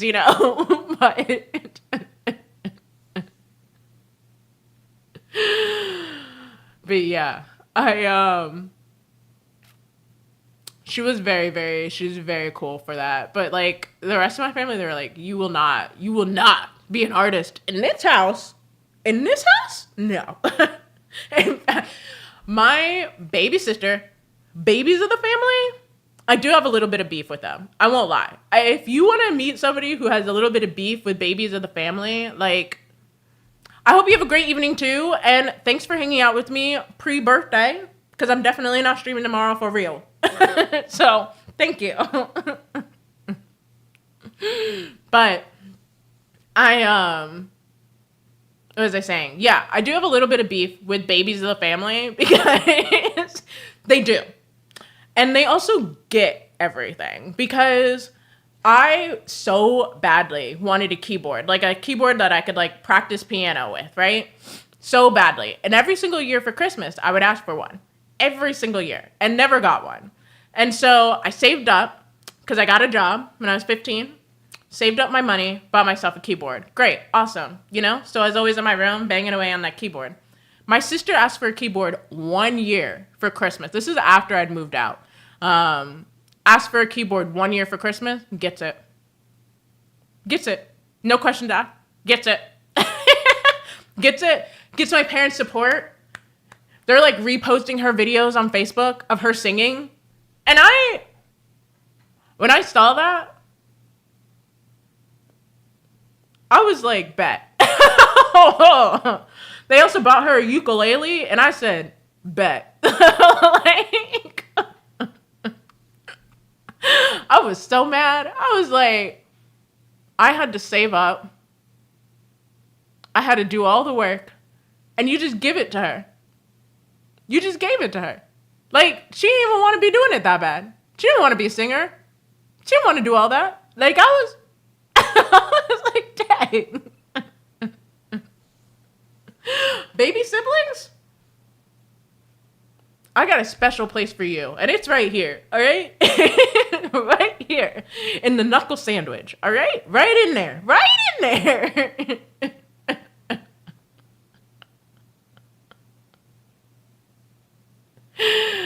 So mad about it. But also, I mean, I guess I can't blame her, but also she is a lovable brat at this point. She's still that way.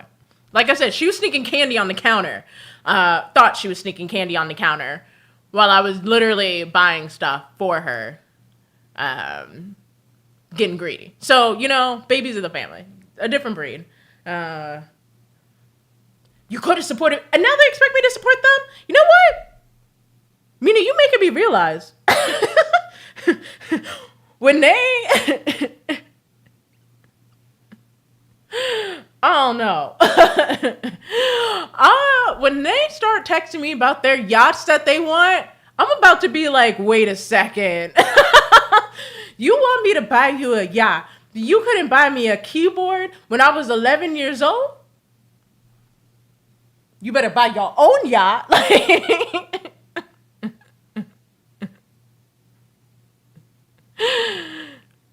Yes. Yeah. Cell phones, they always got. So I always got my mom's hand-me-down cell phones. And then they always got the brand new cell phone. Like the twins, they had the Razr. I never had a Razr. I wanted a Razr. Dang. My babysitter, she got the chocolate. She also had the Juke. She had all the good phones. And I was stuck with, it was like, I think it was a Motorola or something, and it was like a flip phone or whatever. And the cool feature of it was that you could like change the cover of it. And you'd have to buy these like plastic covers that snapped onto the front of it. And that was like the cool feature of it. Whereas their phones had actual cool trademark names, okay? Like, I was so bummed. I was like, damn. And that's the double-edged sword of being the oldest, right? Is that like they begin spoiled by their parents, but then for whatever reason you end up spoiling them too. Like why? Why? Mom and dad made you a little demon, and I'm somehow still supporting you in this demoness behavior. Like, how did this happen? How did this happen?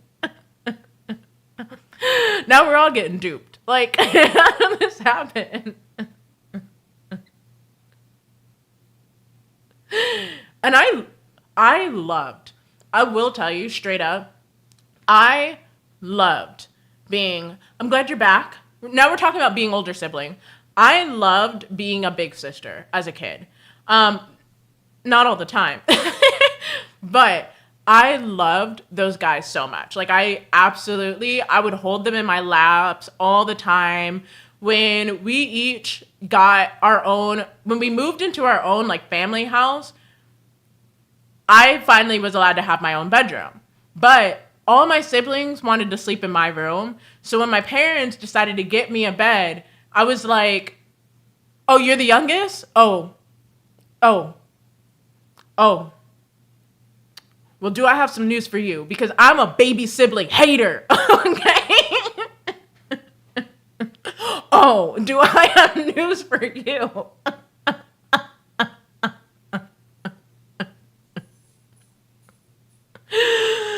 You're the baby sibling? Have you met my knuckle? All right? Have you met?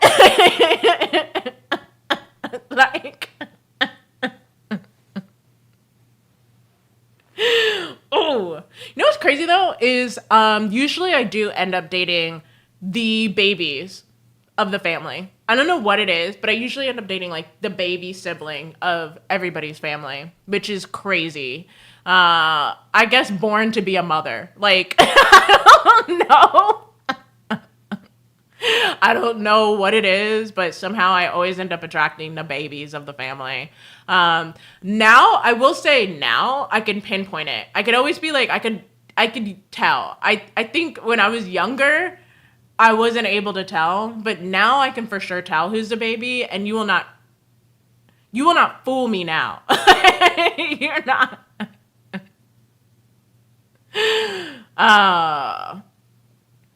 I'm ready to jump anybody that's the baby at this point. But yeah, I do be dating babies of families for sure. And you could always tell. You could tell when somebody's just a baby of the family. Like, just give it a second and they will do something that will make you go, so quick question. Are you the baby of the family? I can see it. I can see it so hard now. Never again. But that was my vice. And I'd be surprised every time. I'd be shocked Pikachu face after I'd just taken care of somebody being like, you the baby? Like, ma'am, you didn't notice this when you were basically raising that person? Like, you didn't know?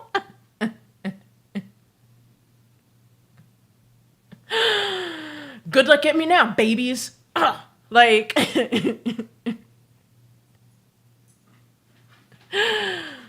oh, hi, dog. I said babies, and my dog came in here. They're like, us?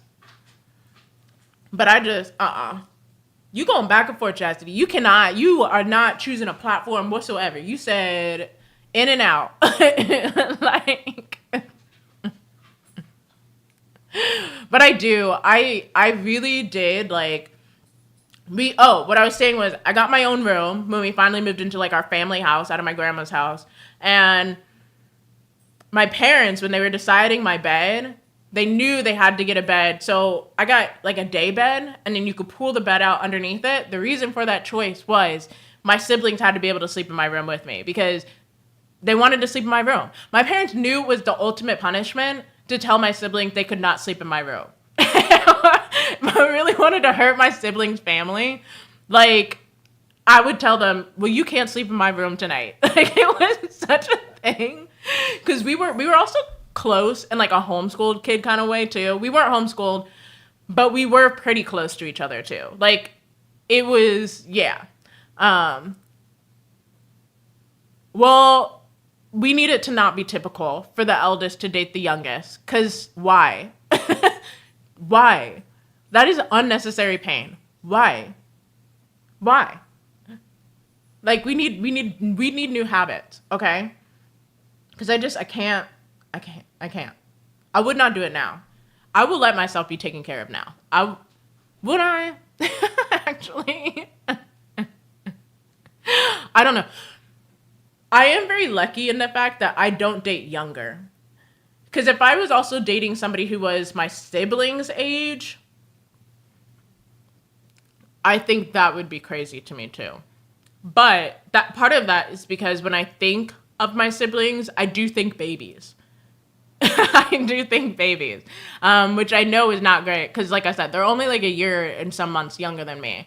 But when I do think of them, I think literally babies. I'm rooting for you, Chastity. I really am. I'm glad that you are working this hard to tune in. That is dedication, and I really appreciate it. But it gives me the ick to like entertain the idea of, and I ask people too. I'll be like, even if people want to be my friends, I will ask them straight up. I'm like, so how old are you? And I will ask them. That comes off very aggressive, but I just need to know. I need to know what I'm getting myself into. Because also, I don't know. Like, age doesn't matter and it does matter in a lot of ways. Like, I'm about to be 32 tomorrow, so I'm just going to say 32. Being 32 and then not having children and then being 32 and having children are very different vibe. Being 25 and having children and then being 32 and not having children are very different vibes. Like, I will ask people straight up, like, how old are you? Before I decide I'm gonna like invest any amount of social interaction into this, how old are you? Because I need to know. I need to know what's going on here, you know? Yeah, I would never date anybody younger than me because what do you mean I'm not going to be the baby of the relationship? I've been fighting for everybody. What do you mean? And being the youngest means I get to be a little stupid sometimes, which is fun. Like, I want to be young. I want to be crazy, sexy, young, hot, and free, you know? They are, but it's weird because they also simultaneously feel like they have to prove that they're mature.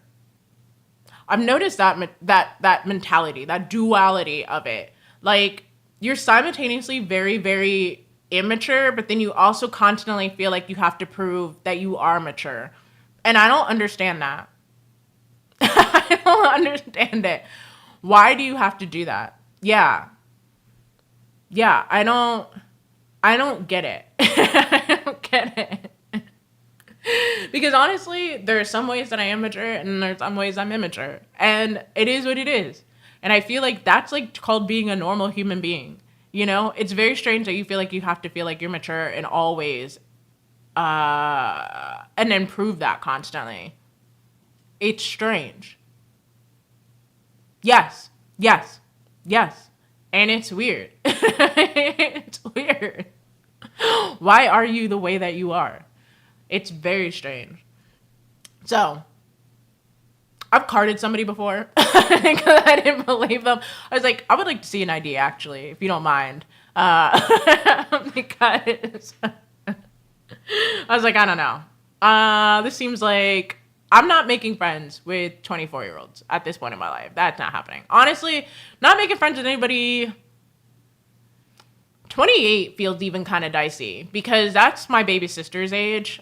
And that feels personally a little dicey to me. But, you know. But that's the thing. Like, you're not going to act like I'm not. I mean, my room is cutesy girly. I got my Barbies. Like, I got my stuffed animals. Like, it's not like it's all grown shit over here. You know what I mean? But it's also like, I'm not sitting here in a power suit. Like, I will not talk to you all about stocks. That's not happening. Yes, exactly. I can't do anything that young. Yeah. Because then all of a sudden I am your mother or your auntie or something. And I'm not doing that either. I'm not doing that either. I feel a little, no, no. And then honestly, most of the people I interact with tend to be white. And like, I'm not going to be your black auntie to your white self. I'm not doing that. I'm not doing that. I'm not. And also, there is a cultural difference. So like people talk about like generational divides and whatnot. I feel like because of how fast technology has moved, the difference between like ages are also very, very stark culturally what we understand, right? So like even between me and my baby sister, who's like, I think she's 28. She might even be 29. I think she's 28 though. I think she's 28. The differences in the cultures that we understand, like cultural references, are also very, very different. So there's a point when you just start to get younger than that, even 27, 26, I'm like, we're speaking two totally different languages. You know, like somebody sent me recently just like the side eyes, the two eyes looking at each other sideways emojis in like succession, and then just sent that to me out of the blue. And like, I didn't respond because I was like, I don't know how to respond to that. Like, what does that mean? And I was talking to my sister about it, just like in passing, and she's like, oh, they were just saying hey. And she said it like it was so normal, and I was like, what? Then just say hey, or like say hey, what's up, or like start a conversation. What do you mean? Like, what do you mean? Like, I don't understand. Like, I like just say something, you know? Like I don't get that. But to be fair, like I said, my 28-year-old baby sister, she will send the two eyes with the lips in the middle. And that's her way of saying hey. And because she'll just send just that. And I'm like, okay, what does that mean? What does that mean? Do you actually know what that means? Because I've seen it sometimes, and I don't know what that means. What does that mean? But it's like, it's a generational divide, and they're getting smaller and smaller. And I understand that we have the Gen Alpha and, oh. Oh. Oh.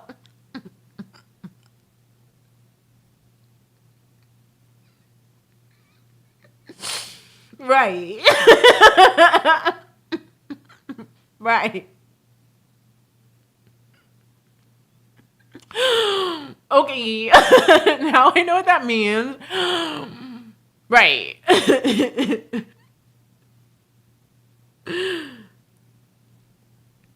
Yeah. I mean,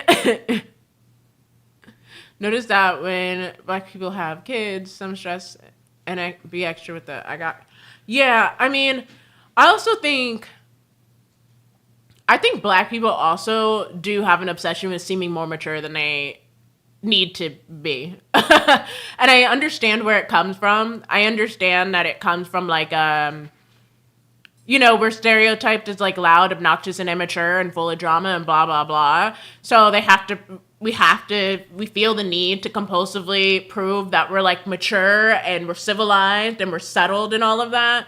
But I don't subject to that narrative.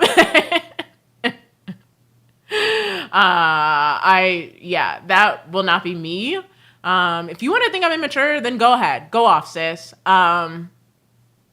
Sorry I'm having a silly, whimsical life.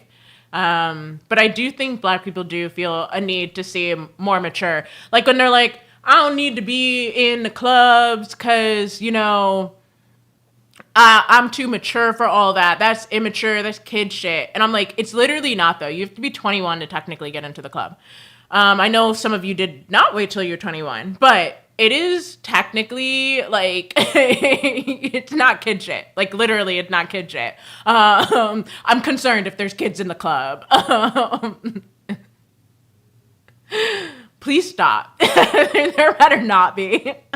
Why would you lie about that? Why would you lie about having that chain and ball? That's crazy. Oh, that makes sense. I was like, why would you lie about that? Lying about not having them, I do get that. Yeah, I mean, I don't get it, but I do get it. But I also think, like, you don't have to want to go to the club. I'm not saying we have to want to go to the club. I just think it's strange when you act like you're too good or too, like high and mighty to go to the club. Bitch, get your ass in the fucking club. Like, what you mean? Like, the club is just, like, then you don't know how to have a good girly fun time. Like, if you are acting like the club is the root of all evil, you just don't know how to have a good fucking time. I'm sorry. Like, that's all you're telling me is that you don't know how to shake ass. That's all you're telling me. Because there's introverted, right? And I'm not talking about introverts. It's fine if it's because you'd rather be reading than be in the club. That is different. That is a very different thing to say. It is very different to be like, I don't want to be in the club because that's immature kid shit. Like, that's weird. That is weird. Go. Be outside. I wish we had a proper dance club here.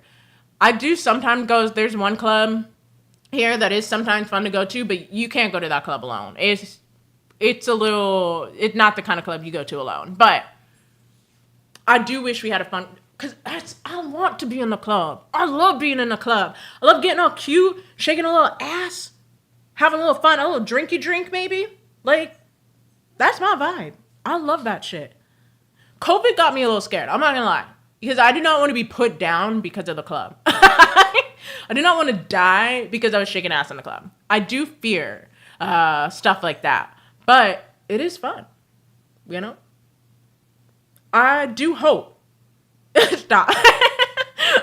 I do hope to continue to be in the club well in time, like literally 90 and in a walker. Like, I actually hope me and my best friend, we've already talked about this. She said she would hike my wheelchair up onto the bar so that I could just be sitting up there on the bar, wobbing my little ponytail bob that I'd be having on, clipped onto my withered, wrinkled up scalp. I'd be sitting there, and then she'll be down there just cheering for me. Because that's where we belong, in the club,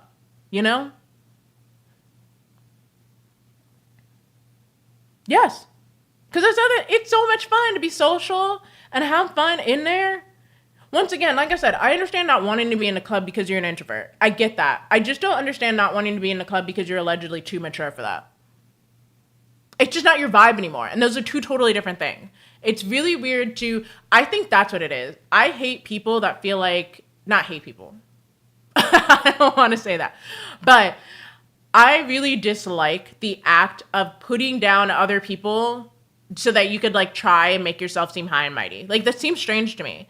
It seems really strange that you are using the club as some sort of like moral, like you're better because you're not in the club. Like, that seems weird.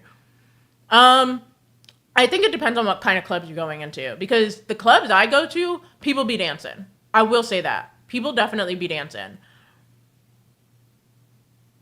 The clubs. I say that like I go to multiple clubs. The one club I go to, people do dancing, but I think it's also the crowd is generally older. The younger people in there, one time I went into a club and they were doing the wobble, but not the wobble. And I was like, what the frig is happening here? I had no idea what was going on. It was not the wobble. It was not the wobble we've come to know and love. All right. It was something else completely. And I hated it.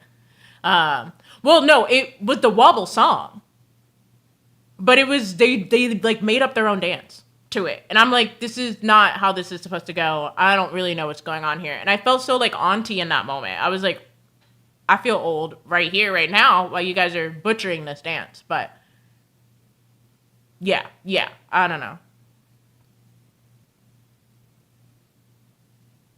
I mean, I couldn't imagine being in ATL during COVID period, let alone going to the club in Atlanta during COVID. That sounds crazy too. I miss, like, this is like my bit of nostalgia, is I miss when I had first moved here to Little Rock, there was a gay bar that I used to perform at. And that place used to be bumping. Like, it used to be so much fun because we would get all sorts of messed up, drag queens everywhere, everybody doing their own thing, in and out of the bathroom for reasons that are not. And then we would, after the club would close, we would go to a house party.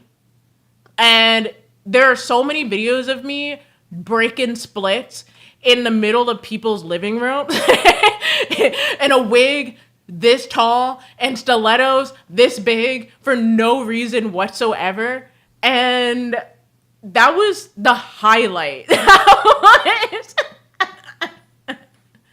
That was the time to be alive, okay? That was the time. That was our own version of the 70s, okay? That was a time to be alive. And truly, I'm so bummed because the kids don't have anything like that in this area. I don't know about everywhere, but in the area that I am in, they don't have that anymore because our clubs just aren't like that. But the gay clubs, I don't know what's happening in straight spaces because I do not know anything about straight spaces. I will never claim to know anything about straight spaces. I only know queer spaces. And queer spaces, that was the time, okay? But yeah, the kids are line dancing, but like not in the same way. I don't think they know the same dances. And then if they hear a song and they know it's a line dance, they're like, well, how do we put our own kid spin on it? And it's really weird. They're too cool. That's what it is. The kids are too cool to like get into it, right? Because do you remember when we used to like pop that? When we used to like literally go like this? And that was the dance. There was twerking, but there was also like this thing. Which I don't really know what that was about. But like, these kids are like, yeah, crunk. Oh, yes. Yes.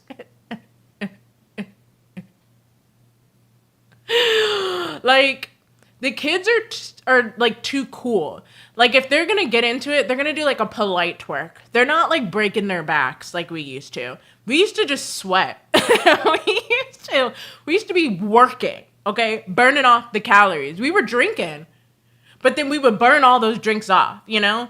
The kids aren't doing that now. They are dancing, and they're just doing it in a very polite, respectful way because it's probably going to be captured on video and then shared online. Yeah, because we really... I remember dance circle. Do you remember being in high school, junior high, and then doing dance circles where people would just, like, stand around you while you dance?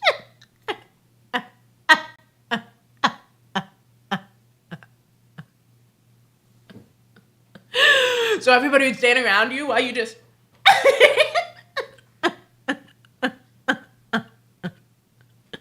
gave them a little...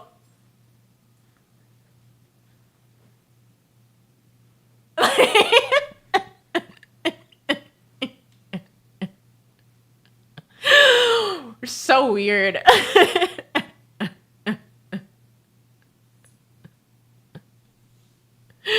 I remember we had, because obviously you had that one couple who you just believed were going to get married. I don't know why you believed that, but you believed that as a kid. And there's this one couple and their song, which now that I'm older and I've looked up the lyrics to the song, I'm like, that's a crazy song to have as your song. But it was that one song that's like, I put your picture away. What was it? Is it Sheryl Crow and I just called to say I love you. Come back home. Like, that was their song. Which, ain't that a breakup song? I'm pretty sure that's not like a love song, really, right? Like, and that was their song. So every dance we had to play that song for them so they could dance, and then we'd stand around and watch them. We would watch them like it was their wedding. Why did we do that?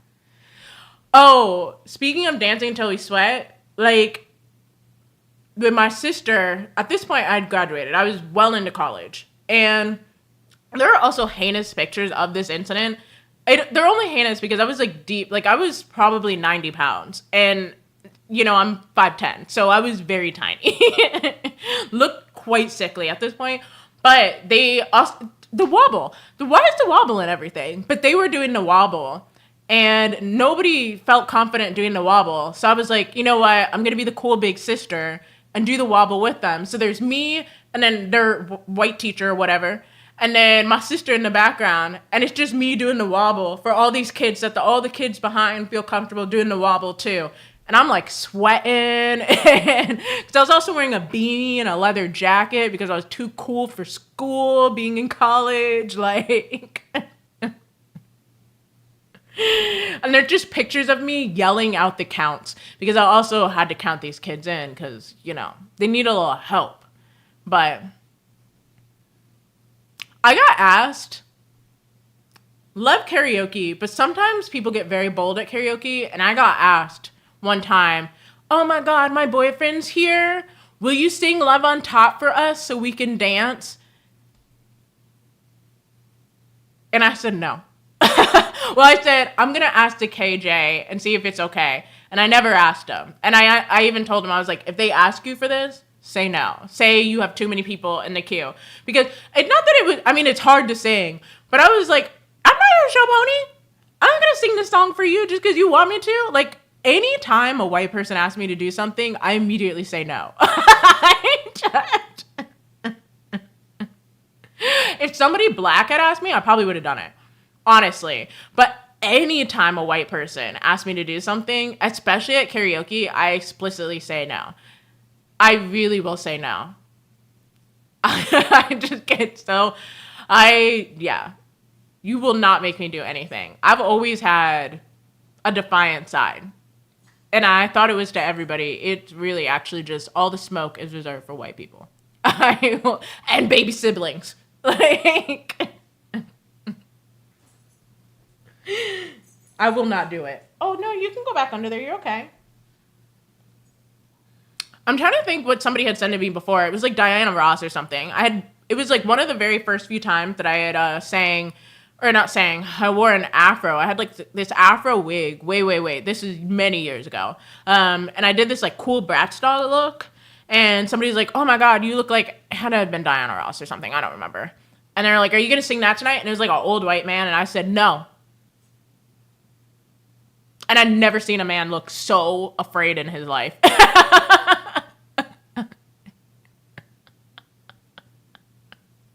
Because I was so serious. I was just like, no.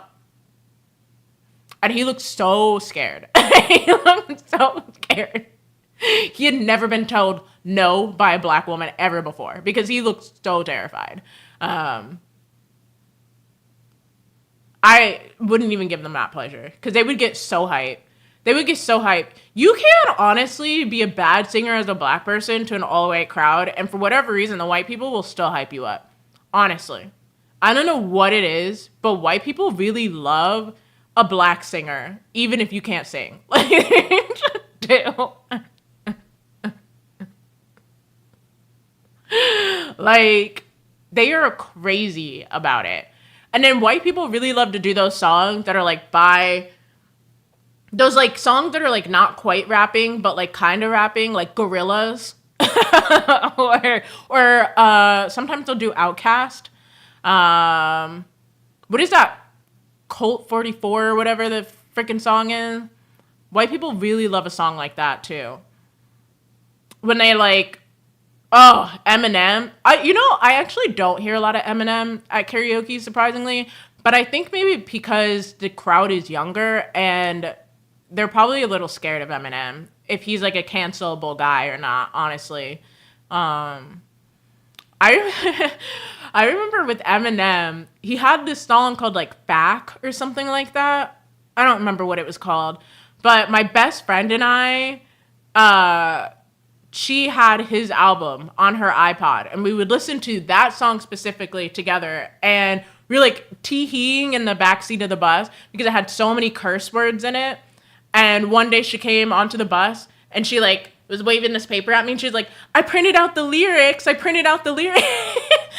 And so we sat on the bus and just highlighted every curse word and every inappropriate phase together and just were tee-heeing on the back of the bus while listening to this song and highlighting curse words and inappropriate phrases.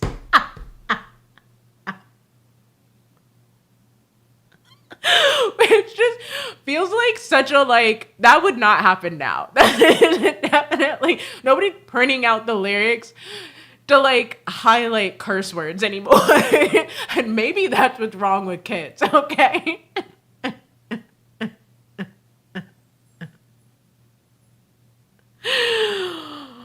But we loved, I don't even think we loved, I don't want to say we loved Eminem, because I don't even think that's what it was. I think there's just a deep fascination with that particular song. But yeah, he really was always rapping about like violence. Like, what are you doing? Or, ooh, what was that song he did with, because they both did a song, right? Rihanna and him had like a part 1 and a part 2. And was it supposed to raise awareness about domestic violence? Or what was the point of that song again? The Love the Way You Lie song? I feel like it was supposed to raise awareness. Yeah. Like, it was such a weird thing. I'm trying to think, because I remember, okay, my sister, so I was always singing in the house, you know, the tropes of the oldest sister just always being loud and singing. Yeah, that was me. But when those songs came out, my sister would just be in her room. I'm trying to, because I can't remember the freaking raps. And I just randomly, you would hear out of her room. And the most like angry kid, little girl voice is like, these lyrics right now. I can tell you right now what it is, it really is. I can only tell you what it feels like. And right now, there's a steel knife in my windpipe. Can't breathe, but I still fight while I can't die. As long as the wrong feels right, I'm in flight. Like, I remember her just being so angry and reading these, like, lyrics just so loudly. What hurt her? Like, she would just be in there. And then I would sing, because Rihanna had her own version of that song, because it was like there was Eminem's song and then there was Rihanna's song. And I think his is part 1 and then hers is part 2. And hers had like, okay, hers honestly had the most interesting to me like scale progression as far as like the notes were concerned. So I remember like so maybe I'm a masochist. I try to run, but I don't ever wanna leave. And we would just together be singing about domestic violence from the bottom of our hearts, age 14. Like,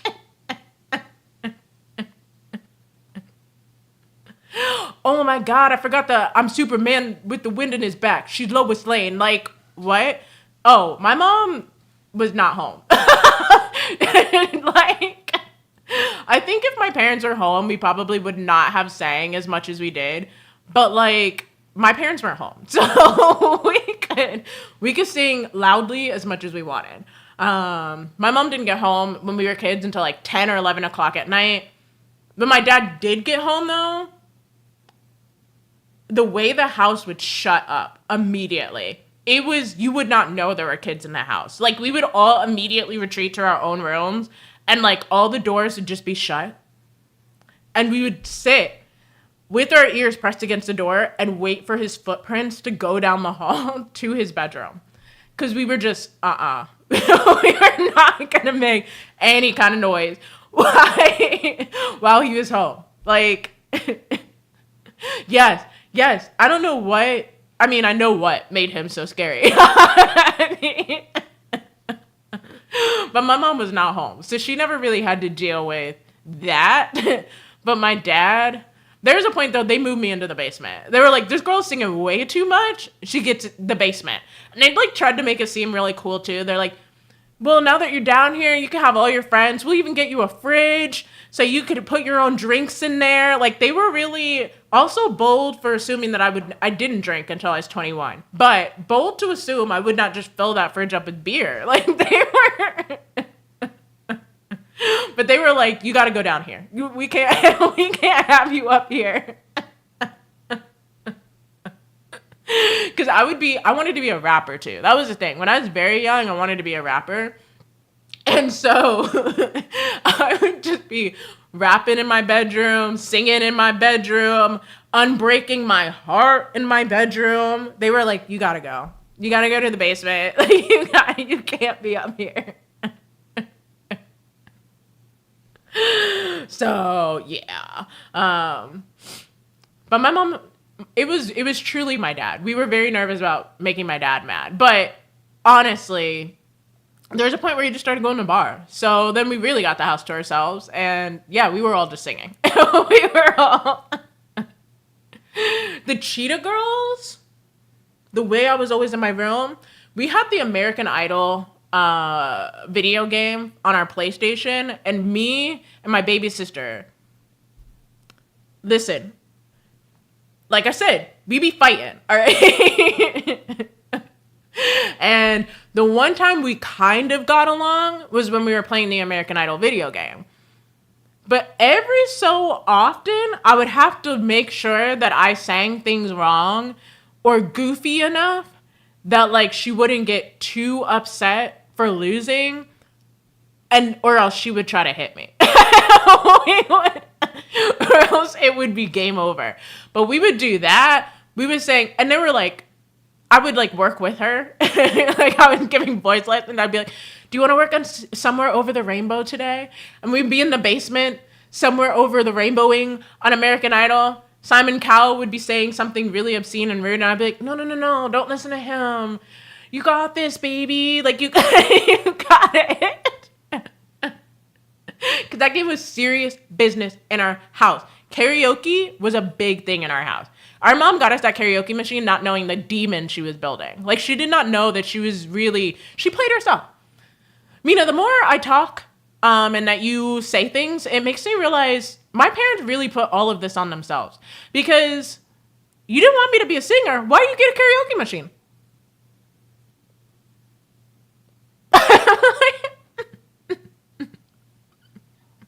You didn't want me to have an interest in music, but you bought a karaoke machine.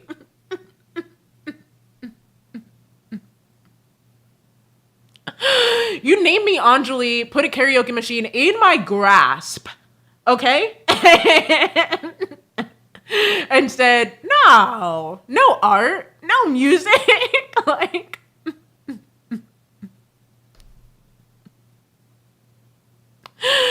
stream is now therapy. Stream is now the therapy session I did not know I needed. No. But it was, I will say, I think our house was actually surprisingly quiet. Like, we had our loud moments, but I think for as many kids that were in the house, it was a fairly quiet house because nobody wanted to get in trouble. Because my dad would come out and he'd yell. He'd be like, why do you guys sound like a pack of animals in here? And he would get pretty freaking mad. Which, what are 4 kids in a house, 4 kids that are very young, supposed to sound like? That's my question. What do you want that many kids to sound like? Because that should be like, that should be loud, right? My dad used to get real mad about, like, the most random things. He used to get mad at us for standing up while we eat. And he used to be like, what are you, a horse?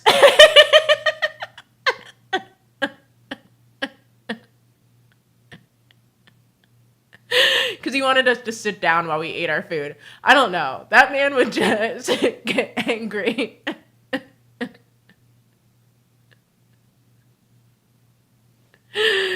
Got a couple of horses in the house. It would just be us standing up with our peanut butter and jelly sandwich. Like...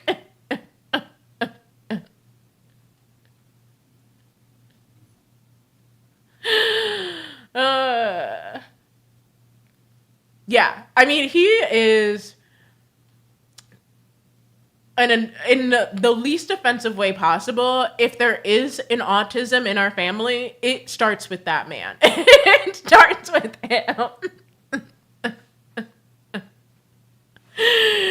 It starts with him. There's something about that man that makes you go. I've said it before, and I say it to people all the time. The people in my family, if I did not grow up with them, and if I did not introduce them to other people, I would not think they're real. I would think that I was hallucinating everybody in my family. Because the stories about my family are unreal. Like my sister, so my parents got a new gas stove. My sister lives with my parents. And my parents got a new gas stove. They went away for a weekend or whatever. My sister obviously ate everything. My parents come back home. Turns out their gas stove had been on all weekend. My sister did not know how to work the gas stove, so she didn't realize she had to turn it off. She didn't know anything about that. Somehow she did not blow herself up. Somehow she did not just die from just inhaling. Yeah. I mean, no, this is like recent. This is not a y'all. She would have killed herself. She would have killed her. Yes. This is the wild stuff that just happens. No. This is all. Everybody's just so shook she survived. Like everybody was just so surprised. They're like, huh, well, I guess she survived. I mean, my dad did yell about it because he was like, we just bought a new stove and now you're trying to blow it up. Because that's how my dad thinks.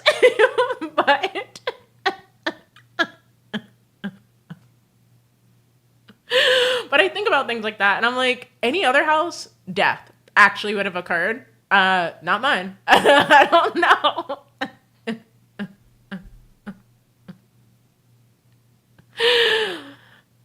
Oh my God. You know what though? Wait, how old was she when she did that? Because if she did that as a kid, that's different. If she did that as a 29-year-old woman, like my sister in that stove, I don't know.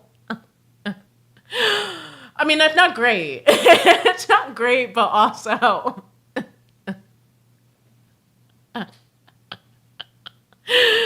My dad, a grown man in his, at this point, 60s, all right? He saw a TikTok about how to cook an egg in the microwave. And so, because my dad, he's deep into TikTok and he's deep into TikTok hacks, all right? So he saw a TikTok about how to cook an egg in the microwave or whatever and decided he was going to do it in his brand new microwave. Because he was like, oh, this is going to be great. Got a new microwave. Going to stick my egg in it. It's going to be awesome. Literally blew up the microwave. Like, blew up his microwave. And then had to buy a brand new microwave and was so mad about it. He was just bitching my mom, just like, I can't believe, TikTok had me blowing up my microwave. And I'm like, I don't think TikTok did that. I think you did that. Do you know how easy it is to cook an egg? Why are you doing that in the microwave anyway? Like, why are you?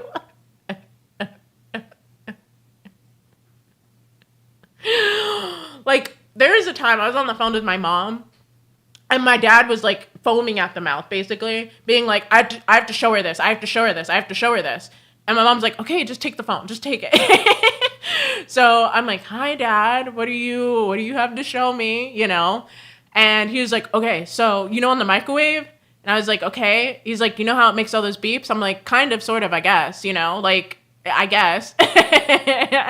He's like, well, and so then he tries to hold a button down. I don't know. He tries to hold it down. He's like, you could turn that off. And so he holds some button down and then he's like, listen. And then I guess the microwave is still beeping. And I was like, did you press it? He was like, no, hold on. I got to figure it out. And he's like getting frustrated with himself. And he's like, I saw it on TikTok. Apparently, if you hold this button down, it makes the beep stop. And I was like, I can't do this. I can't do this.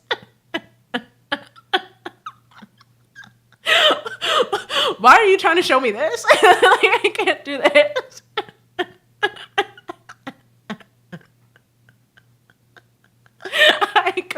I could not. When I was very sick at a point and I couldn't even eat. Like I was literally eating bread and lettuce together as a sandwich. I was so ill. And one of the very illest times of my life. And all of a sudden I get a text from him and it's this styrofoam plate and it has steak and then mac and cheese on it. And it just says yum.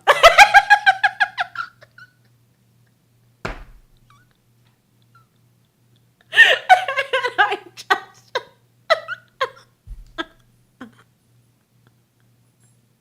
I was like, bro, I cannot. And then he's like, you know how you have an air fryer? I bought one now too. And I'm making your mom steak dinners every night. I just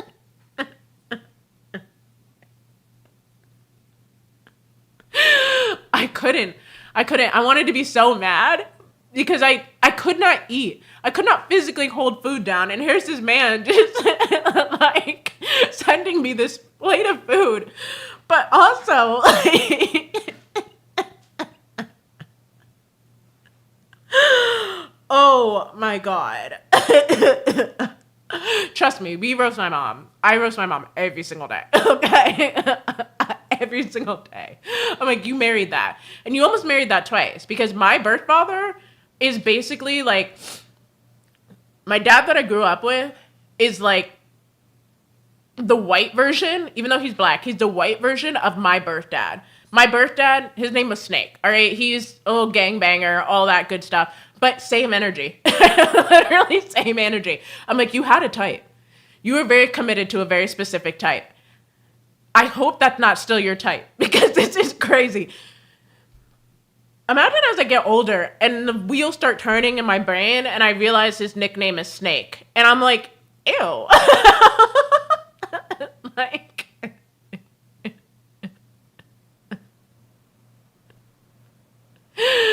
no, not Stank. Not Stank. Snake.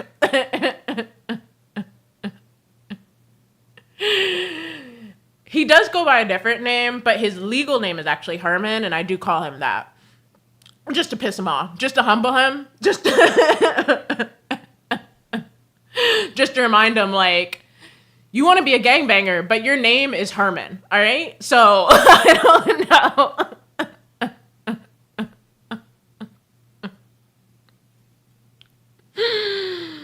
Yeah, I mean, free that woman. Every single time she has a hot girl moment, like, last year she wore a crop top for the first time, and I was like, you do that, girl. You do that. This crop top is going to send you places, okay? I want to see you in more crop tops, okay? Like... I'm rooting for her every single day, all right? Because, nah. Nah. Could not be me. I could not... Diabolical. The things she's put up with, it could not be me. But characters. Everybody in my family is characters. Cartoon characters, for sure. Like, I cannot... deal with. I'm like, are you people actually real? Or am I just like actually in the insane asylum, trapped to bed and just hallucinating my whole life at this point? Like living through a hallucination. Because what do you mean? Like, it does haunt me. It's also like, this is not a slander against people that use styrofoam plates, but it's crazy to me that he thought of this as a steak dinner and it's on a styrofoam plate with a box mac and cheese on the side. Like, and then he's bragging about the steak dinner he's cooking for my mom. Like, there's so many things about that moment that I was like, right. Right.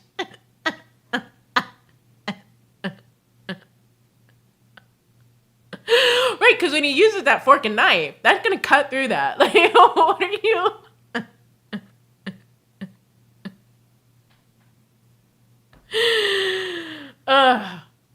He's a character. He used to get irrationally mad when there was no Miracle Whip in the house. Like, irrationally mad. like break stuff mad. About there being no Miracle Whip in the house. And he used to be like, yes. And he literally used to be like, Well, when you guys were at the grocery store, did you not see any Miracle Whip? And just like, I'm 8. I'm 8.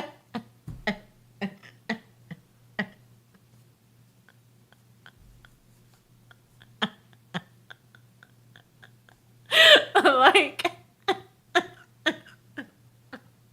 what do you want me to do? What do you want me to do? But he's always making himself cheese sandwiches. It was literally just bread, cheese, and Miracle Whip. And that's what he would eat. That's what he would eat.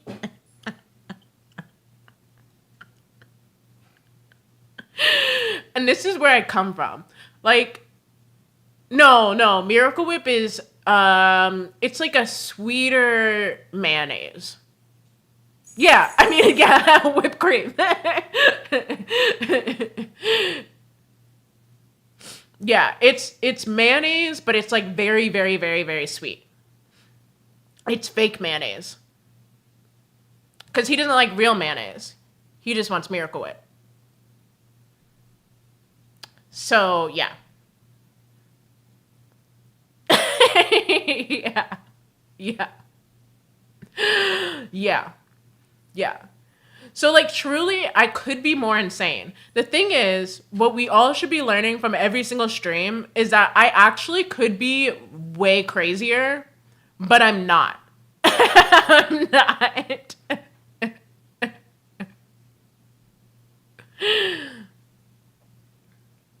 You have both Miracle Whip and mayo in your fridge? We never had mayo. He does not like mayo. It's Q pie could be good. But this is a very specific taste. And yeah, it was all he liked. And he'd put that on everything. On everything. And I guess he had pills. I mean, it's not the most dubious thing. It's just still, yeah. He had blood pressure pills because obviously a guy like that has high blood pressure. And he used to be like, you guys know I have to take my pills. And if there's no Miracle Whip in the house, then I can't take my pills. And it's like, it's like crazy because we don't know you have to take your pills because we're 8. Like,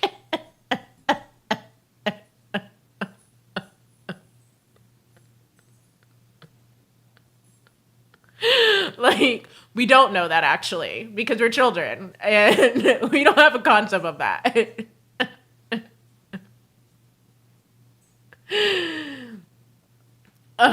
Yeah.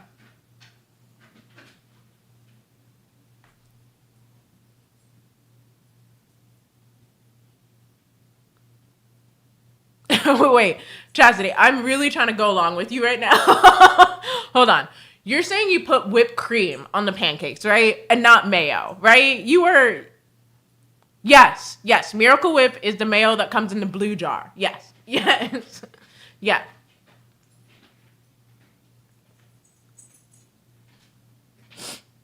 Okay.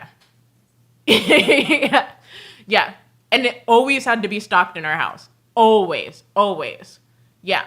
And actually, I was so traumatized by this whole mayo debacle that one day I came home from college to go visit my family for whatever reason. And I saw, because I know what it looks like when there's mayo in the fridge, because I knew what it looked like when there wasn't any.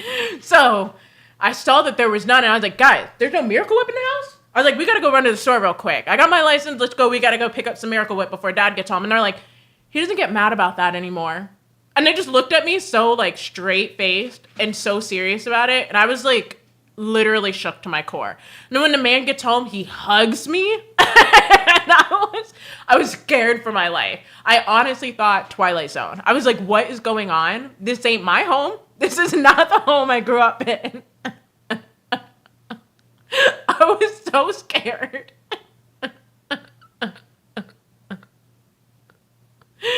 I was like, what is going on? Like,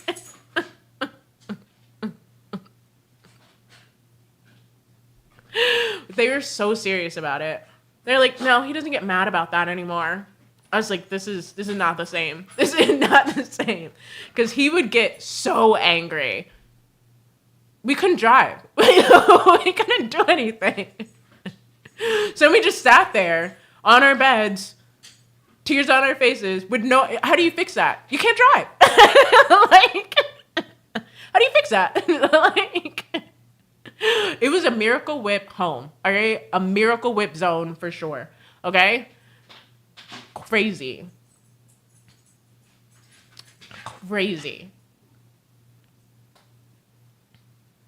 But God, I almost said, would I do to go back? But actually, no, I would not go back. It's way better on this side, okay?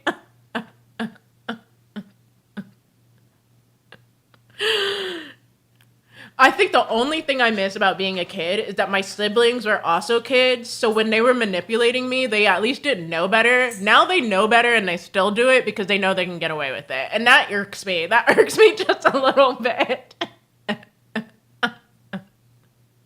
Back then, they were young, they were innocent, it's fine. I know you're playing me right now, but it's okay, because you're young, do it. Now they do it, that's the only thing I'd go back for, is that. But getting screamed at for hours for no Miracle Whip in the fridge? Yeah, I would not. So no, this is truly the best I could have turned out for my circumstances. This is it. Could have been much worse, for sure. I think that often too. When I think about things and then I just go, wait a second. Like, wait a second. Like, I could share it now and know that most people will know that, like, obviously I must be fine telling these stories. But when I first started to talk about the Miracle Whip stuff, and then people would just look at me like I had just told them the most insane fucking story, and that I truly should be held a little bit, like, I realized that I was sharing something truly diabolical about this man. Now I could say it like a bit, and it's like funny, but back when I used to share, comedy is great for that reason. Like, you could share stories in a comedic fashion, and it's really traumatic, but at that point, it's a bit. It's funny. But before I understood how comedy worked, yeah, I used to tell that story, and nobody was laughing. Nobody was laughing. Everybody was like, what?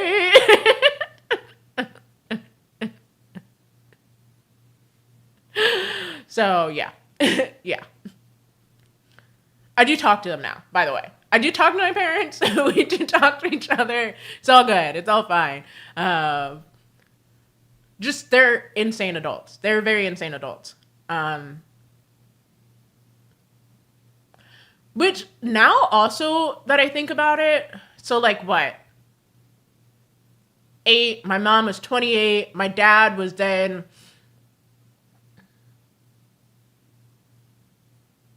I don't know, my dad was like in his late 30s, right?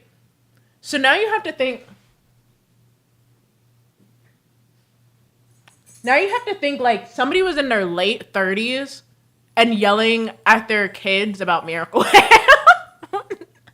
Which, now that I think about it, is even crazier. It's an even crazier thought.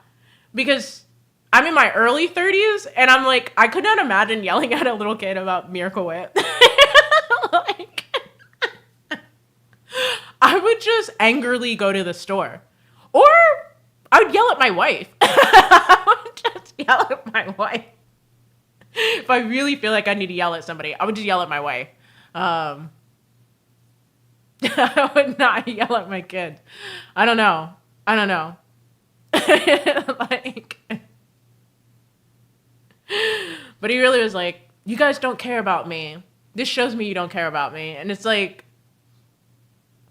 I don't even think I've touched $1 yet at that point. Like, it's not like I could even buy it.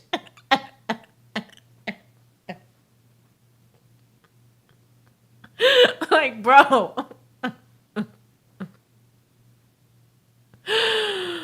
God. Dads they're interesting people. Honestly. Okay, and that's, kids be eating it all, and I understand that. And you had a lot of kids. But we also were not eating Miracle Whip like that. We're not. Because we knew that it was our dad. We might have dabbled. We mostly ate peanut butter and jelly sandwiches. If you want to know what was getting eaten in our house, we would, which is also in hindsight insane to think about, but we would make like 3 peanut butter and jelly sandwiches at one time and then just take them like to the table and just sit there and inhale 3 peanut butter and jelly sandwiches in a row. Like, yeah. I mean, there are crash outs that make sense to me because I'm like, imagine you worked all day and you asked your kids to take the meat out of the freezer so that when you got home, you could make the dinner that you knew you were going to have to make because obviously your kids aren't going to cook. Obviously your husband's not going to cook. So the least they could do is at least make the meat ready to be cooked. Like, and then when we didn't take it out, and so then you came home and you saw that the meat wasn't taken out, crash out, honestly, valid. I get it. I get it. Because I already didn't want to cook. But now I'm going to have to try and cook something that's frozen. So, like, now I'm double pissed. I totally get it. Like, I get it, you know? That crash out to me makes sense. Even if, I don't know. I guess, on one hand, I guess I understand the no Miracle Whip in the house being a crash out worthy experience, but also, I don't know. I don't know. I think if we were using the last bit of it, and I'm sure sometimes we did. I'm sure sometimes, my bad, I used the last bit, didn't remind mom to pick some up at the grocery store. You know? My bad. But I don't know. I don't know. I don't know. He would get mad if there was like, but I understand this crash out too.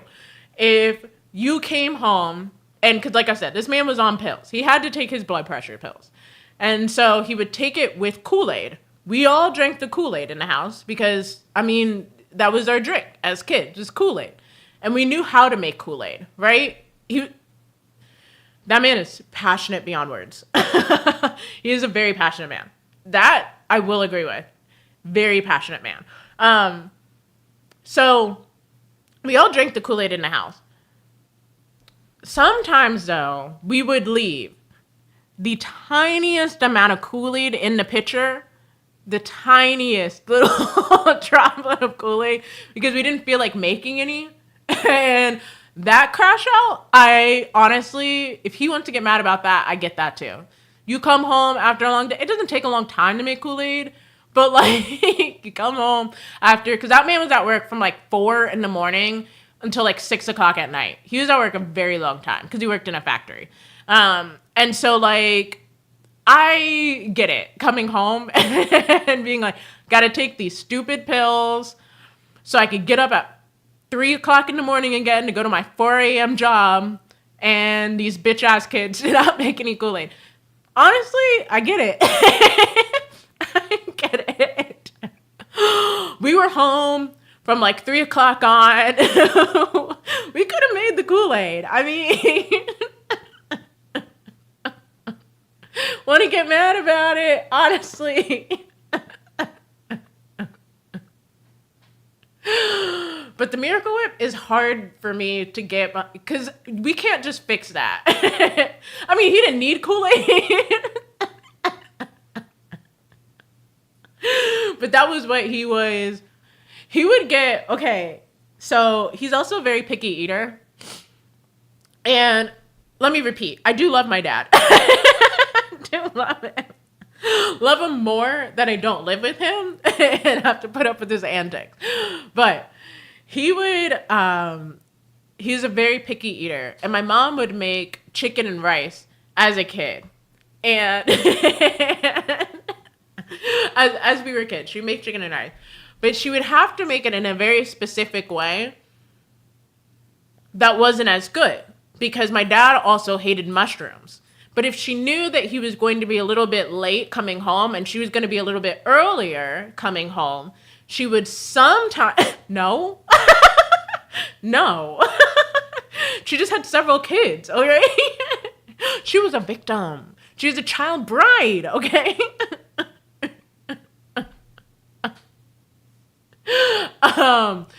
But to make it the good way, she had to use cream of mushrooms, which had these little itty bitty mushrooms in it that you would not notice. You would not notice, okay? It basically looks like specks of pepper. Sometimes she could get away with making making the chicken and rice that way. And it was so good. It was always a good dinner night that night because it was made the right way. Sometimes he would come home early, sneak up, come home early, and then either he would catch the can on the counter and then full on crash out, or we'd be eating and then one of us would accidentally say something. Like he would be eating and he'd be like, "Oh, this is really good. Danny, this is really great. This is really good." And one of us would accidentally say something that would like tip him off to him realize, wait, did you put mushrooms in this when you know I hate mushrooms?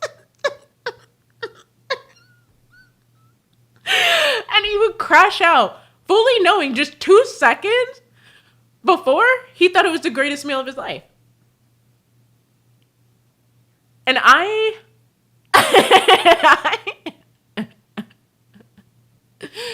could not be married to him. That's for sure. Could not be married. I'm glad. I don't know if I'm glad she chose him, but like I'm glad it was her, not me. If it had to be one of us, I'm glad it was her, not me. Yeah. But that was what she knew. He was the 3rd guy she ever dated, and like that was what she knew. And still knows to this day. I mean, you know, like, but I think now she's like so in herself as an adult woman. And I think also now that we're all adults, it's like she has solidarity now that she couldn't have when we were all kids for very obvious reasons. Now we're all adults and like now it's like kind of tee-hee funny. Like, I mean, I'm sure it's annoying for her because she lives with this sometimes, but like it's also tee-hee funny, you know? Because he's also very Winston from New Girl. He's very Winston from New Girl coded. So he's also very silly, goofy in ways that you're just like, this is the same man that used to yell at us for Miracle Whip. Just this man. Yes, they're still together. Yes.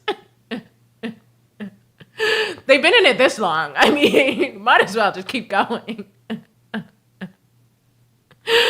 But he's so like whimsical at times too that you're just like, all right, like I can't. I'm trying to think of a good example. Like this freaking, I think I told this about how he got the fitness app or whatever on he figured out his Apple Watch. So he got the fitness app. And he decided he was going to start competing with everybody on their steps. Not even, yes, it's the same man. It's the same man. Who's decided he's not going to compete with us. That's what I'm saying. Like, he had his faults when we were kids. As kids, hell, save me. But as an adult, I'm like, now it's just funny. Now everything he does is just, like, I'm glad I don't have to live with it because every single day would be hell. But as an adult who doesn't have to live with it, it's just so funny now. Like, his personality is so funny and whimsical, and that's the thing. That's like the redeeming aspect. That's why you don't hate him. Because at the end of the day, he is still just a silly, goofy guy. And also, I think I do try to give a lot of credit to the fact that it has to be very stressful working in a freaking plant, like a factory plant, from 4 a.m. to 6 p.m. with a bunch of children that, like, honestly, you kind of barely know, because we barely knew the guy since he was always gone. Don't fault him. He had to work. Somebody had to pay the bills. But he was always gone. So, like, it would make you actually clinically insane. Yeah. There was no hope for him to be any ounce of normal at that point. There was literally no hope. And there are also little things like he had a sports car. He saved up his money, bought his first sports car when I was in junior high or high school, early high school. And he named it Christine. And he would literally foam at the mouth to drive me to band practice. Didn't want to pick me up, but would drive me to band practice because he wanted to, like, have his moment to just, like, show off his car. And so we would get into the sports car and it'd make that noise, you know? And as we got closer to my school where he was going to drop me off, he would turn up his music, which was always the Pussycat Doll album. And then he'd start doing his show off where he would, like, press the gas and then let it off. So it'd go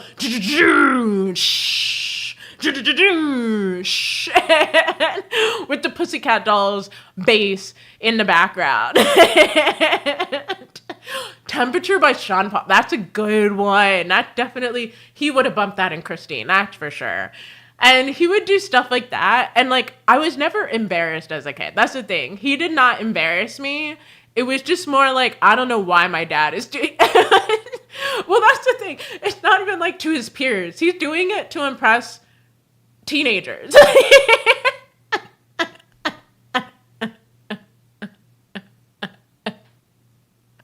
it's just so sometimes he would, like, ask questions like, I bet your friends think you're rich, huh? And I'd be like, nobody thinks that. Nobody thinks that.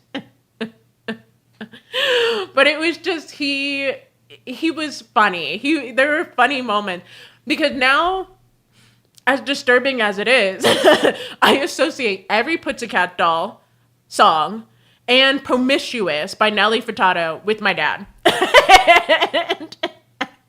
And not for any dubious reason. It's just because literally that's just all he played in Christine all the time because of the bass. Yeah.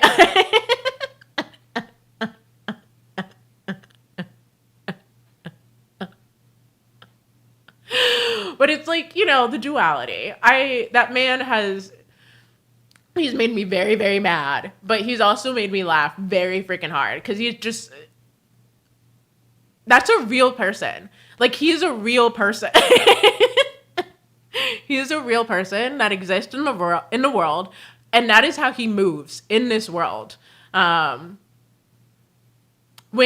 Kanye cut Taylor Swift off or whatever during the VMAs, my dad does not know nothing about pop culture. All right, let me clarify that. He knows nothing. But when he had heard about that, he said, I hope you guys aren't listening to Kanye West. That's banned in our house. Like, he doesn't even listen to Taylor Swift. Just did not like that man had cut that poor girl off. He was so angry about it. He goes, did you hear what Kanye West did to that girl at that award show? And I'm like, that's so strange. Like,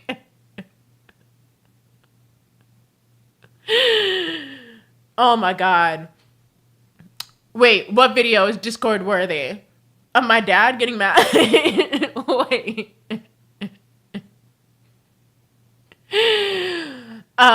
Yeah, my dad like pop teen music. My dad was like very big into like Justin Bieber and stuff like that. Like cause also once again, when you work that much, I guess you don't have that much time to like develop a taste into anything. So you just listen to what's on the radio. And so his taste very much mimicked like a young girl's taste, which is also very funny. Or it was very like stereotypical like white dad. Was it yesterday? Maybe 2 days ago? I heard You Can't Always Get What You Want by the Rolling Stones. And my dad, double, triple platinum. That song went off Oh, please post that in the Discord. Please post your Sean Paul temperature video in the Discord. I'll check that out. Please do that. Please do that. I would love to check that out. Please. I think you can. I actually don't know if you can send things in the Discord. I do have to go through and like set my monitors because I don't want men to send anything inappropriate in the Discord. So I have to figure out how to set filters so that you guys can send things, and then I have to approve them before they can be posted. But I think you can send something in the Discord chat. But yeah, you can't always get what you want. My dad used to always play that song because that was also his thing. He would be like, well, you can't always get what you want, and he'd like rock back and forth on his heels and do this with his arms, and that was his song. Because he just teenage girl or Midwestern white dad, like it was one or the other. I love him for it. The duality of that man, you know? Yeah. Well, now he's starting to look like his dad, my grandpa. And it's crazy. It's crazy seeing them look like your grandma. That is the wildest thing I think about seeing my parents get older, is seeing them look like their parents, their own parents. I'm like, wait, genetics. I know how genetics work, but like, this is crazy seeing genetics play out in real life and seeing you turn into your parents. Because how did that happen? And everybody in my family looks exactly like each other, too. So it's like, actually, I would argue that all the way up until my generation was born, everybody looked like their parents. And like now we all kind of look like both our parents melted together. So it's like less defined who we look like. But my mom literally looked exactly like her mom and not very much like her dad. My dad looked exactly like his dad and not very much like his mom. And as they're aging, they look even more and more like their parents. And it's so fascinating. I think I also have a fascination about stuff like that too, though, because I know that there's more me's running around. Like, not, half me's. I have more siblings running around. And I just wonder how much do they look like me? Because I don't know. So I'm like, I wonder how much of me and then how much of my personality do they have? I do think about stuff like that. I'm like, I wonder how similar we all are, like, even though we don't know each other, and we don't live near each other. And would I know? Would I look at them and go, that face seems familiar? I've thought about that before, too. Because I'm kind of interested. I'm interested in how that happened. I do know a little bit. And like, I know that one of my sisters went to school for psychology and graduated, which I was like, that's interesting considering I originally went to school for psychology. I didn't graduate, but I originally went to school for that. So that's interesting. And then my other brother is in like a rock band or something. And I find that fascinating because obviously music. And if I was going to be in a band, it would definitely be a rock band, if anything. So he's also running around being a little alt black kid somewhere, which I think is pretty cool. And then I also wonder, since I'm online, I wonder if they've ever accidentally seen me and just didn't know, because they probably don't know who I am. So if they've ever accidentally seen me and just didn't know it. I've thought about stuff like that too. Or maybe one of them could be following me and just don't know that we're related. Like, it's such a weird thing to think about. It's such a weird thing for me to think about. Because they also are all younger than me. I do have confirmation that I am the oldest. So honestly, I would not, like, it's not like I'd ever have to worry about dating one of them or something like that, or trying to befriend one of them, because I'm not befriending people that are that much younger than me. But I do wonder, like, have they ever, because every once in a while, one of my posts will, like, pop up on, like, my mom's Pinterest or, like, my other sister's TikTok or something like that. And, I mean, we're all in a similar orbit, I guess, because, we have each other's phone numbers and whatnot. But I do wonder if I ever appear on one of their timelines or something like that. Or if maybe one of them are on the internet. Maybe my rock and roll brother or something is on the internet and I've accidentally listened to one of his songs. You know? I don't know. I know nothing about those people. And it's such a weird concept to me. Nature versus nurture. I really do look like both my parents, though. I remember as a kid, though, having like weird gotcha moments when people would be like, "You look like your dad," and I'd be like, "That's not my dad." That's not my dad, though. So why lie? What are you saying right now? You're just saying anything to just say it. Why lie? Like, you just think all black people look alike? Is that what you're saying? Because that's insane too. Like, but I look like both my parents at this point. Could you also imagine having a baby though, and it looks just like your man that you're not with anymore? I'd be so mad. I'd be like, you mean I carried you, and then you just look like the man that I excommunicated from my life? Like, anger, okay? And that's, my mom used to say, my mom had things about like, because I used to have freckles as a small little kid and everything, and I also had red hair. And my mom was like so adamant. She was like, oh, she's going to have these features. People in my family have these features. And my birth dad used to constantly tell her she's not going to keep them. She's going to lose them. And she's like, you're insane. That's like not going to happen. My features, my genetics are strong. And he used to be like, she's going to lose it. And then I lost it. I lost it. No more freckles. Like, yeah, I mean, I'm sure you would love your baby. I'm sure you would. It's just, I would be a little like, damn, you really look like that man? Damn. I'm sure you would, though. But also, because when I was born, my parents were duking it out in the hospital. They were actively fighting in the hospital. Because my dad wanted to be in the room. They had just broken up for like the millionth time. Because keep in mind, my mom was also young, 20 years old. They had just fought again, just broken up again. And he wanted to be in the hospital room, and she said, nah. So he was fighting with the nurse and saying, no, you have to let me in there.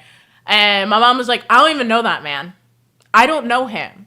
You cannot let him in here because I do not know him. And they were just fighting constantly until I was born. And then when I was born, my mom's like, yeah, I guess you can let him in. And then he got to meet me. And that was that. And he said, we should name her Mercedes. And she said, nah, I already named her. It's not Mercedes. It's a wrap, man. You're just here. Just say hi and then leave. And then they did that for a couple times. Just fight with each other. Because naturally I couldn't just be born. I had to be born with drama. Born to be a star, you know? Born for the drama, live for the drama. It is what it is. And yeah. I don't know. I can't believe it's my birthday tomorrow.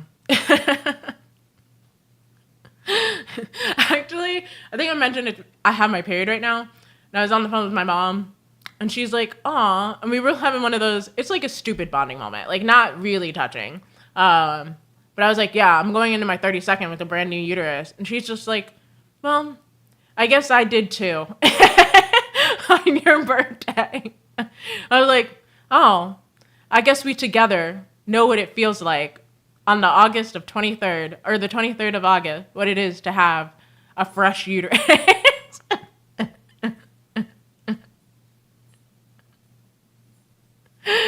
Because that's the things we do in my family. But, ooh, I was like, what is playing right now? And it's Lana Del Rey. Well, I guess that weren't the same reaction, but I don't know. Okay. I think I kind of want to go and eat my cake. Thank you. Thank you. I'm very excited. My makeup looks chopped right now, but it's okay. It's okay. Sure. I suppose. Do you want to share it on this public forum? Like, do you want to email me or something instead? I mean, you could share it here if you want to, but yeah, I do want to eat my birthday cake. And oh my god, the hap birth messages. Can't wait to get those tomorrow. Hap birth.